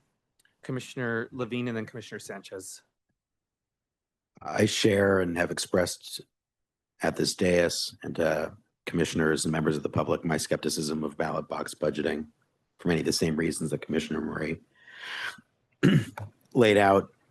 I think in concept, I have been persuaded that a set aside in the charter is a commitment to responsible management of the assets of the city in the form of its infrastructure. And that said, I do think we should be very circumspect about how much we commit year after year, particularly knowing that the city will face and is facing an ongoing budget crisis. And so I think I do support a 2% set aside, and would need to think harder about a 3% set aside. Commissioner Sanchez and then myself in the queue. I echo Commissioner Levine's sentiment, and I know that the committee did an awful lot of work in the infrastructure and looking at some of these issues. I also support the 2%. I think it's very bold for you to have brought it back, Commissioner Stein. I also just want to caution the appetite of voters and what that's going to look like moving forward. We know that the council is going to take a look at it, but you have my support. Could I comment to that? Yes. There's a lot of issues. Every voter gets in the potholes every day. Hello, I know you lost a tire on the way here.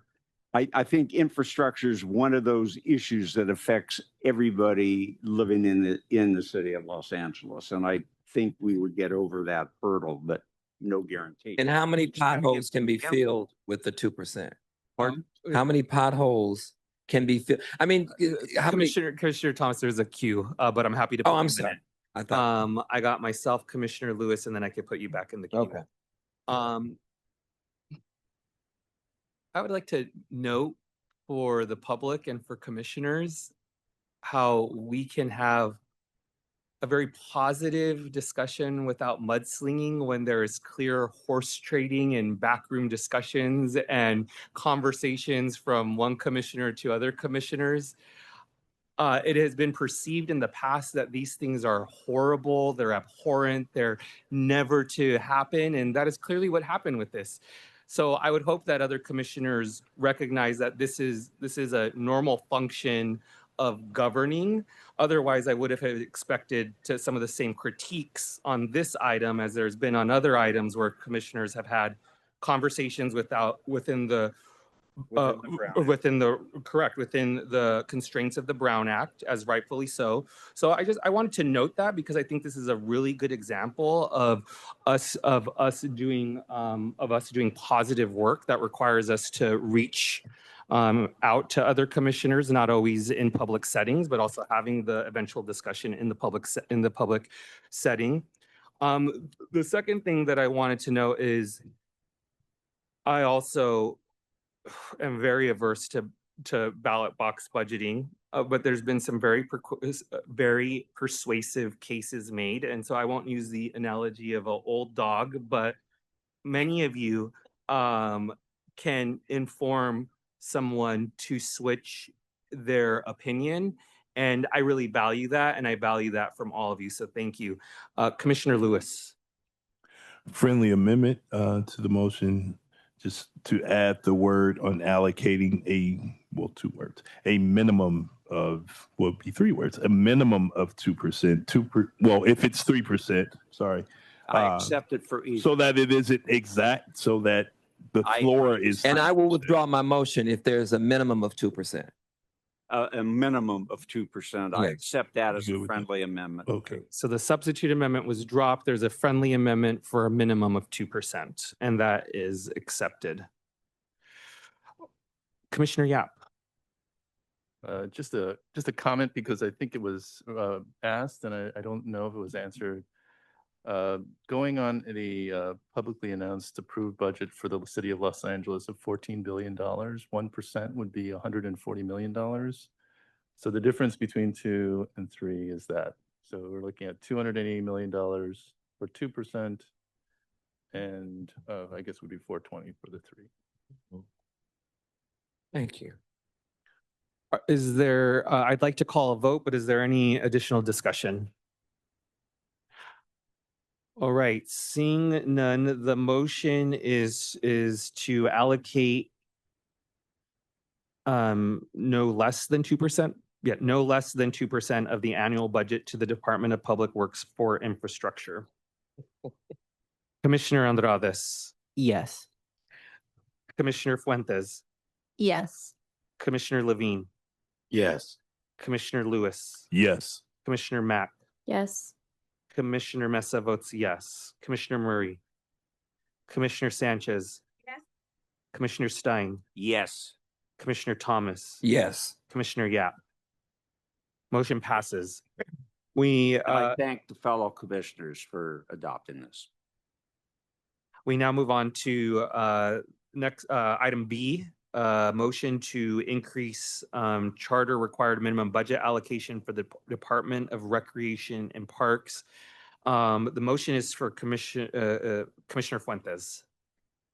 Thank you. And we had a number of public commenters today that came and really emphasized the point about doubling. What that actually means, I wanted to clarify, is going from 0.33% to 0.065%. So 0.033 to 0.065. That's way less than 1% of our city's budget. So super excited to open it up for any discussion. Commissioner Murray, did you want to add anything as well? No, but we did get tons of public comment and letters, and a lot of people here talked about how their families and how parks are very important. And I don't want to get like Commissioner Thomas, but I could go on and on about people who have access to greens, especially in South Central and other locations like East LA. It really helps them. And so I will submit it on that. Thank you. Also, we did receive that lovely letter today and the amount of documents. So just want to direct you there if you have any questions. Commissioner Sanchez. Thank you, Chair. I want to thank Commissioner Fuentes for this proposal. As a former Recreation and Parks Commissioner, I have a deep appreciation for our city parks, the staff, and what they represent in the city of Los Angeles. Therefore, I think it's important that these departments, while we're very cautious to make sure that the appetite of our voters and what we're putting forward, in the future, they could look at bonds. I know that anytime we look at libraries and schools and parks, voters are very, very friendly. Timing is everything, but support your recommendation, Commissioner Fuentes. We vote? You're calling the question? Yes, I'm calling. There might be other commissioners who wish to speak. Oh, okay.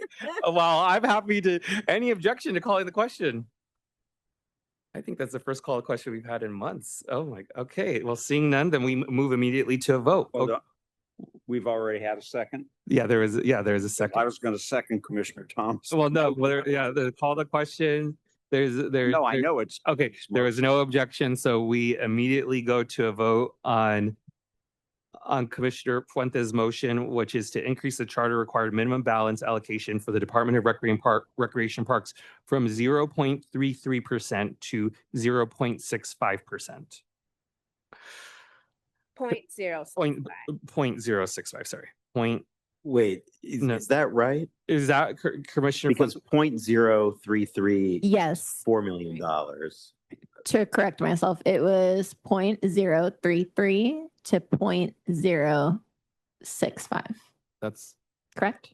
Is that what you said? That's what I had originally said. I just was making, but I don't think that's. That sounds too low. That was, it's doubling what's in the charter right now. And that's been the request of the public commentators. I know it is still low, but that's what the motion is. I direct you all to page 3 of this document here. And specifically number 1. Can you just read it out loud for? Of course. Reconsider in advance as part of your recommendations, the proposal to double the LA Department of Recreation and Parks 1937 charter allocation to 0.065 of assessed property value in order to restore decades of budget reductions and improve the safety and cleanliness of Los Angeles city parks. Okay, so it's 0.033 to 0.065. Correct. Percent. Okay. All right. Thank you for the clarification, commissioners. So the motion is to increase charter required minimum budget allocation for the Department of Recreation and Parks from 0.033% to 0.065%. Commissioner Andrades. Yes. Commissioner Fuentes. Yes. Commissioner Levine. Yes. Commissioner Lewis. Yes. Commissioner Matt. Yes. Commissioner Mesa votes no. Commissioner Murray. Yes. Commissioner Sanchez. Yes. Commissioner Stein. Yes. Commissioner Thomas. Yes. Commissioner Yap. Yes. Motion passes. All right, we now move on to item number 6. The Charter Reform Commission, for the Charter Reform Commission to direct staff to study and report back on a potential charter amendment that would either repeal, replace, or amend section 104G. Commissioner Levine. Yes, so this motion, which I will read per the excellent precedent set by Commissioner Andrades, is designed to address section 104G, which I believe is outdated.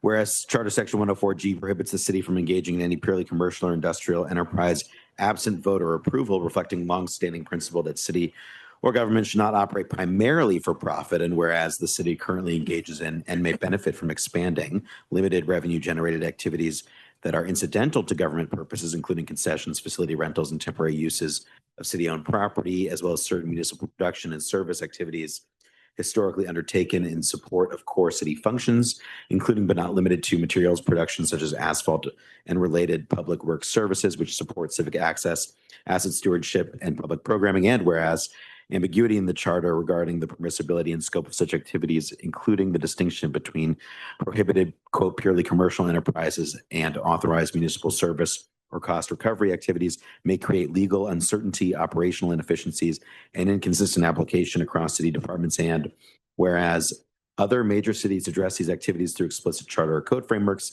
that authorize ancillary revenue generation while preserving strong public purpose and oversight requirements, now therefore be resolved that the Charter Commission direct staff to study and report back on a potential charter amendment that would either repeal, replace, or amend Section 104G to clarify and authorize incidental nonprofit primary revenue generating activities that are subordinate to and supportive of city purposes while preserving the prohibition on any purely commercial enterprises, and to analyze the legal and policy implications of full repeal versus targeted amendment.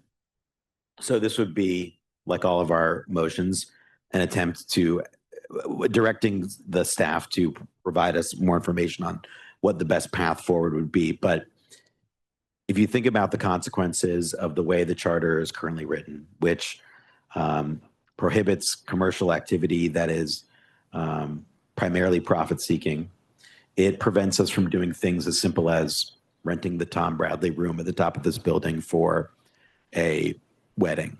It prevents us from having a gift shop on the second floor that sells trinkets with the city logo on it. It prevents us from selling the asphalt that we produce at the city plant to other municipalities who do not or cannot produce their own asphalt at as high grade as we can. And so these are common sense reforms that I urge the commission to support. Any discussion? All right. I'm the second on the motion, but Commissioner Stein was asking. Question? Commissioner Yap. In thinking about this motion, I'm wondering whether there were private-public partnership kind of concepts that were considered, or would we perhaps think about in this report? And if not, that's fine. I just wanted to know if there was that kind of thought into this. I think that certainly, would this be amended or repealed? Public-private partnerships would be a model that the city could pursue in certain profit-seeking activities, but this does not contemplate or direct policy in that direction. Commissioner Lewis. Commissioner Levine's the main point to generate an additional revenue stream for the city, basically. Correct, and to unlock additional uses that may be beneficial to residents of Los Angeles. Right now you can get married at San Francisco City Hall, but you can't get married at Los Angeles City Hall. And I just think that's a shame. That creates a wonderful opportunity to create memories and connections to the city and the civic fabric that we don't have access to. A lot of Angelenos have never set foot in this building, and we should expand access. And if that means you can charge it as a venue fee, I'm comfortable with that. I love the idea of having a city store. Right now, there's a store for city employees, but you can't really buy city merch. Why not? Create a little revenue stream, but also promote a civic culture. And then on the city services like asphalt production, I think there's benefits in two directions. One, revenue, but two, I believe we were talking about this. I believe, but the city produces this at a very high level, asphalt, and other cities would like to buy it, and we would like to sell it, and we can't. So there, in addition to the revenue, I think there's market needs that we can meet that have ancillary benefits. All right, Commissioner Thomas. I think we can't afford not to do it. With what is happening with our budget deficit, we got to do something. And we can't cut our way out of this hole. And so we have to think about how it is that, we're able to generate an income. So I would support it. And I'll call the question again. And I will second. Question has been called. For this one, I'll just ask, is there any objection to approving the motion? All right, seeing no objection, the motion is approved. We now move on to item number 7, consideration and possible approval of enshrining the right to deportation defense services. Commissioner Fuentes. Thank you. And I wanted to direct all of you to the FAQ document we have here, as well as a document listing annotated approaches that I'll be referencing. So I move that the commission consider in advance for discussion the following 3 approaches to enshrining the right to counsel in deportation of defense, Approach 1, which is a statement of essential city policy underscoring the city's commitment to providing counsel for all Angelenos facing deportation proceedings without specified implementation guidelines. Approach 2, a statement of essential city policy requiring full implementation counsel provided for all Angelenos facing deportation proceedings within X number of years from effective date of the article/section. And last, approach 3, a statement of essential city policy with implementation as further specified by ordinance. City Council would have 90 days from the effective date of the article/section to pass an implementation ordinance and would be required to revisit the matter every X years. And after discussion, I would advise the commission to select one approach or a hybrid to move forward and direct staff to draft language accordingly.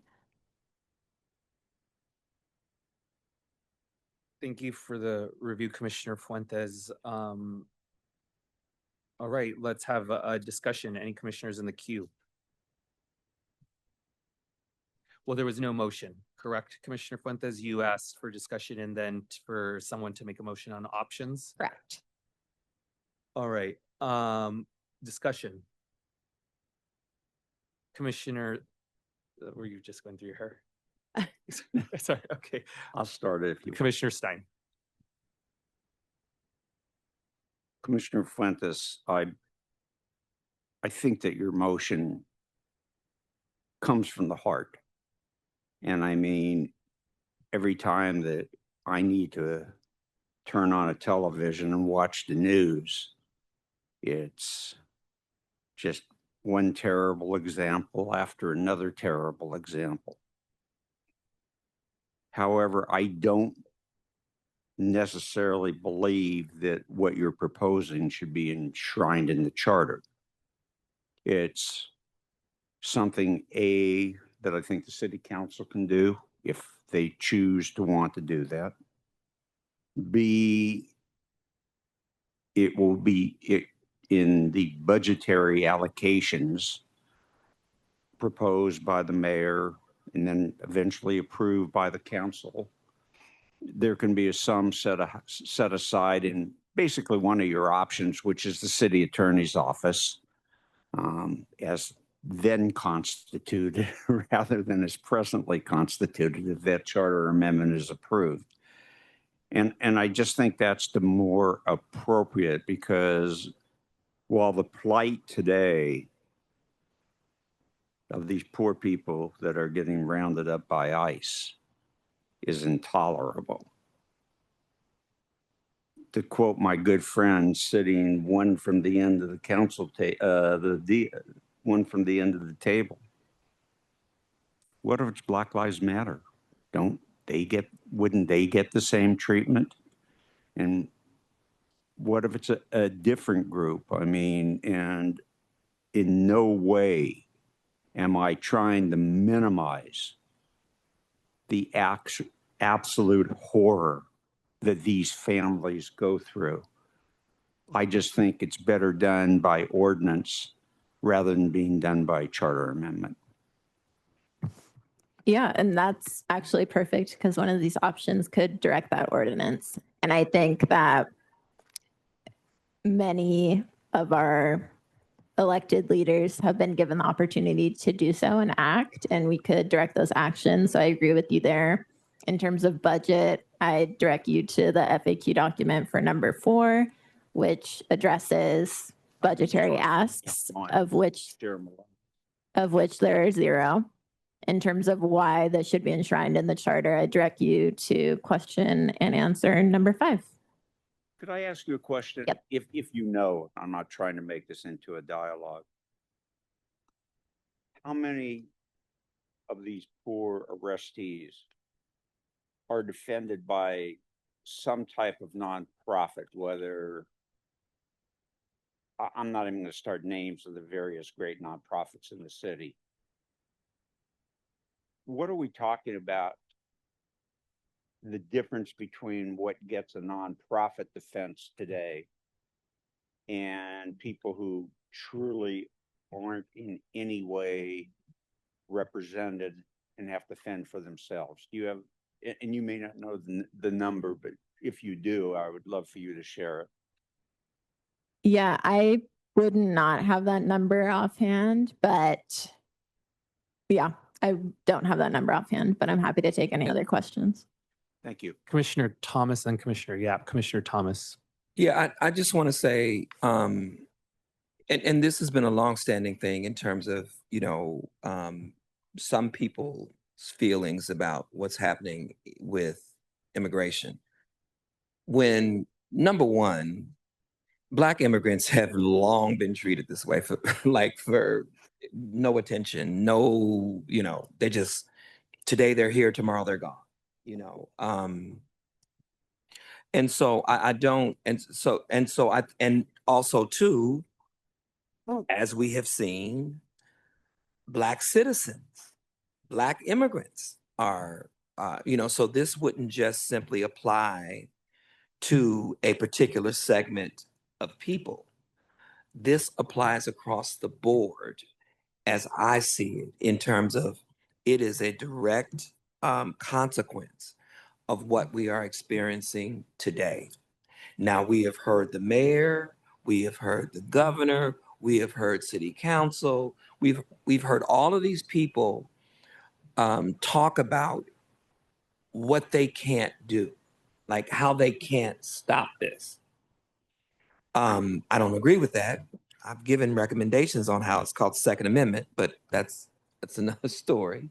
But if this does nothing else, it forces them to look at this more seriously than they have in terms of, in my opinion, giving lip service. That's how it feels to me. Also, to be quite frank, it shouldn't be these undocumented people who need the attorney. It should be the ICE agents who are violating the Constitution. That's what it should be. It should be these, and so I don't think that this is something that Black folks or other folks couldn't benefit from, because they don't care. I mean, we they'll kill you. I mean, people are dying who are citizens, and so, and it's very hard, and most people in the community feel like all of these people are working together. The coroner's office is working with all these people are working together. And so people now, in addition to having legal, when something happens with them regarding, ICE or the police and they lose their lives, you can't just pay for the funeral and move on, or get an attorney and sue. You now have to get an independent autopsy, which costs money, because you need to be sure that whatever the coroner is saying is true. And so I think this is very important. I think it would be an utter disgrace if we did not do this for the people of Los Angeles. This is one of those situations where, it reminds me of what was happening in South Carolina when they were trying to abolish slavery right after Frederick Douglass had spoken. One of the Congress people stood up and said, but enslaved Africans are the South's only natural resource. That's what he said. That's a direct quote. And so I think it is important that if no one else, and again, I don't know what city council is doing. I don't know what the mayor is doing, but I see ICE everywhere. And I don't see them everywhere. I see them doing the ceremony. You need to be out there every day with your constituents, making sure that they're safe. That's what I think. That's what I think. And since you can't do that, this is actually the more practical thing to do. Because what they really need to do is be standing in front of their constituencies saying, you will take me before you take them. That's what they should be doing. That's what they should be doing. But that's not practical. This is practical.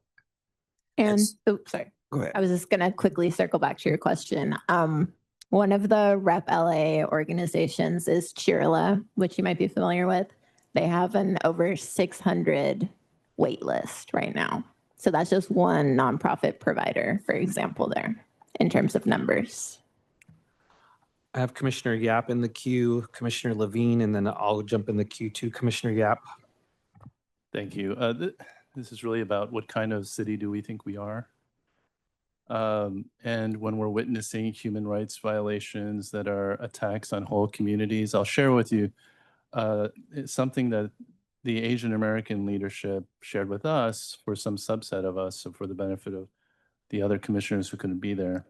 There are Asian American immigrants that are trying to abide by the requirement to report and go to different ICE enforcement places in order to rectify their situation. While they're in that process, which is standard due process, they are seized, removed from their families, and not provided any counsel. Now, I think what's happening right now is human rights violations as a result of the claim that what's being done is a civil or administrative action, not a criminal action, to specifically avoid having to provide counsel. And I think that is happening in our communities, that they're relying a lot on self-help, which is, as Commissioner Fuentes said, there are nonprofits that are doing this work, but they're overwhelmed. So this goes back to my original point. What kind of city are we? Are we going to allow things like loopholes around a civic or administrative action causing really a lot of penalizing criminality disruption on whole communities by masked, armed enforcers? Or do we want there to be a dialogue within what we know as counsel, specific rights, and having the conversation? So that's why I think this is important for us to be able to figure out here, even if it means raising it as a charter reform item so that City Council has that conversation. Commissioner Levine. I want to thank Commissioner Fuentes for bringing this to the commission. I wish that it was not necessary. I think it's been said that what's happening on the streets of this city and of the country is a crisis.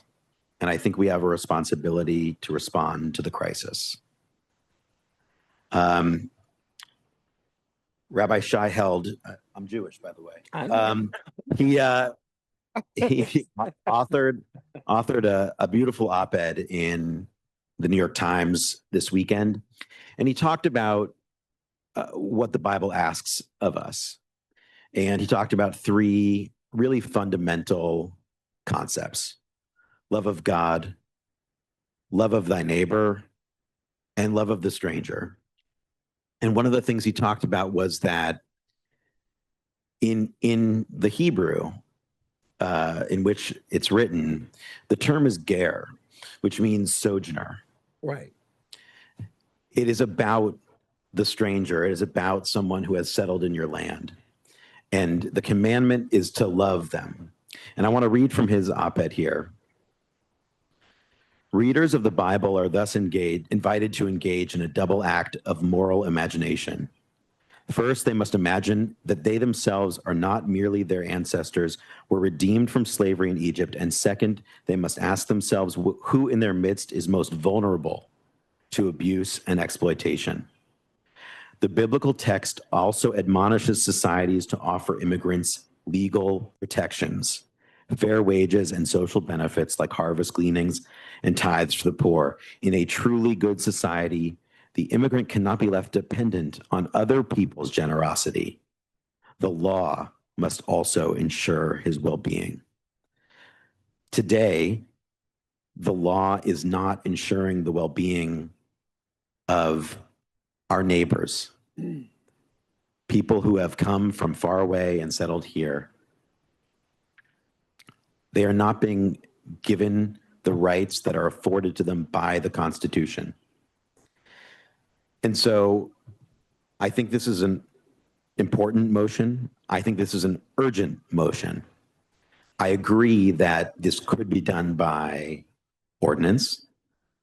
And as I said, I wish you didn't have to bring it. I wish we did not have to consider this motion as a body. It should not be something that the charter of a municipality should contemplate. But it is. One question I have, Commissioner Fuentes, that is inspired by conversations that I had with advocates from Represent LA, is how this right to access to counsel in deportation defenses, and then the approaches that are written here, interact with a broader commitment to enshrining the right to due process. And whether we might, in order to elevate this addition to the charter, also tie it to a broader citywide commitment to due process as an expression of our values as articulated in the charter.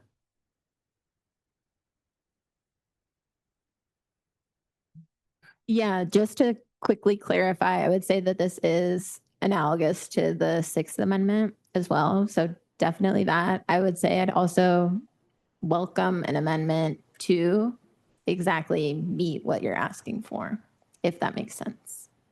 But I would prefer to, at this point, focus on the three approaches here, or creating, to your point, a hybrid, combining one or two of these together. I have myself, Commissioner Thomas, and Commissioner Sanchez in the queue. I'm going to reserve my right to make a motion.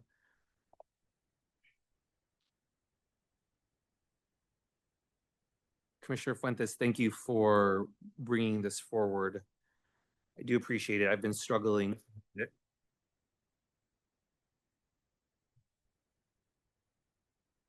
You know, we all come into this room with our experiences, our different identities, our careers in life. You know, I overheard in public comment earlier, you know, that I would have a alleged conflict of interest about, you know, about because labor unions here came and spoke that the you know, that the Ethics Commission shouldn't get the ballot, you know, shouldn't have the right to go before ballot. I mean, give me a joke. You know, like, does that mean Commissioner Murray shouldn't be able to talk about things related to the Ethics Commission because she previously served on it? Does that mean Commissioner Mack can't talk about API issues that Cause puts forward because she works there? No. We all have experiences and backgrounds that influence our perception of the world and our experiences. And that's a big reason of why we are all here today. You know, I don't parade around a lot of my experience in this area because I don't think it's absolutely necessary, but many of you know this anyway. when David Huerta, the president of SAU Local USWW, a union that I do not work for, was beaten in the first round of the ICE raids, I was the one who organized the entire logistics for the rally. My employer, SEIU Local 721, was the one that put together the Summer of Resistance in Placita Alvera for 30 days that served as a hub for the resistance movement in Los Angeles.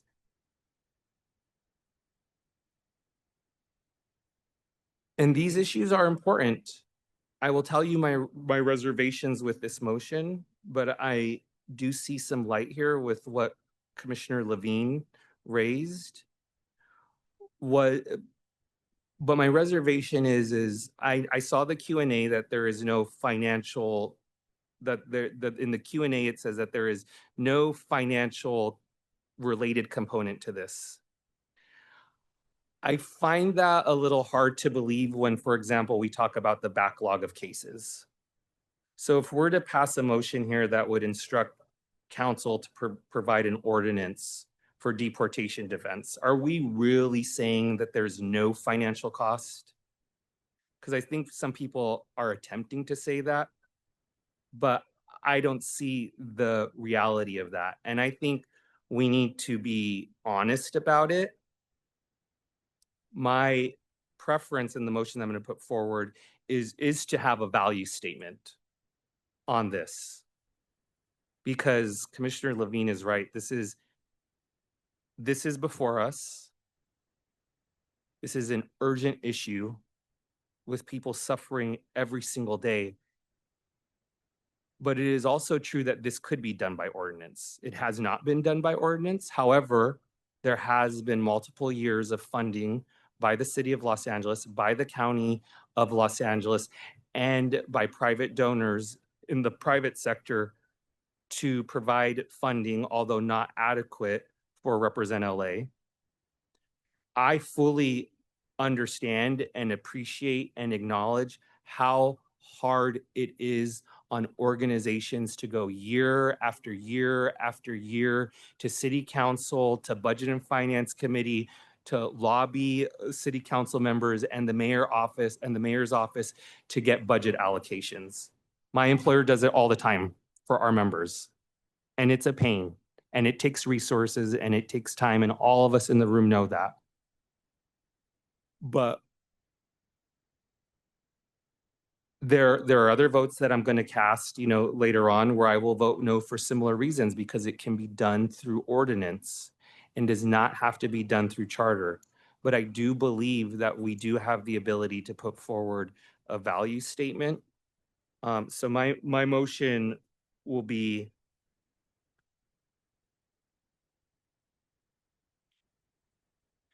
that we put forward a value statement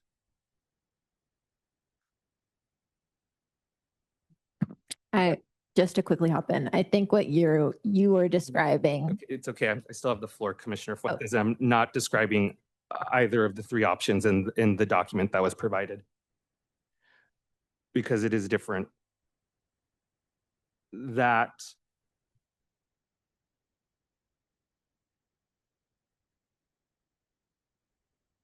I would make a motion that there is a value statement where it is made explicitly clear that there will be no economic impact to the city, that the city believes its residents should have the right to access to counsel in deportation proceedings. Can you repeat that one more time, just the last part of it? That there be a value statement in the charter that will have explicitly no economic implications for the city of Los Angeles, that the residents of the city of Los Angeles have the right to access to deportation counsel. Is there a second? I second it. All right. So that's the motion on the floor. That will be discussion. Let's have, as I anticipate, further discussion. Commissioner Fuentes, I know you wanted to get in the queue. And then Commissioner Murray and Thomas. Yeah, I was just gonna voice my opposition to this motion. I feel like it's counterintuitive to call it a value statement and lump in economics in that way. I think that defeats the purpose. Doesn't the FAQ say that there will be no economic like attachment to it?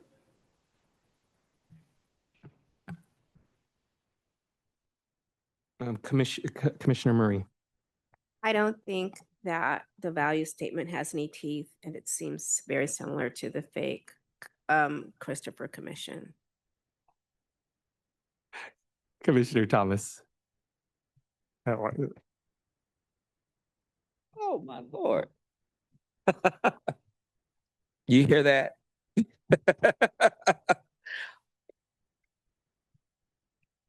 Why?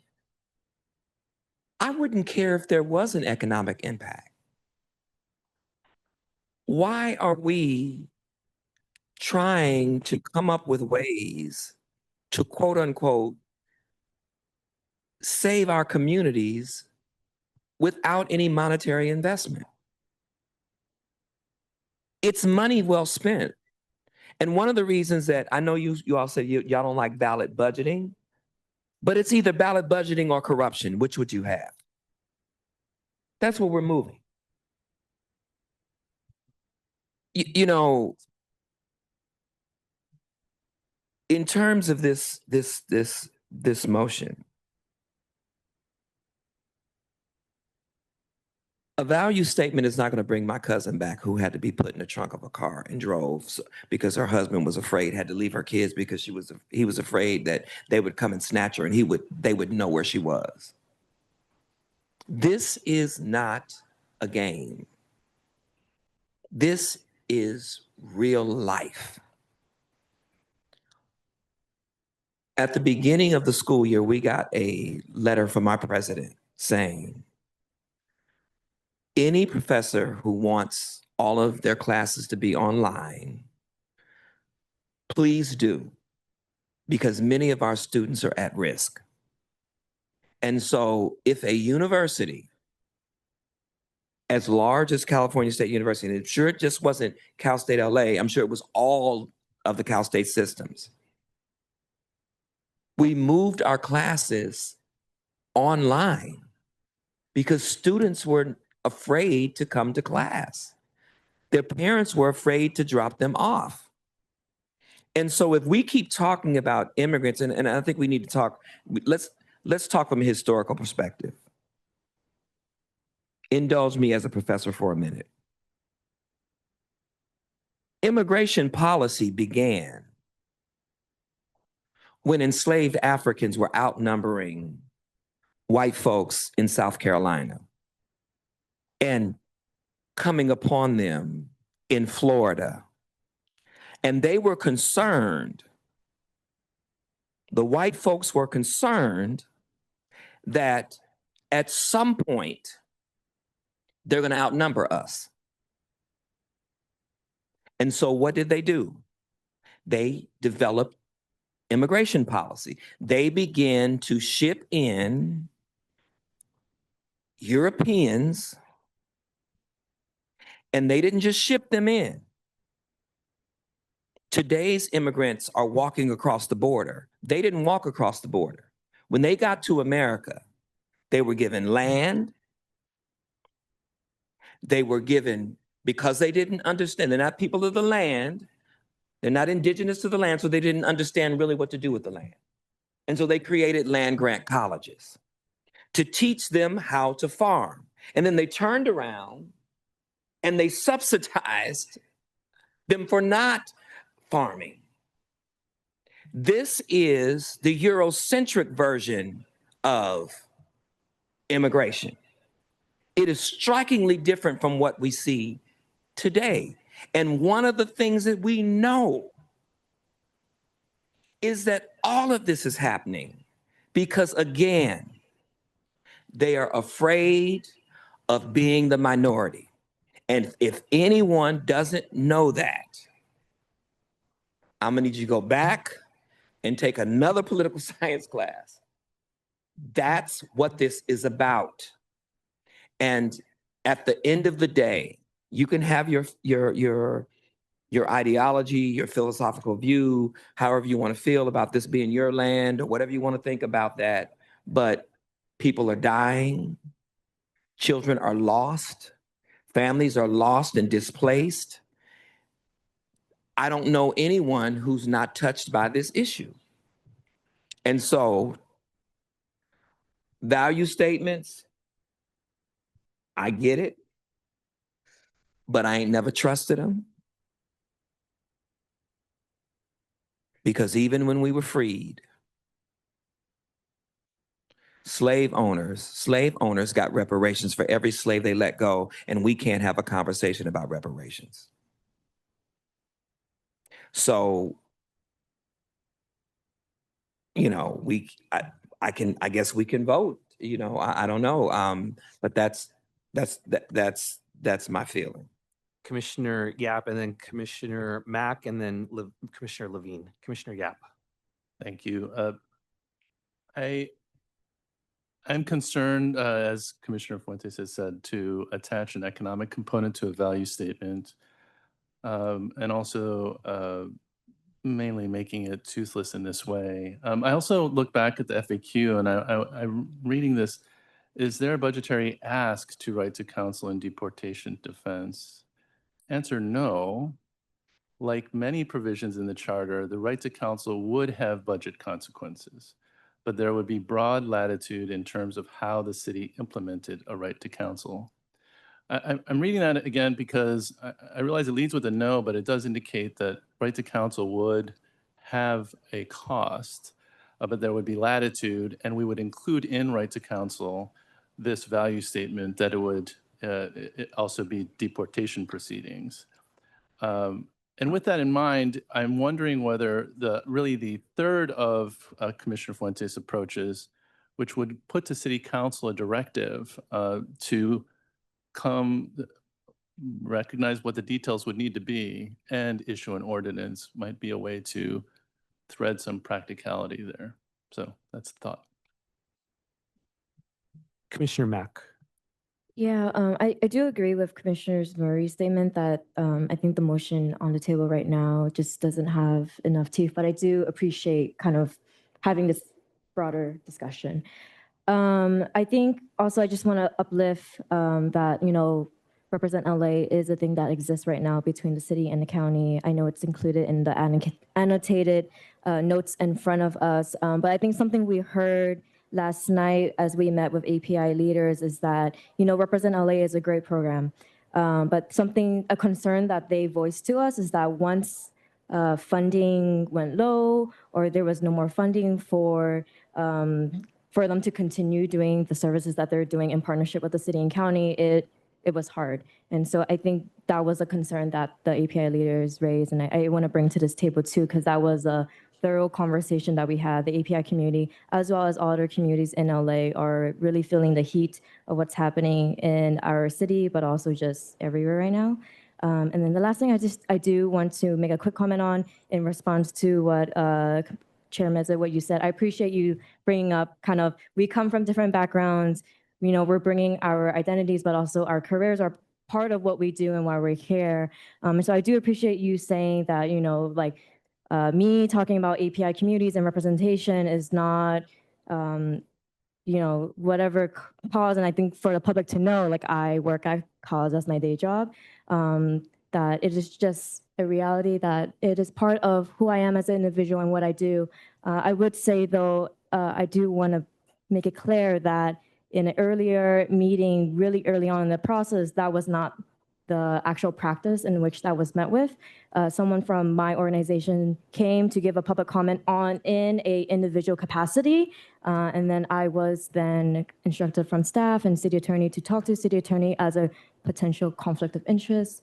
And so I think I just want to lay that clear that that has happened to me really early on in the process, and it's pretty disencouraging. And so I do appreciate what you're saying, and I do believe that is true, but also just wanted to share that that has not been representative of my experience here as the commission. So I just wanted to share that as well. So can I call for the question again, because we're going to lose a commissioner? Commissioner Can you Sanchez, I believe, restate? I'm yes, sorry. just real quick, Commissioner Sanchez wanted. Oh, I'm sorry. I just very briefly, because I do want to talk about how much I have struggled with this. I do want to let you know the compassion that I have as a child of immigrants, as an immigrant myself, what I'm seeing on the ground, on the heels of the State of the Union. This administration is not forever. We know what we're living is unprecedented, and nobody ever thought that we would be living what we're living right now. I do struggle with the role of this commission, are the financial implications, and us enshrining this into the charter. I'm really struggling with it, and it has nothing to do with the right for them to have the council, is whether or not this belongs in the charter, and that's what I'm struggling with. Commissioner Levine. I wonder if the chair would consider a friendly amendment that might address some of the concerns that have been raised by commissioners. The concern that I've heard here is I guess twofold. One is linking an economic impact to a value statement. The other is that, as written, the value statement does not have any teeth. My view of the three approaches that are presented to us is that in one respect, they are highly prescriptive, and in another respect, they offer a lot of flexibility and latitude in how the city implements. And so I wonder if the chair would consider a compromise whereby the statement made enshrines the right to counsel for deportation defense for Angelenos facing deportation proceedings, does not stop short of committing to providing counsel. Because to me, the provision of counsel as a city function is even going beyond support for Represent LA or grants from county or the city to support this effort. And then further directs the city council to adopt an ordinance that supports in support of that right. So there is a value statement that is reflective of the crisis moment we are in, and then some latitude, again, sort of borrowing from option 3, that requires the city council to specify implementation that satisfies or that is in service of that right. Because, and the reason I say that too is because I don't think that even as written, the most prescriptive of these approaches would meet the charter need of committing to providing counsel for all Angelenos facing deportation. And so we can strengthen the right and direct action at the council level. That is friendly.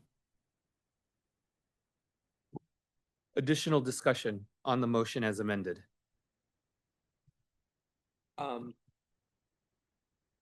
So just so I'm understanding this, so we are now about to vote on the motion that you just presented today, and not the motion that we've been talking about and been organizing around, that people have been organizing around for how many months?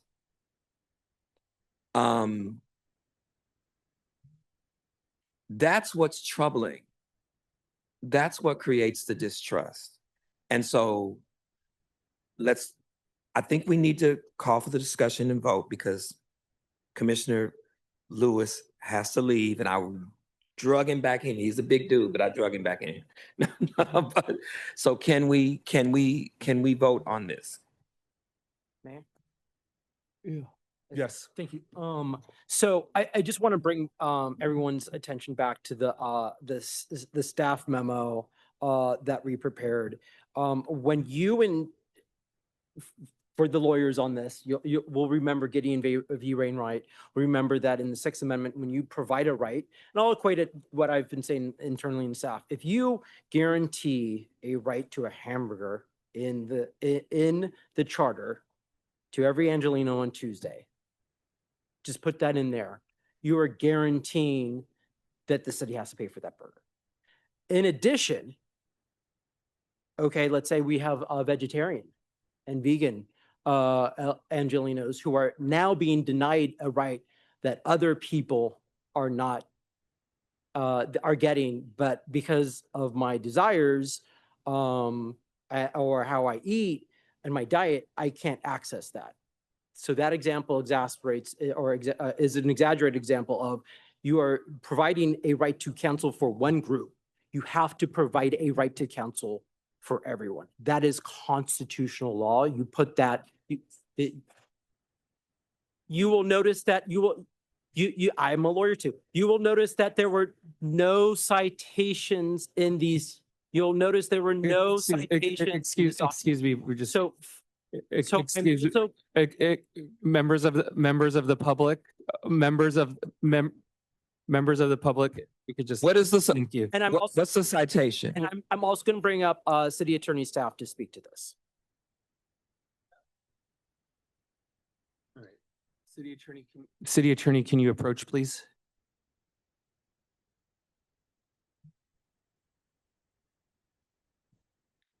So why don't you ask the question that you have?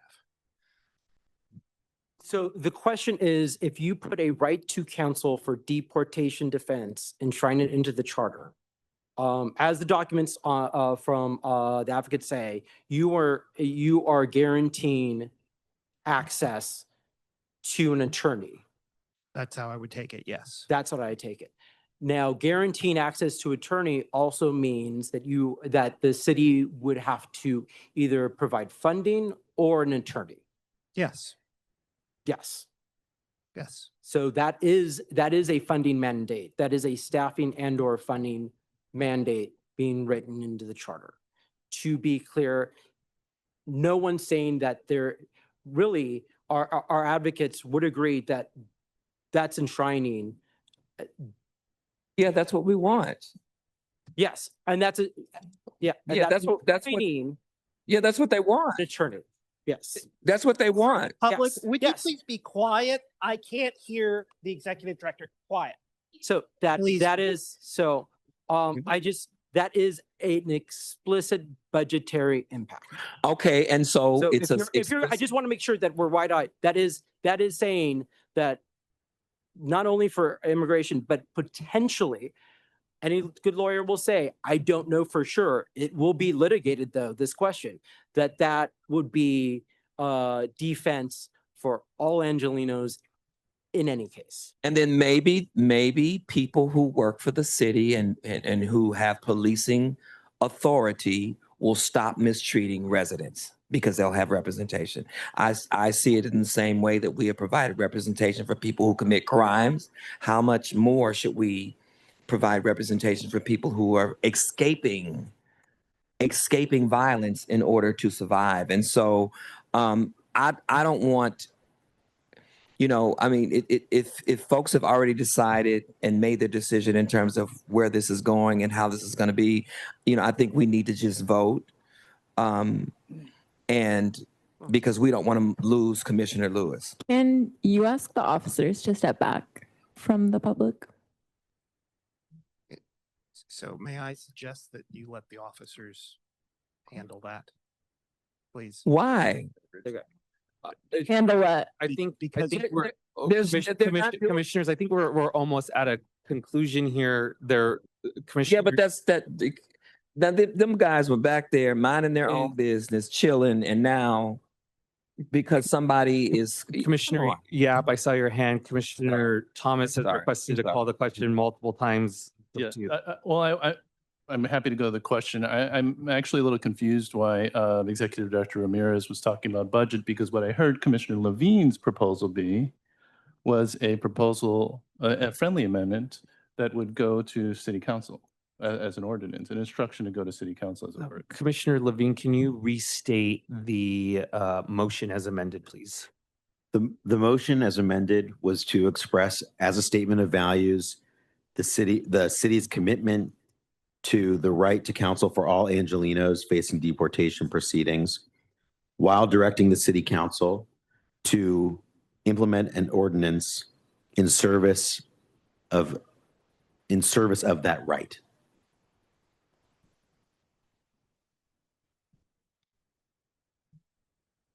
Can I ask the city attorney to approach, please?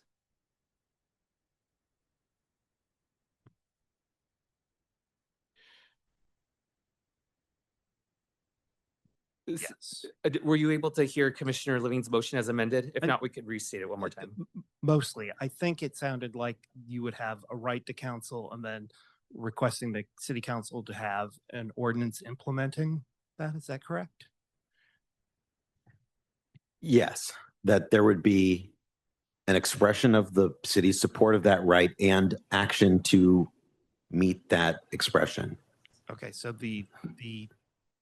there's a certain ambiguity in what you just said, an expression of the right. So are you? Yes, there is. Right to counsel are you suggesting a charter amendment with a right to counsel or not? Right? You're ambiguous on exactly that one point. I am suggesting that the charter express as a statement of values its support of the right to counsel for deportation, defense proceedings, and instructs the city council to take action to that effect. All right, so sorry to be a little dense, but I'm still not entirely clear. So you could have in the charter an expression of a value of a right to counsel. The distinction I think that I'm making is that, in fact, there are other factors that might, beyond budget, that might prevent the city from providing attorneys for individuals seeking deportation counsel, not limited to them being held in civil proceedings that would preclude counsel being provided at all. So I just the way that the right to a hamburger or not a hamburger, the city provides the hamburger, I think it's beside the point. We need to express what the emergency is and what the city's doing to address it. And so my belief would be that this would be a way to do both without overcommitting the city. Yeah, and you can do that. I mean, it sounds like what you're asking for is a charter amendment that expresses a value, a sort of aspiration, contingent on other factors, and then you're asking the council to balance that out through an implementing ordinance. Correct. Can that be clearly written and restated, Commissioner Levine, the precise language that the city attorney just used? Yes, although I did see other commissioners in the queue, and I don't know if that would influence how this is written. So, Commissioner. I will say this. Oh, I forgot that it's my motion. So then the motion. So, city attorney, can you restate the language, please, that you just used? Oh my gosh. So no, but let me try again. Okay. So you're proposing a charter amendment that expresses a value of providing counsel, immigration counsel, defense counsel, and directing the city council to implement that to the extent they feel is feasible, consistent with other necessary objectives they have, something like that.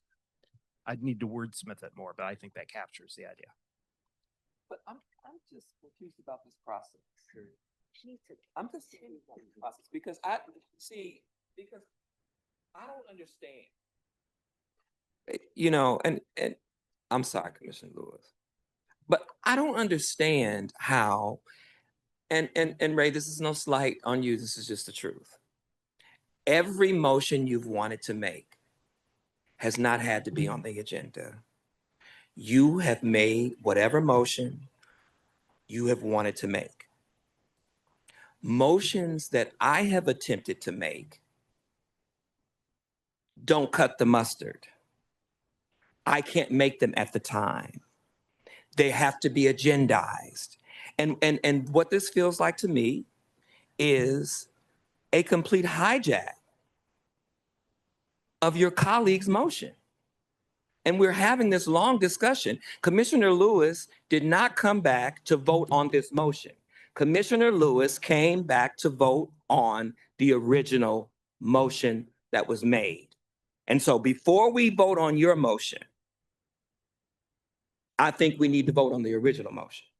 So point of order, Commissioner Thomas, the person who had the floor first was Commissioner Fuentes, who had the right to make a motion and chose not to.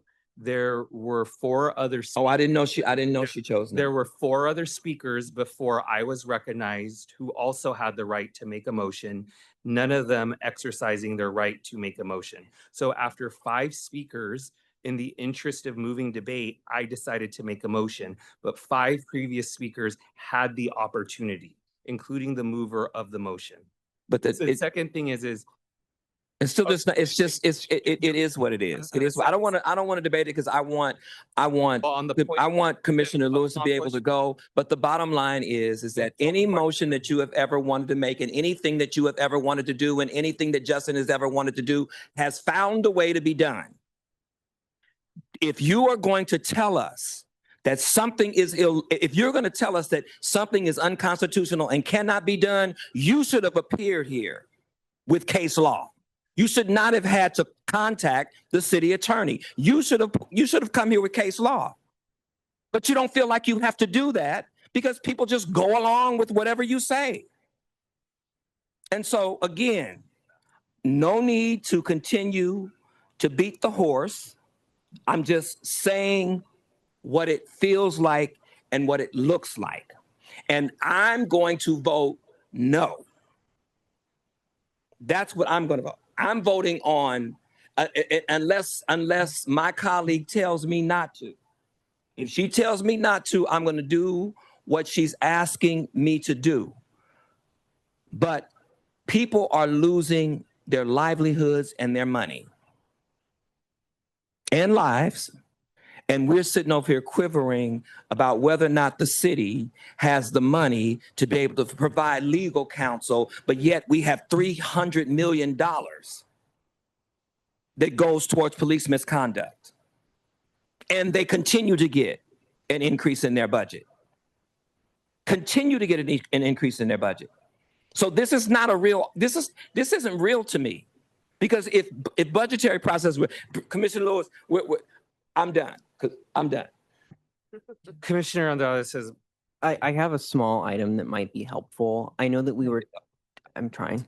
I know when we started, we said that we wanted to choose options 1, 2, or 3, but I believe that the motion as amended not only achieves option 3, but is actually a heightened than option 3. Instead of us recommending to put something in ordinance, it puts a value statement in the charter that also recommends ordinance. So it does option 3 and some change. So I know that we have a lot of emotions right now, but I think we should circle back to where we had started with options 1, 2, and 3. And I think we actually did achieve option 3 with some gold stars. Was Yes. the amended accepted? I was unclear. It Okay. was. Okay. I do have just wanted clarity on that. one quick question for the city attorney. Since the amended motion says right, does that mean that it has the same implications of a right that you had originally discussed, or should it be changed slightly? So the way that the motion currently that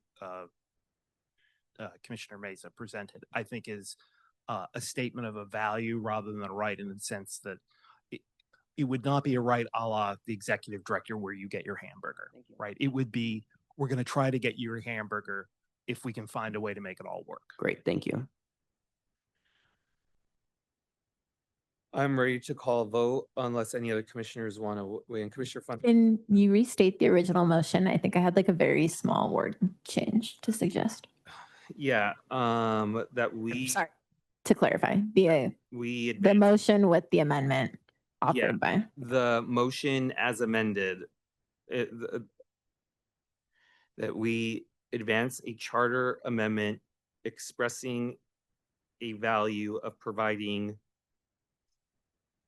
immigration deportation defense and directing city council to implement an ordinance as to effectuate that to the extent feasible.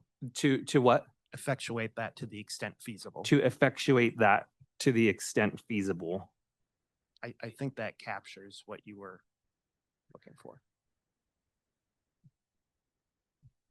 Thank you. Okay, so that's the motion on the table, correct? Yes. All right.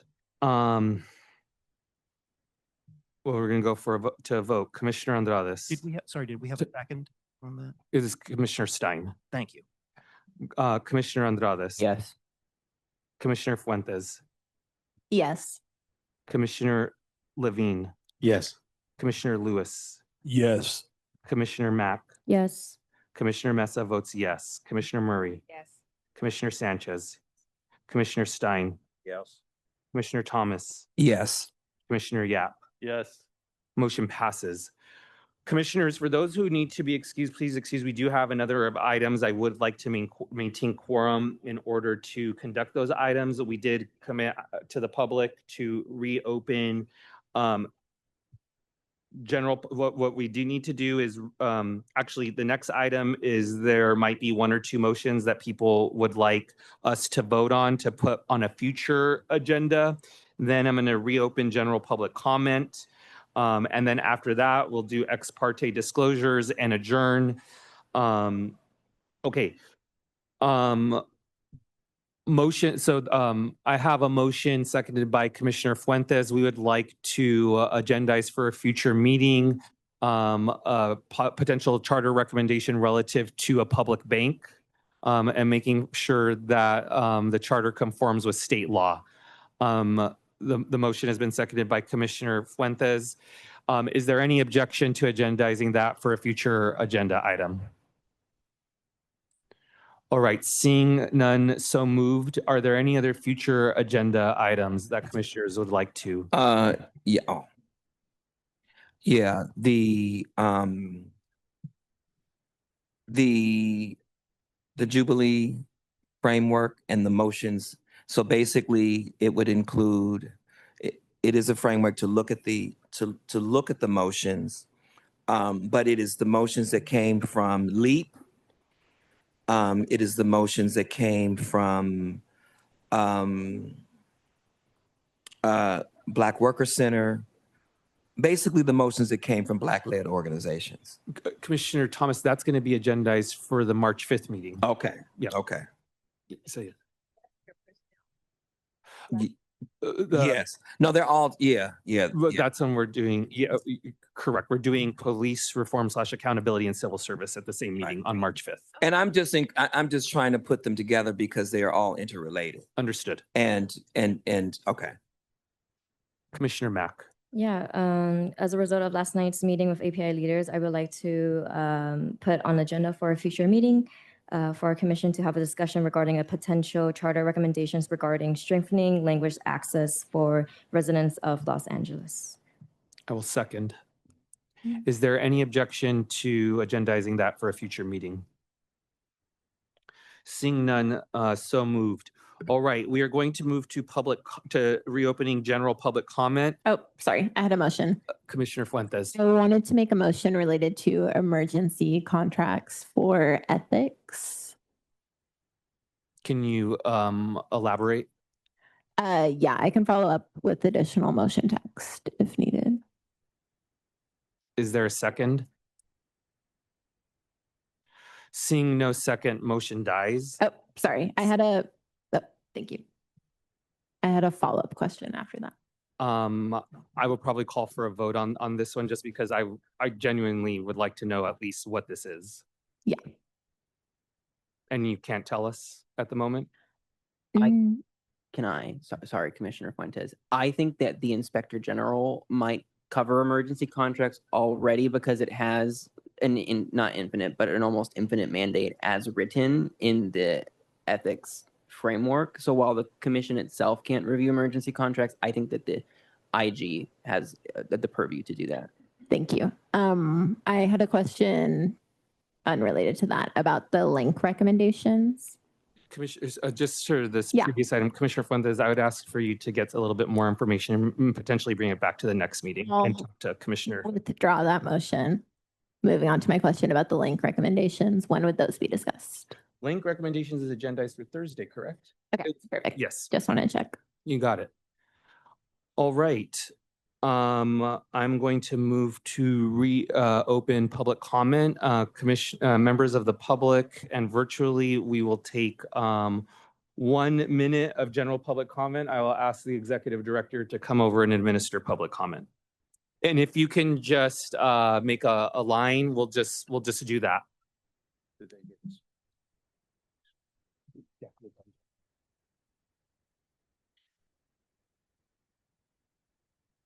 All right, lines closed. Anyone else? We're raising hands. We got a couple of hands online. All right, 1 minute, go.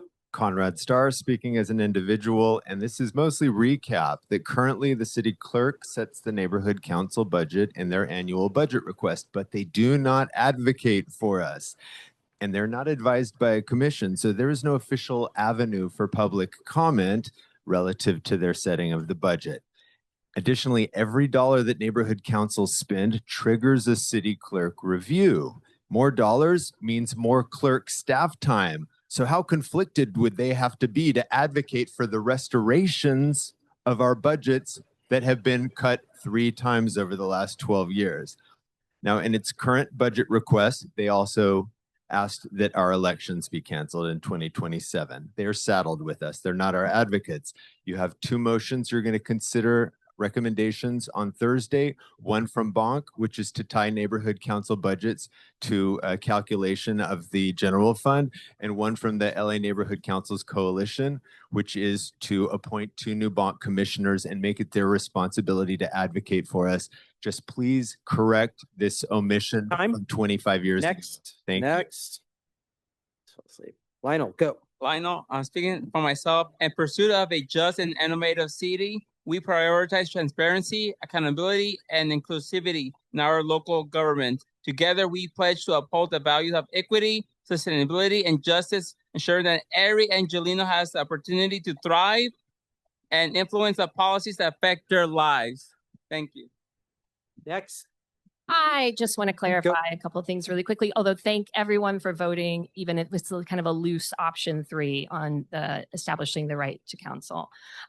So I don't know that Justin should have been speaking at all during that. I'm not quite clear on that part, but also this is what it said in the report. Establishing a legal right to defense counsel for a single group, such as in deportation cases, sets a legal mandate that could financially obligate the city to provide this service and to provide legal defense services to all residents seeking counsel for any reason.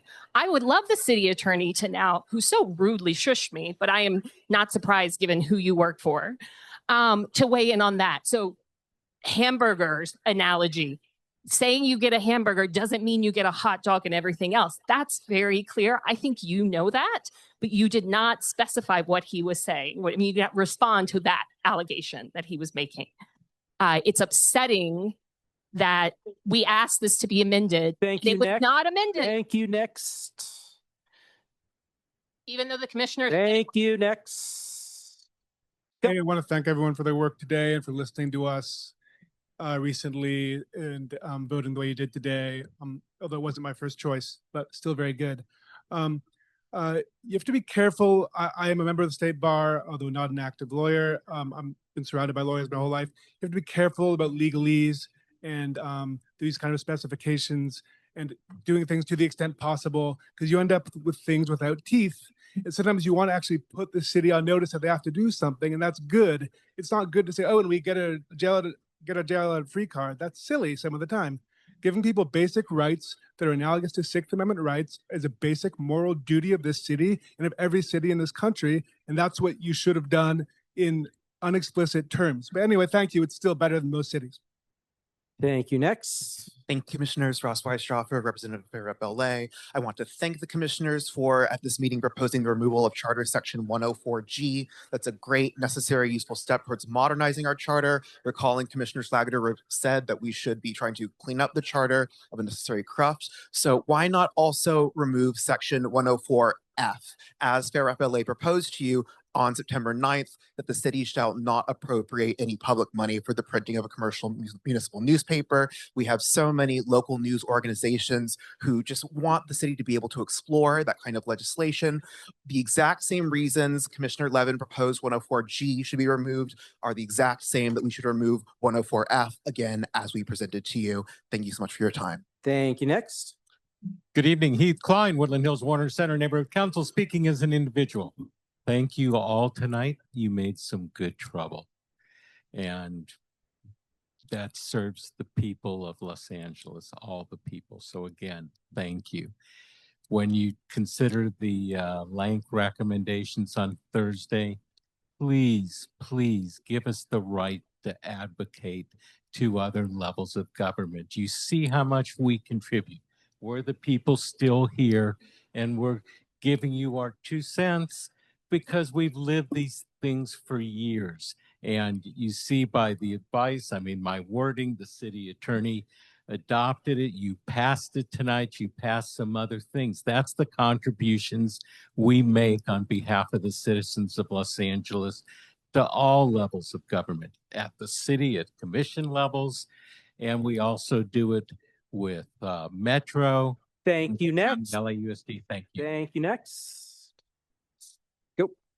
Hi, my name's Andrea Napier. I'm representing IATSE Local 705 Motion Picture Costumers. I just want to thank all of you for your time, for your volunteering to come to do this. I am a co-chair on several committees at our local, and I know that it's a full-time job. And I know that you have other full-time jobs, and I just want you to know that I really, really appreciate it. I also really appreciate the example that you set as co-commissioners, as people who need to disagree, but also need to agree, and also need to come to the middle. Sorry, it's late. Words are gone. Anyway, thank you again for your time. Thank you for being a supreme example. Thank you so much. Hi.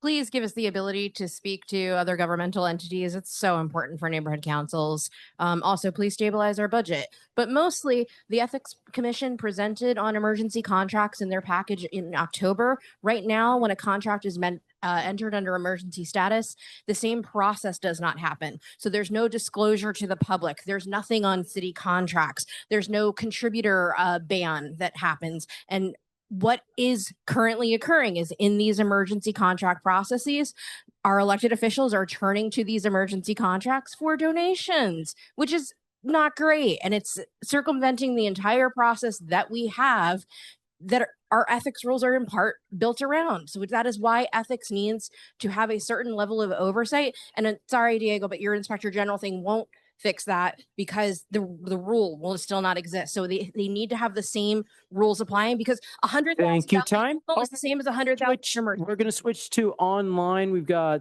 4 hands up. Just pick one.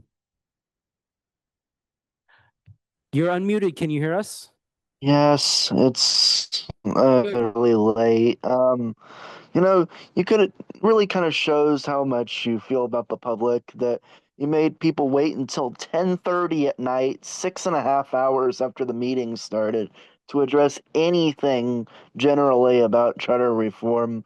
And that's because most of you seem to be there to just uplift the wishes of the mayor and city council president who don't seem to actually want any charter reform because they're benefiting from the current charter. So that's why you're not even considering anything related to LAPD accountability until like the absolute last minute, because it'll be too late to actually do anything about it. You should just make Pastor James the chair of this commission. He's the only one who seems to actually have anything good to say. There's a few others, but thank you so much. Next. I can't see. Oh, you did. Rob, go. Yes, it's your favorite. I think it's bizarre that we are suddenly only revising suspension rules for our council members and not our other elected officials. Don't forget, we were oh so close to having our last city attorney indicted by the feds. It's even more bizarre that the net result of what you are proposing today is going to make it harder to remove an elected official on trial for public corruption. There were only 11 votes to suspend Mark Ridley Thomas, and that item would have failed under your rules. A few of us today mentioned the issue of long-term mayoral vacancies and putting the public advocate first in line of succession, but it's important to also think about short-term vacancies. Our mayor was gone at the outbreak of the Palisades fire. That was a problem, but the really big problem was that the acting mayor was the council president, and they were distracted on that infamous morning preparing for and presiding over a council meeting. Instead of being in the control room as acting mayor, they were in the council chambers ignoring the fire chief's text messages. Those failures had an important, lasting impact on people across that area. Lastly, Thank you so I'm mostly much. joking about Amy, I the. believe Amy is next. Amy, we're taking you off of mute. Amy, can you hear us? Yes, can you hear me? Go. Thank you, everybody who has stuck around. I really appreciate that you have stayed so late to continue to vote on every single motion, especially since Mesa has a tendency to strategically place motions he does not like dead fucking last after it's likely a few commissioners leave. If you specify a deportation defense in the charter, then it is only for deportation defense. It's a huge stretch to say it applies to every other kind of defense. It's late. Thank you again to the commissioners who stuck around and not putting up with the bullshit. I second everything Rob has said. Thank you so much, Jester. Jester, we're taking you off mute. Jester, can you hear us? I can hear you. Can you hear Go, me? Jester. Okay, thank you. Good evening to the Charter Reform Commission again. Thank you for allowing me to speak again. Once again, I am Jester Jersey, and I administer the Vote 60 in California /Twitter account. I just want to thank the commissions for its vote last week to approve recommending lower the voting age to City Council. Although it is one of many items on charter reform, it is one of the most important, and it's also very appreciated very much that you guys took the time to look at all the comments and also vote on it. I think I can say I speak for most supporters of the issue when I say we are very grateful from the bottom of our hearts. Thank you very much. All right, thank you. And that was the people who queued up. And that concludes public comment, sir. Thank you. Just real quick, commissioners, two things. Ex parte disclosures. Do any commissioners have any ex parte disclosures that have happened during this meeting? All right, seeing none, thank you, commissioners. Commissioners, we have another meeting on Thursday, and there is going to be almost all of us have careers and other things in life. We cannot do 2 meetings like this a week. I'm going to let commissioners know that I'm going to work with the staff tomorrow. We will be putting out a special agenda to revise the agenda. I just have to take a look and see which items are going to be pushed off to next week. But I've heard from a number of commissioners that they cannot do 10 p.m. back-to-back meetings. And so there are going to be adjustments in the agenda that will be made. And I just want to let commissioners know that a special will be put out to make those adjustments and to let the members of the public know that as well. Can I get a motion to adjourn, please? Can we think about it?